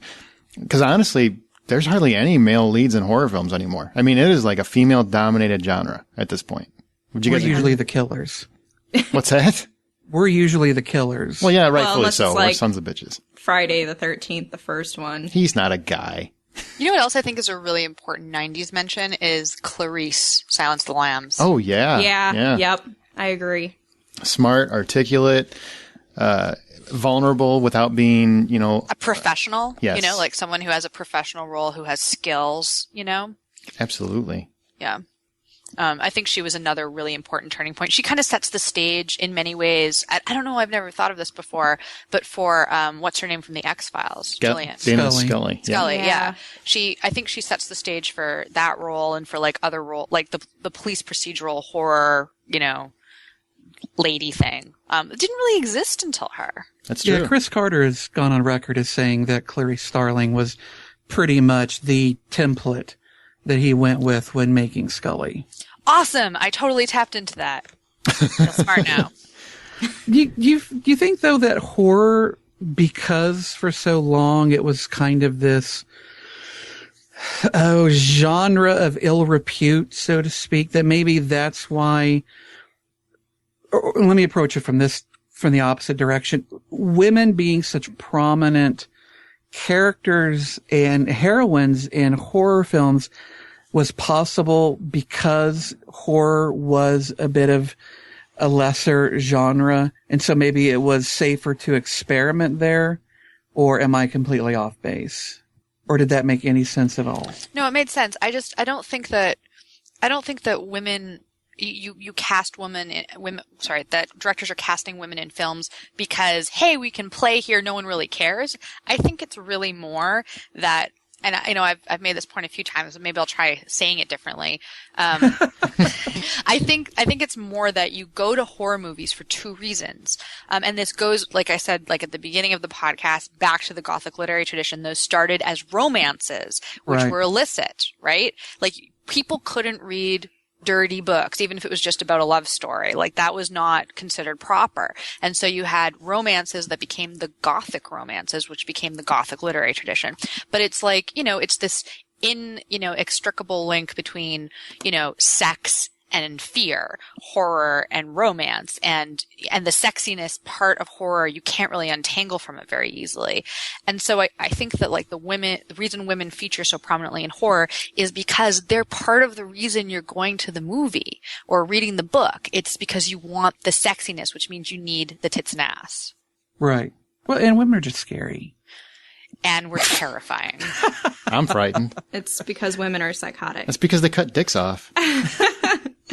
I do think that, women were more prominently put into horror movies. I think because possibly they wanted to extend the audience a little bit. Like, we're going to open it up more for women to want to come see these movies, because a lot of women that I know seem to be absolutely terrified of everything, for every movie. Back to like Final Destination. I know women that are scared of that. Really? Yeah. Oh my God. It's That's pretty sad. depressing for them, but I mean, it opens the doors more to where women are like, okay, I might go see this movie even though it's going to be scary because of this girl, you know, and you don't need a star celebrity to be the main actress in it. I feel like most of my straight female friends would like rather go see a movie that like a hot guy they like is in though. Yeah, I mean, my wife, she's much more apt to watch a Captain America because Chris Evans might have his shirt off for a little bit than she would be to watch a Blair Witch or something like that. Well, me too. Have you seen him without a shirt? Damn. He is hot.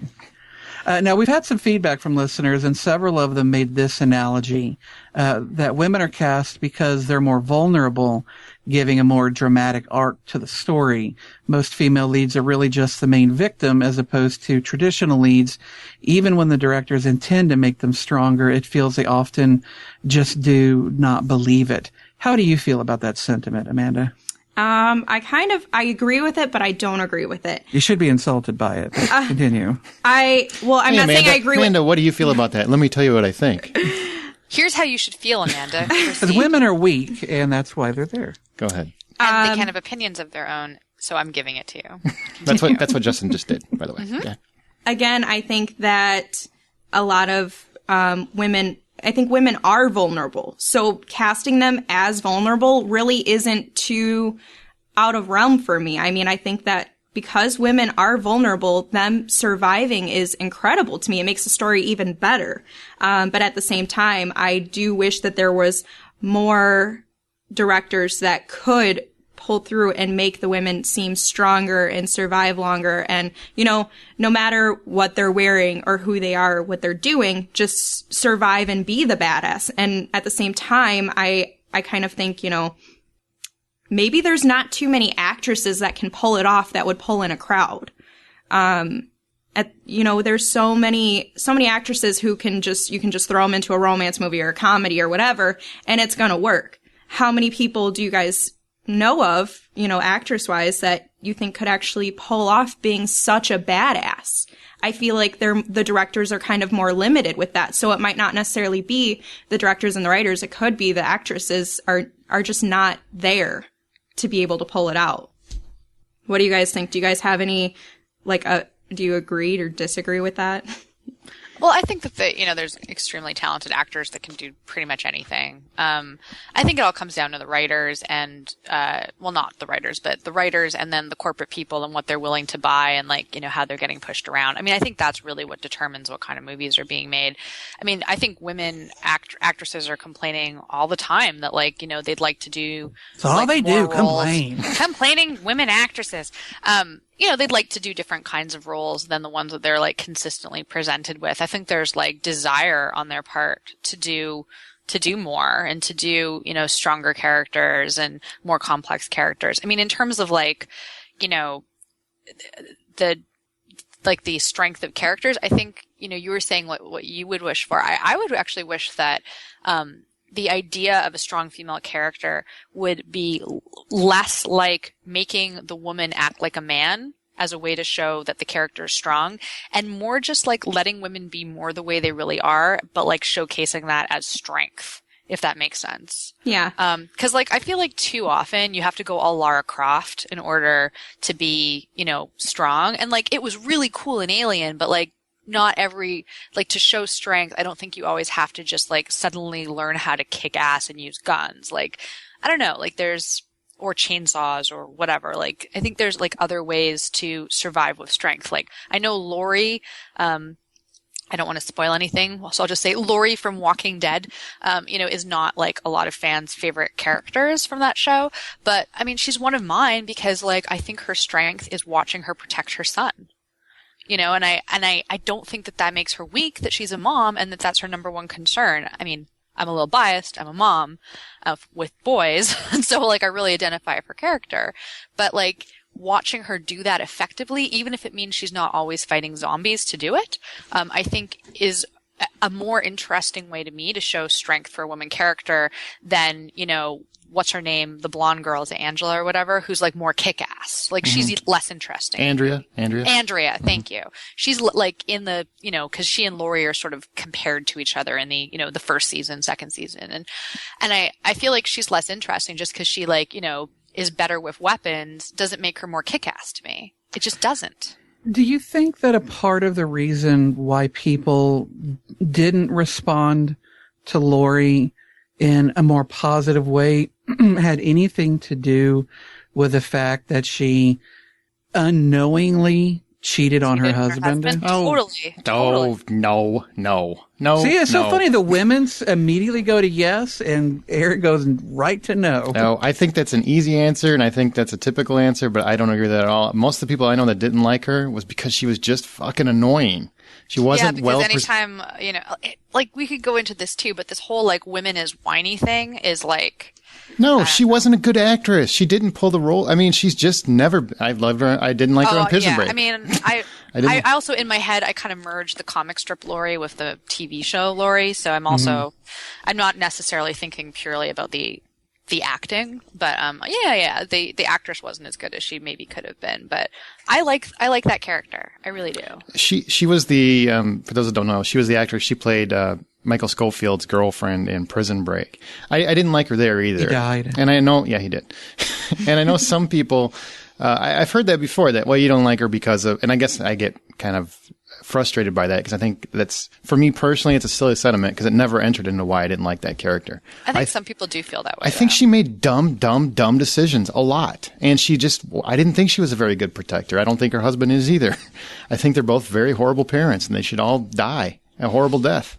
But, well, you mostly get your wish there. It's true. Well, but that kind of leads into the next topic we were going to discuss, which is that women heroines are even still to this day, for the most part, kind of expected to be and viewed as kind of virginal, goody two-shoes, not really all that promiscuous, while men are more allowed to be these flawed kind of anti-heroes. Why do you think that is? And if so, why, Ellie? I think it's less the case than it used to be, which is a good thing. Mm-hmm. There are anti-hero women. There's certainly way more anti-hero men. And definitely it's still the case that, there's bad girls that get punished and, good girls that get rewarded in horror movies. I mean, that still happens. It doesn't always happen though, right? Like that's not an exclusive way things are done anymore, but there's a reason why. And I never know how much to spoil. But like, how much do you just give a little warning? It depends on what's the movie. Cabin in the Woods. I wouldn't. It's been out enough years. I don't. Yeah, I think you're okay. All right. I feel like there's a reason Cabin in the Woods was still, doing that kind of meta-referential stuff around virgin and horror, and doing redoing what Scream did in the 90s in a way of being like, this is the formula, and specifically this is how women play into it. The whore dies first. The virgin, she used to survive. It to the end. Yeah, but they did that important tweak where they said her death is optional.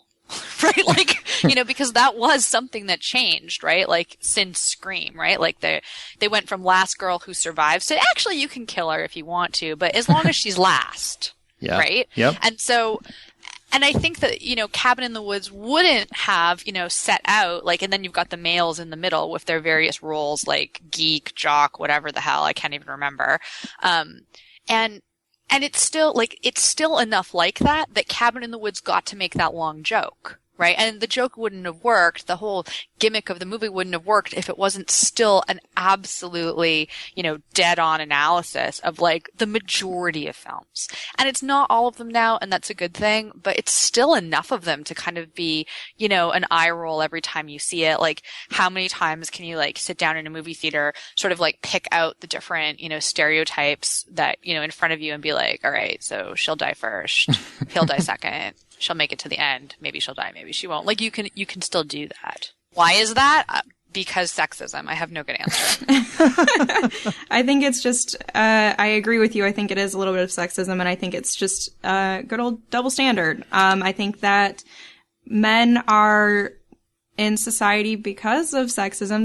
They're able to be seen as, you know, what they do is more acceptable. Their flaws are more acceptable. Whereas women, it's, you know, if you do this, you're still back in 1942 and you're going to be banned and you're a terrible person. And you still think there's a lot of that? I do. And I mean, Ellie's right. It's not as common as it used to be, which, like she said, is a great thing, but it's still there. So it's still a problem.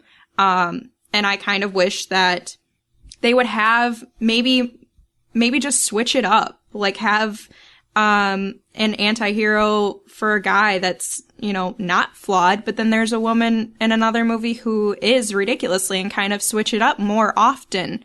And it wouldn't be so looked down on. I think it is looked differently for women who are the leading role and who are basically sluts.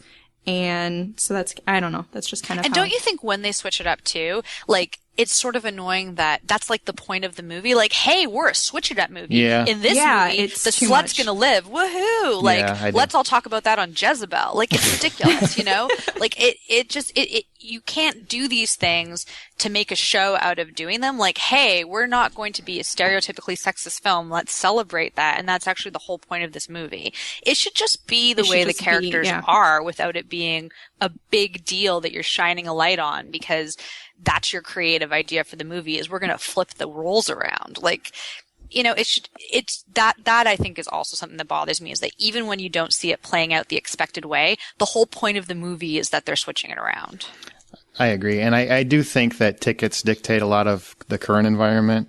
If people want to see different characters, they got to pay for them when they do come up, and a lot of people don't. So unfortunately, I think a lot of the people that are the problem are Joe Public. You know, because capitalism. Yeah, well, I mean, right now that's how movies are. It's almost like how they're manufactured. They're not really made for art as much anymore. No, it's made for much money. more for commerce. And if the tickets are sold, people will go see them. But if they make a movie where the female lead is an anti-hero and people don't see it, you're not going to see them anymore. Although Gone Girl is doing extremely well, and I won't say anything more about that because that would be extremely spoilery of me, but I mean... That's a good example, yes. It's a really good example. Haven't seen it. It's a good example we can't talk about. That's right, we're not going to talk about it. Amanda, you will love it. Go see it. I will. Well, there was one point that I wanted to make with sexism in movies before we move on, if that's all right. Yeah. I do want to point out that, first of all, I think that it's part laziness for the writers. And, you know, as Aaron was saying, if it's selling, then they're not going to change it. People are still seeing the movie, so it's still going to happen. But as for sexism, I want to acknowledge, even though we're on the topic of women in horror, I want to acknowledge that sexism is everywhere in movies, not just horror. I mean, if you think about it, most romance movies have a plotline where the woman is heartbroken because some guy wronged her, cheated on her, but the male is the one to blame. So they're just as stereotyped as women are in horror movies, you know, just in romance movies. Hug a man today. But if you guys do want to check out a really, really good speech on sexism and women in these movies and TV and all of that, go to YouTube or something and just look up Joss Whedon's speech. He had an incredible speech on strong lead women roles. And he gets asked all the time. I don't know if you guys know who Joss Whedon is. But yes. We all know who he is. Okay. But for the people who are listening that might not know, I'm really sorry for you. But prime example would be for me that I love is, you know, he did Buffy, Angel. Trust me, we know who Joss Whedon is. Hey, maybe there's a listener who doesn't. They don't. They shouldn't be listening. They shouldn't be listening. But still, he had an incredible speech. He's asked all the time, why did you create these strong female roles? And his best response that I heard was very short and concise, and it was just, why aren't more of them being made? Why aren't we doing this? There's no reason why we shouldn't. You know, how would I get to hang out with Felicia Day as much as I do if I didn't write these roles? Exactly. So, I mean, just something for people to check out if you want a really, really cool perspective from an incredible writer and director. So. My favorite response that he has is because you keep asking me that. And it makes sense. I mean, because people feel like it is still a remarkable thing, speaks ill of our culture. I mean, we are in the year 2014, and yet so many things that we should have moved on from, we haven't. Yep, and it takes people like him to continually try and push our culture forward, even if he has to do it while we're kicking and screaming. I think he's probably one of my favorite right now. All right, let's just get off Joss Whedon's junk. Sorry, let's move on. Stuck on him. I spend way too much time on it as it is.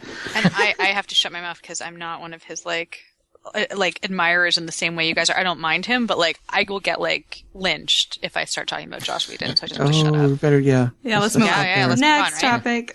Now, Ellie, what stereotypes or archetypes piss you off the most? Okay, I'm going to try and keep this as concise as I can because this could be like a 2-hour lecture. But I know that that's not cool. I have a really major bone to pick with all of the archetypal characters based on Elizabeth Bathory because, and I'm going to, as briefly as I can, explain who she is. Yeah, because I don't know who she is. You do, really? though. No, but the thing is, you do know who she is. You just don't know you know who she is. Mm-hmm. So she, if you look in the Guinness Book of World Records, she is down as the most prolific female serial killer of all time. Oh, gotcha. Okay. And she was a Hungarian countess, and I think 16th century is correct. And she, reputedly, killed like hundreds of virgins and bathed in their blood in order to preserve her youth. Yada yada yada. She's one of Bram Stoker's inspirations for Dracula. Yada yada yada. Everything that you know about her or you think you know about her is incorrect. I mean, historically, she is a huge victim of historical misogyny. She was an extremely wealthy landowner who, the Habsburg monarchy wanted to grab her land because it was of strategic value in their war against the Ottoman Empire. She was the bankroller for, like, her husband, before he died, had been the bankroller for the Habsburgs, and they owed her more than their kingdom was worth at the time where she was arrested and charged with murder and witchcraft and turning into animals and like all kinds of sorcery things that obviously humans don't do. And it was really all about the fact that the king owed her a tremendous amount of money. Her land was of strategic value, and she was a woman who owned the most important land at that point in time with a war going on in Eastern Europe, and they just couldn't take it. And also she was a Protestant in the middle of the Counter-Reformation. Like, the amount that I could go on about this, and this is where I stop, is like this is something I've spent a lot of time looking into. It is insane how badly this woman was wronged. I mean, her lands were seized. She was put behind a wall and, like a room without windows, she was walled into a cell, and then she eventually died there a few years later from like tuberculosis or, some such, disease because there was no ventilation and she barely got any food or water. She had a miserable death, a miserable last few years of her life. She was powerful. She was wealthy, and they totally took everything from her because she was a woman. And history has just treated this legend as fact. Like, everyone loves it. They love this, mythology of this woman who's like lusting after blood. And there's not been a single skeleton of, or any other remains of, girls found on her estate. There's no evidence that she committed any of these crimes. The whole thing is basically made up, and it's this like 1,000-year-old, absolute wrong that was done to this person, and it just continues as this fact. And I understand that this is how myths are born, and this is like the point of literature and blah, blah, blah, but I can't help but feel my blood boil every time I see something that's based on Elizabeth Bathory, because I just feel like somewhere, in Eastern Europe, she's still lying there cold in her grave, and people keep doing this to her. And for whatever reason, this is the one that gets me riled up. This is the one that makes me crazy. I just can't take it. Poor woman. Well, poor woman, but I don't think many people are doing it. I get what you're saying. I think people do it today out of ignorance. Yeah, no, but that's what I mean, is that it's 1,000 years of ignorance, and it just bothers the crap out of me. Blame schools. I just want that the bitch always has to die. I want that stereotype dead. I just, can a woman, and I realize this actually sounds like a feminist statement, but it's true. Unfortunately, if a guy is really strong and force of will in a movie, he's always seen as, he's a man. He's a badass. He's not going to put up with shit. Woman does it, she's a bitch. And I always hate the stereotype. Well, that's life in general. That is life in general. But it's a really frustrating thing to do because I've actually been to movies, and I've seen women do it too, by the way. It's not just a male scene stereotype. I've seen women do it.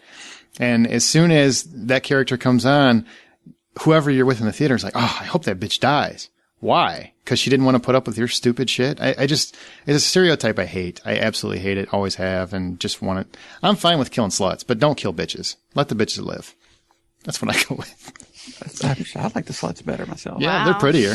I think they dress better. The stereotype of women in general kind of irritates me because they're so specific as this is what your character is going to be. You're going to be the geek, or you're going to be the bitch, or you're going to be the slut. And I feel like they don't really get a whole wide range of character in a whole lot of movies. And so I think, it's very vague, but I think women's stereotypes just irritate me. I actually agree with you, yeah. I see what you're saying. I wish especially horror more, movies. Yeah. Horror movies, they're never a full character, or rarely a full character. No. Really the only stereotype or archetype that pisses me off, and it's not just women, but it does seem to be primarily the female characters, and this is entirely the fault of weak, poor writers. Bad decision making. And by that I mean, did you hear something outside? Let's go check it out. Or calling out, hey, is there anybody here? It's all those stupid running into decisions. the basement. Oh, yes. When you should be running. They've even got that really funny commercial out now. Yes. Where, no, let's go hide behind the chainsaws. Yeah. Hey, there's a running truck. No, let's not go there. So, yeah, it is such a cliche to make poor decisions, but that's what these poor writers have to do to get these characters in the predicaments that they want them in. And I think, you get a better writer, you're going to have less of that. Mm-hmm. And it's primarily women that it happens to. They're stupid and they can't figure it out. Well, guys don't make those decisions. We know to get in the car. You know what I'm saying? We know to stay in the closet, hunker down, don't say a word. The guy's stupid decision is usually, I think I can totally take this guy. Yep, that's true. Even though he's a foot taller. No, at least 100 he has pounds a chainsaw, bigger. Whatever. Well, and he's also the guy, you get to that remote cabin that nobody in the world should stay at. And the woman always says, should we really stay here? Oh, it'll be fine. That's it's the guy. Fine. Yeah. It's fine, honey. No big deal. You also get the really classic, which works on so many levels. Like, I think we should ask for directions. No, I totally know where I'm going. No, sweetheart, you don't. No, the bridge is out. No, we just jump it. We'll be fine. Yeah. With all that history, do you think things have finally changed for how women are represented in horror? Amanda, are you satisfied with the way women are portrayed now, whether it's television or movies, or do you think there's, still got a long way to go?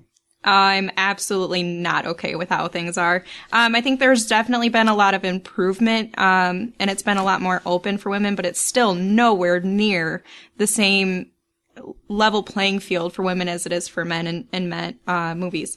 But as for TV, I feel like women that's kind of where they get the upper hand. I've noticed that there's a lot more strong women roles in TV now, and it's maybe just not in movies, specifically horror movies.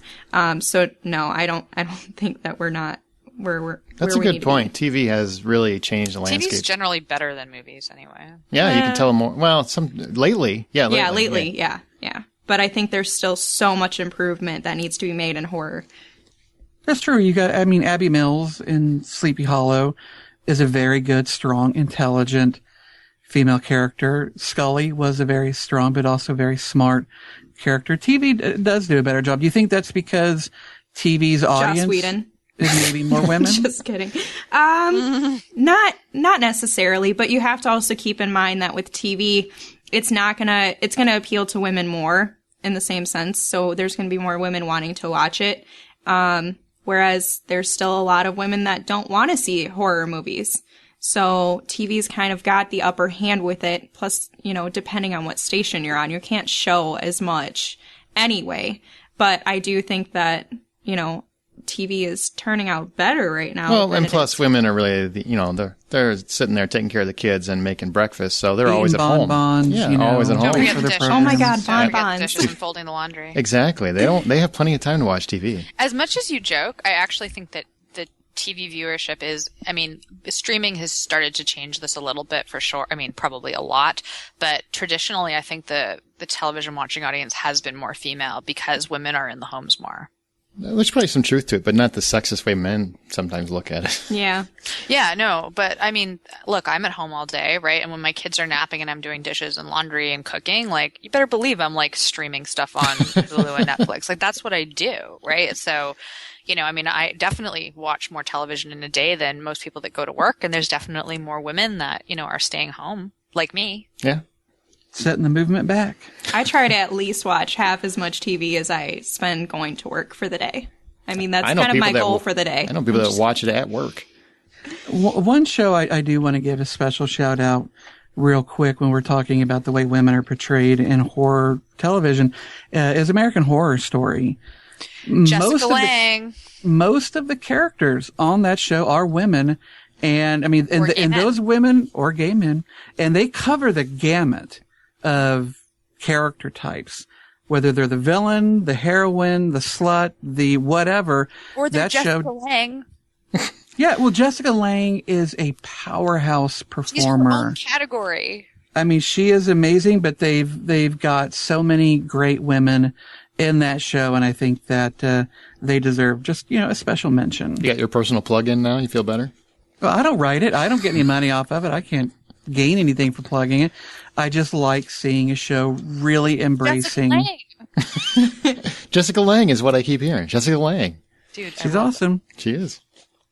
Now, Ellie, you had a point that there seems to be far more female children in horror than males. And I think that, especially if you're talking about the villains or the evil force at play, why do you think that is? What is it that makes the women children so special? It's what we were talking about before a little bit about vulnerability and and the reader comment that you got about it making sort of for a more powerful arc. It's sort of the same idea here. Little girls are supposed to be innocent, and they're supposed to be innocent in a way that's so scary. I know. It's so scary. In a way that even little boys, obviously any child is supposed to be innocent, but we have an even more profound sense of innocence for little girls because it's not just about them being young. It's also about them not being, sexual. Yeah.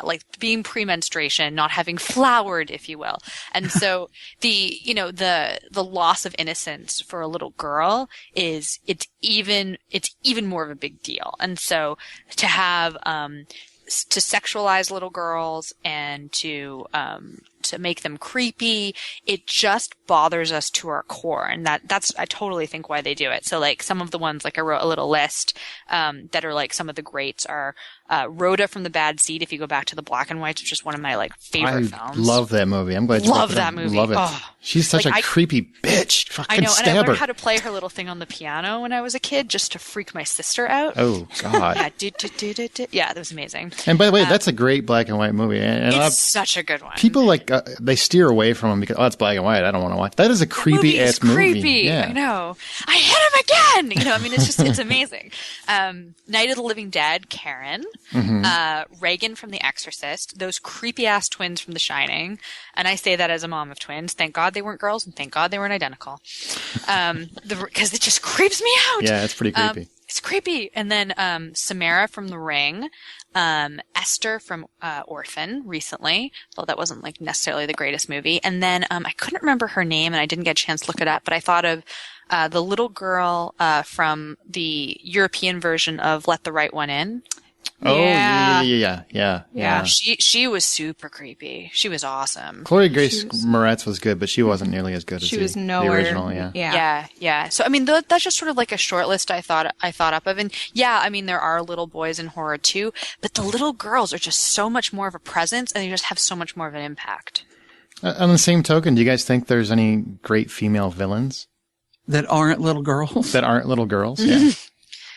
I love Kathy Bates was Annie in Misery. Oh yeah, that's a good man. I still can't watch that and not look at my feet and cry. Mm-hmm. Yeah, because it makes my legs hurt. She's a fantastic villain, I think. Would the Queen in Aliens count? Yeah, why not? Well, she is a queen. I mean, alien, female, but I guess female all the same. Have any of you seen a film called All the Boys Love Mandy Lane? Yeah, I didn't like it though. I didn't think it was very good. I did like Amber Heard's performance in the movie. Yeah, I bet you did. And spoiler alert, well, she is one of the most beautiful women on the planet.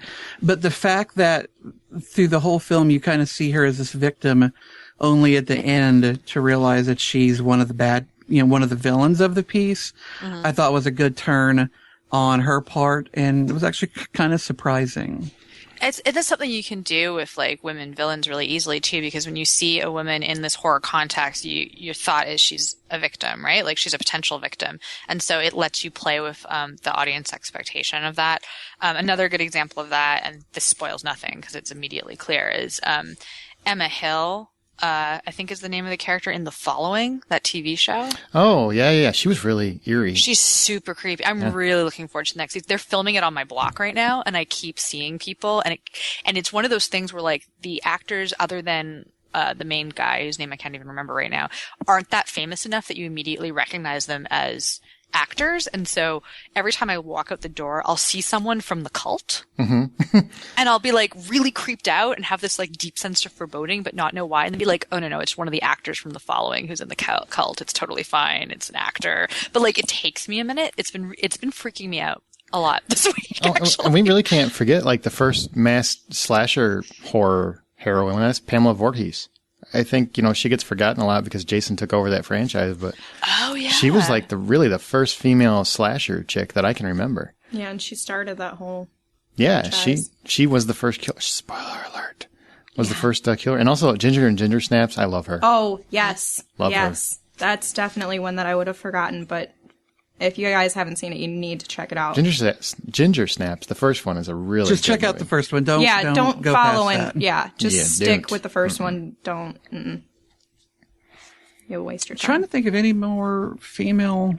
Carrie's mom. Carrie's mom. Yeah. Creepy as shit. I was going to say exactly the same thing.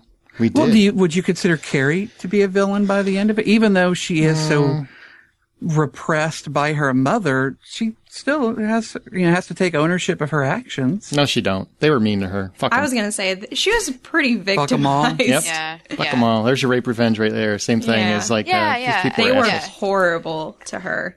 You dump pig's blood on anyone I know, as far as I'm concerned, they have the right to just destroy you and the whole town, you love. pretty much. The town as well. Yep.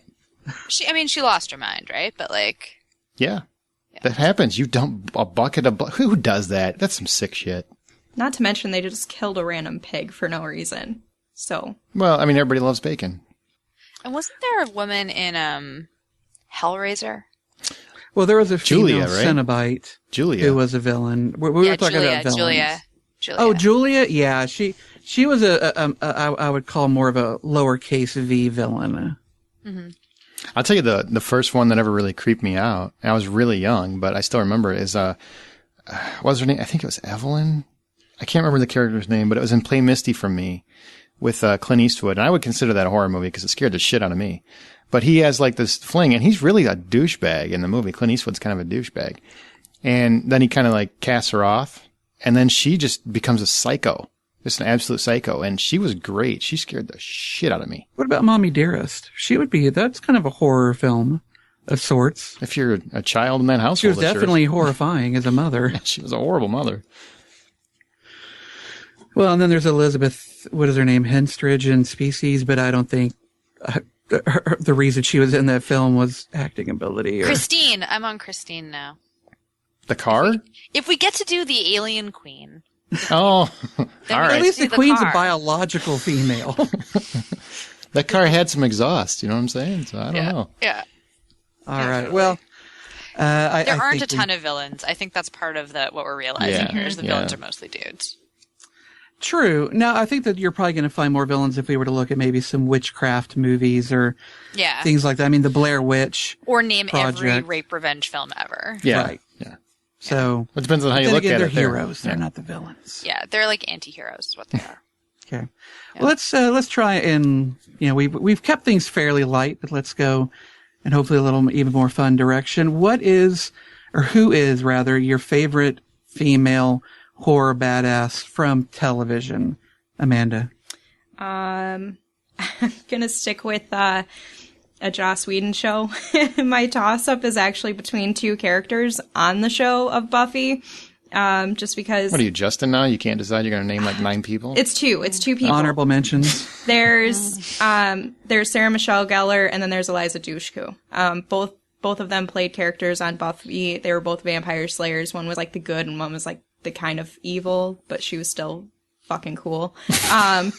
But both of them are probably... I can't choose between the two of them. Sure I love them both. That's what favorite What about Willow as a badass? When she does turn eventually into a badass. Got her witchy poo powers. Yeah. But only for temporarily, and then love saved her, which, hey. But I mean, I wasn't trying to create an entire list. I can do that if you want. No, but Justin I was will trying do to keep just it fine. with I'm two. sorry. Like Cordelia, especially over into Angel. Look at him. Now I think he's... what Justin's really trying to say is, don't you have to like the lesbian best because you're a lesbian? What about you, Well, Ellie? the lesbian did go bad and almost become a baddie, so that's also true to form, isn't it? That's kind of true. I like how Ellie, Justin who's your favorite? he found a way to make it every character in the show named. I like that. Nice. I haven't brought up Lost yet. I mean, I'm sort of tempted to name every woman on Supernatural, to tell you the truth, even though none of them are main characters. But I think that we're doing television right now, right? Yes. Mm-hmm. Yeah. I really, really, really like ghosts, and so I think that it's hard to like find a lot of ghost stuff on TV. But because of how much I like ghosts, I think Annie from Being Human might be one of my favorites. I never watched that show. I saw the pilot. And and the UK version, to be specific. Oh, gotcha. I don't like the American version very much. That's the one I watched. The UK version? Yeah. Yeah. No, I watched the American version, and I Oh, was turned off with the first episode. okay. I really like the UK version, but of course, there's a part of me that just wants to scream, Jessica Lange! I kind of thought that that's what was going to happen. I was just well, like, I really like Constance, but I mean, my big love and in the horror genre is ghosts. Actually, I really like ghosts. Yeah, I'm backing Amanda right up. I will definitely go with Buffy. She was a shock to me when I saw the television show, and there are lots of problems with her character and sometimes in the way she was handled. But for the most part, when I think horror TV and women, she is the first face that pops right to mind. Not mine. Mine's Dana Scully. She's the first mind that yeah. pops in. She's always the first one in my mind, from X-Files. She never acted like a girl, and I hate to use that word, but especially in 1993, which is when that show started, there were no characters like her on television. There just weren't. She was tough as nails. She was smart. She was cunning, and she never ran from... She was skeptical. Yeah, she was skeptical. She got to think. Girls aren't allowed to think on most shows, at that time especially. And it was just... That's just for safety reasons. Wonderful character, and was never afraid of anything. And I love that. She didn't beat the shit out of everything, but she was smart. She was very smart. But she did it without losing her femininity, which sometimes is and maybe that's even a dangerous topic to even bring up, because what is and what isn't. But she never lost her ability to be a lady, kind lady, someone who was emotionally still open. She was able to comfort others when needed, which a lot of male characters, just wouldn't do. So I think that she maintained her femininity while still being this badass, and maybe badass should be a part of femininity. I don't know. Well, that's, I think, more for... if you go back and watch the series, she saved his ass a hell of a lot more than he ever saved hers, which is a total flip on most shows where there's a female and male counterpart. And she didn't have to have a lot of cleavage to do it. No, she didn't have a lot of cleavage, but no. I liked what she had. All right, boys. Now, what about from film, Ellie? Who's your favorite female horror badass out of movies? It could be Clarice. That's possible. I really like, in terms of the more classic, slasher film era, it's definitely Sidney Prescott. But overall in horror, I think it might be good old Jodie Foster in Silence of the Lambs. I did like her in that. I'm trying not to be biased, because I'm madly in love with Michelle Rodriguez, so she's got that one Resident Evil movie that she was in. She was in 2. She came back for one of them. Well, yeah, but I mean, I'm talking about the good one. Oh, right. To where it was actually worth it. That good should still be in quotes.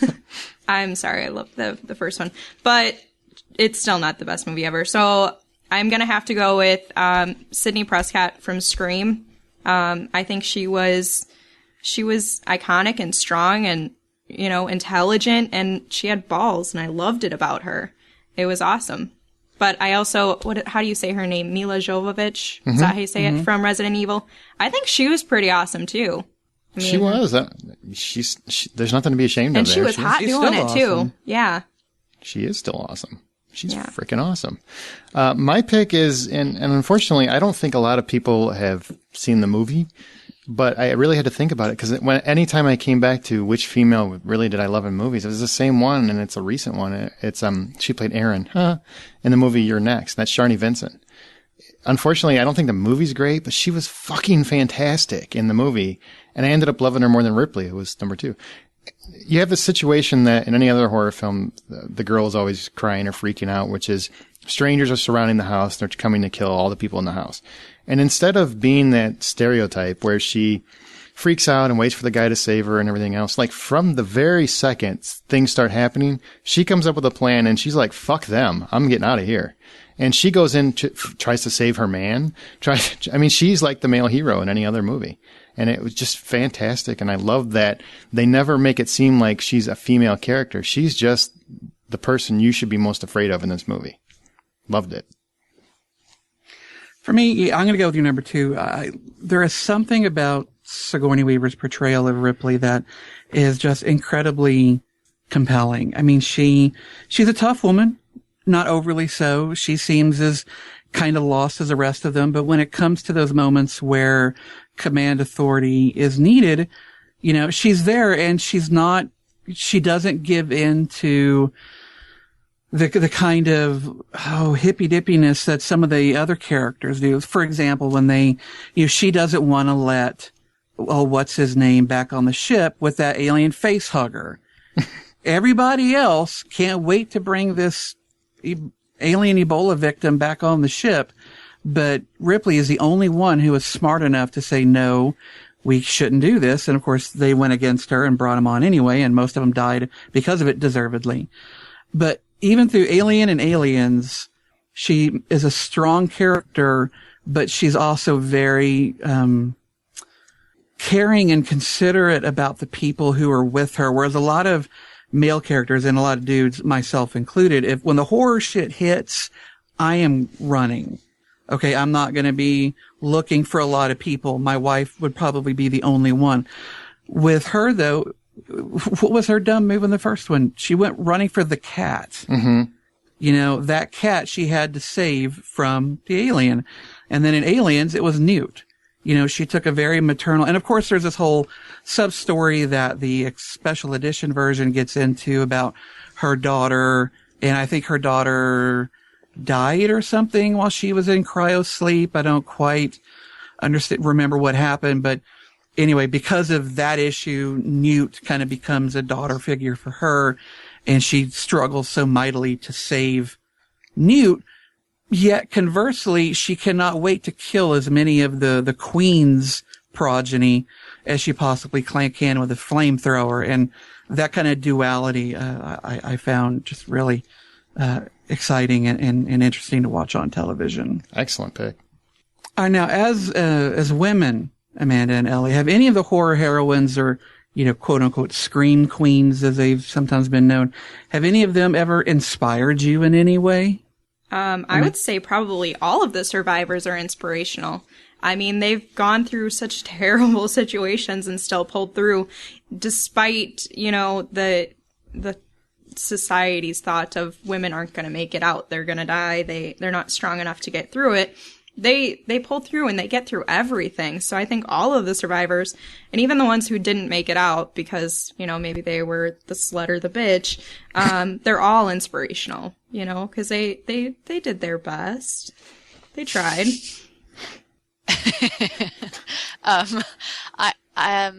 Well, I don't take much of the like personal inspiration for how I live my life. I mean, it's not like to my life, but I still find it, you know, it's.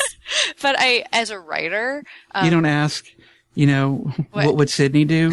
That's not a little band around your wrist. It probably should be because she makes very good decisions. That's what I would ask. What would Sydney My do? wife asks, what would Joan from Mad Men do? Sure. She mostly ends up in okay situations, except for when she gets married. I think that, you know, a lot of the horror genre books have inspired me. And I don't know if that's as much to do with the, you know, any specific character as, you know, some of the authors that I really love, and the way they write about women. I'm a huge Gillian Flynn fan. And I know Gone Girl is all the rage right now, but I was in on Gillian Flynn for a long time before y'all discovered. Oh, you're so hipster. I am so hip. I love Sharp Things. I love, Dark Places. I mean, I tore those two books apart, when they came out, and I really like the way she explores women characters. She takes, you know, aspects of like modern girlness and womanhood that are topical and interesting, whether it's cutting in, you know, Sharp Things or, you know, the cult around, women survivors in Dark Places, and which is very Last Girly in many ways. I mean, it's about a girl whose family is killed and she's the sole survivor. Mm-hmm. And, you know, and then Gone Girl, you know, this trope of girl goes missing, husband is accused, right? And all of that stuff she does is stuff that I find extremely interesting because it's all topical. It's all about women now. And she just digs deep into, you know, those ideas and does some really surprising things with it and writes these incredibly complex women characters. So I know we're not talking about authors, but all of the characters she does that are women, I find extremely fascinating. And I think that she belongs, you know, on some spectrum of the horror genre. It's all scary. Do you guys take offense to the term Scream Queen, or is that just something that you don't really have a problem with? I don't think it really bothers me either way. I mean, it's specific, nothing. Right? It's about that, like, it's about, you know, the women in slasher films whose job it was to look pretty, not wear a lot of clothes and scream. And scream really effectively. I kind of like Jamie Lee Curtis as a Scream Queen. Oh, she's great. Yeah. Well, you know, speaking of which, are there any female icons that you'd like to see return, whether it's her character of Laurie or Ripley or Buffy or anyone? Whoever has an answer for this? I think the ones that are gone should probably stay gone at this point. I feel like as for Buffy, the TV show kind of had its end. And as much as I love the show, I wouldn't want them to try and make a return with it because it was already on for probably like 2 seasons too long. Yeah. But I mean, as for, you know, they have new shows coming out that have that same kind of feel. They have movies out that have that same kind of feel. And as for like the whole inspiration thing, I think that if you have something good, even if you're just having a stressful day, for me, like to go home and watch somebody kick ass and survive, you know, nearly being killed, I'm like, I can get through a couple, you know, complaints that I had to deal with today. I can get through this if she can survive, you know, being tortured. So, but as for like the TV shows returning, I think they should probably just stay where they're at in the grave. See, I want Ripley to come back and remove that shitty fourth movie out of my palette. I mean, I wouldn't say no to, you know, another movie about Clarice. Would you want Jodie Foster to come back, or are you okay with Julianne Moore? You just want the character back? I would. I like the character. I mean, I love Jodie Foster, but Julianne Moore's fine. I mean, I just think that's a good character. I could totally do a third movie. I would just be weary. I'm super weary about weary or leery. Oh, leery. What's weary? They both work. All right. Wary. Okay. Maybe I'm just saying She's it got wrong. an accent, man.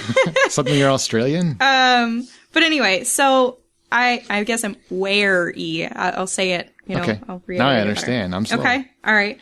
Aaron, please don't. About more movies coming out and second ones and third ones being made for films, just because haven't we done that enough with all of the other slasher flicks? Like, they've turned out so horribly for the majority of them. That's not true of the Scream franchise. I think that all of the Scream movies are amazing. Yeah, I do too. I think all four of them. You didn't like the fourth one? I like them, but I feel like it decreases in its worth each time. Like, I feel like they still aren't going to be able to top the first one. So each one that happens after that, it's kind of like dragging me from the franchise. But like, if you go to like Nightmare on Elm Street, which isn't, it has a female lead in it. Mm-hmm. But if you go to that one, I was terrified of the first one. I was so scared that I couldn't watch that movie alone, the first one. And then they remade it and I'm like, well, fuck, I guess I can watch it now. I'm good. So you're saying it took you away from the previous, it kind of ruined your experience. So that's why I'm kind of like, I don't know if I want to see, sequels or remakes or reboots or anything because, the iconic ones are iconic and I don't want that to be ruined. And that's just I guess that's just how I am. Like, just leave it be. Don't ruin any more franchises. You've done enough. Rob Zombie. Yeah. I wasn't a big fan of Scream 3, but I was surprised by how much I enjoyed Scream 4. I'll agree with you on that. I loved Scream all 4 four. was amazing. I loved all four of them. All four of them. All right. Well, here is where we get to our little nerd Thunderdome that we have at the end of each of these Hollywood Outsider After Darks. Now, we were just referencing Scream Queens, and that's what this Thunderdome is going to be about. You're in the woods. There is no help in sight. But you've got 3 Scream Queens that are out there with our machete-wielding bad guy. Who is most likely to come out on top of this situation? We've got Sidney Prescott, who, of course, was played by Neve Campbell. We've got Laurie Strode, who was played by Jamie Lee Curtis. And we've got Nancy from Nightmare on Elm Street, played by Heather Langenkamp.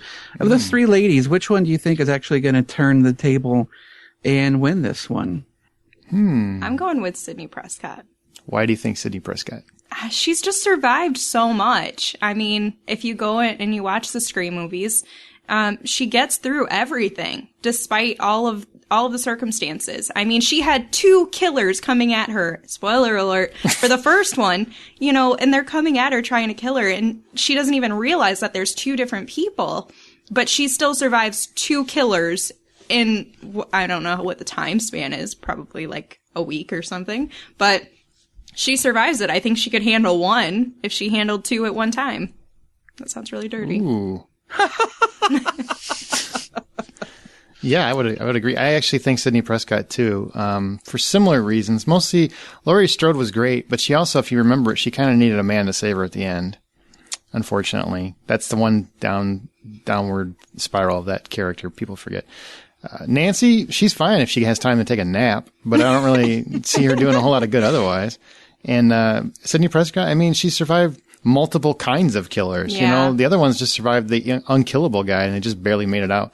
She survived like 14 different versions of killers, so I think she's the one I would go to. I'd just follow her wherever she was. Plus, she's the cutest. Jeez. I had to look up how many Halloween movies there were versus how many Elm Street movies there are, because I think that this is just a question of training.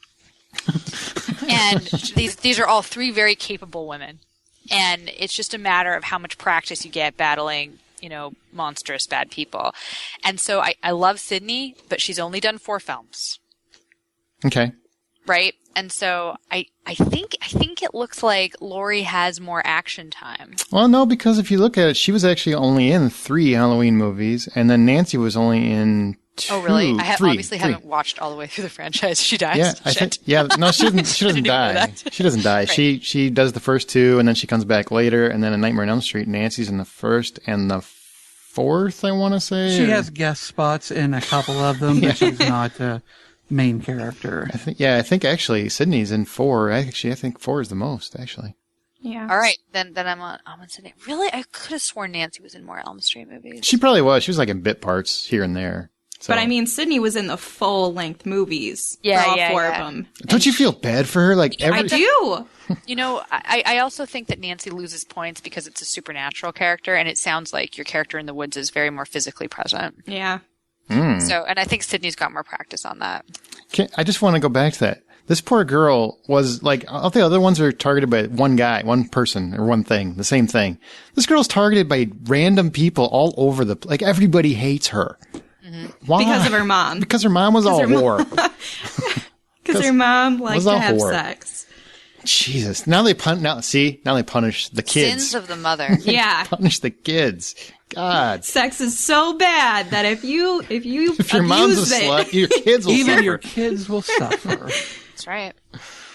Well, there you go. Yeah, I'll agree with the three of you. Sydney, I think, does have more experience with dealing with these kinds of things, and I think she would be less rattled. And by the time she was done with it, she'd probably be ready for the next bad guy. I just found an online petition to create a Nancy Thompson doll. Get out. Seriously. Should we sign They don't have one? No. They never had a Nancy figure? Apparently not. Apparently not. I bet it's dreamy. No. On that note.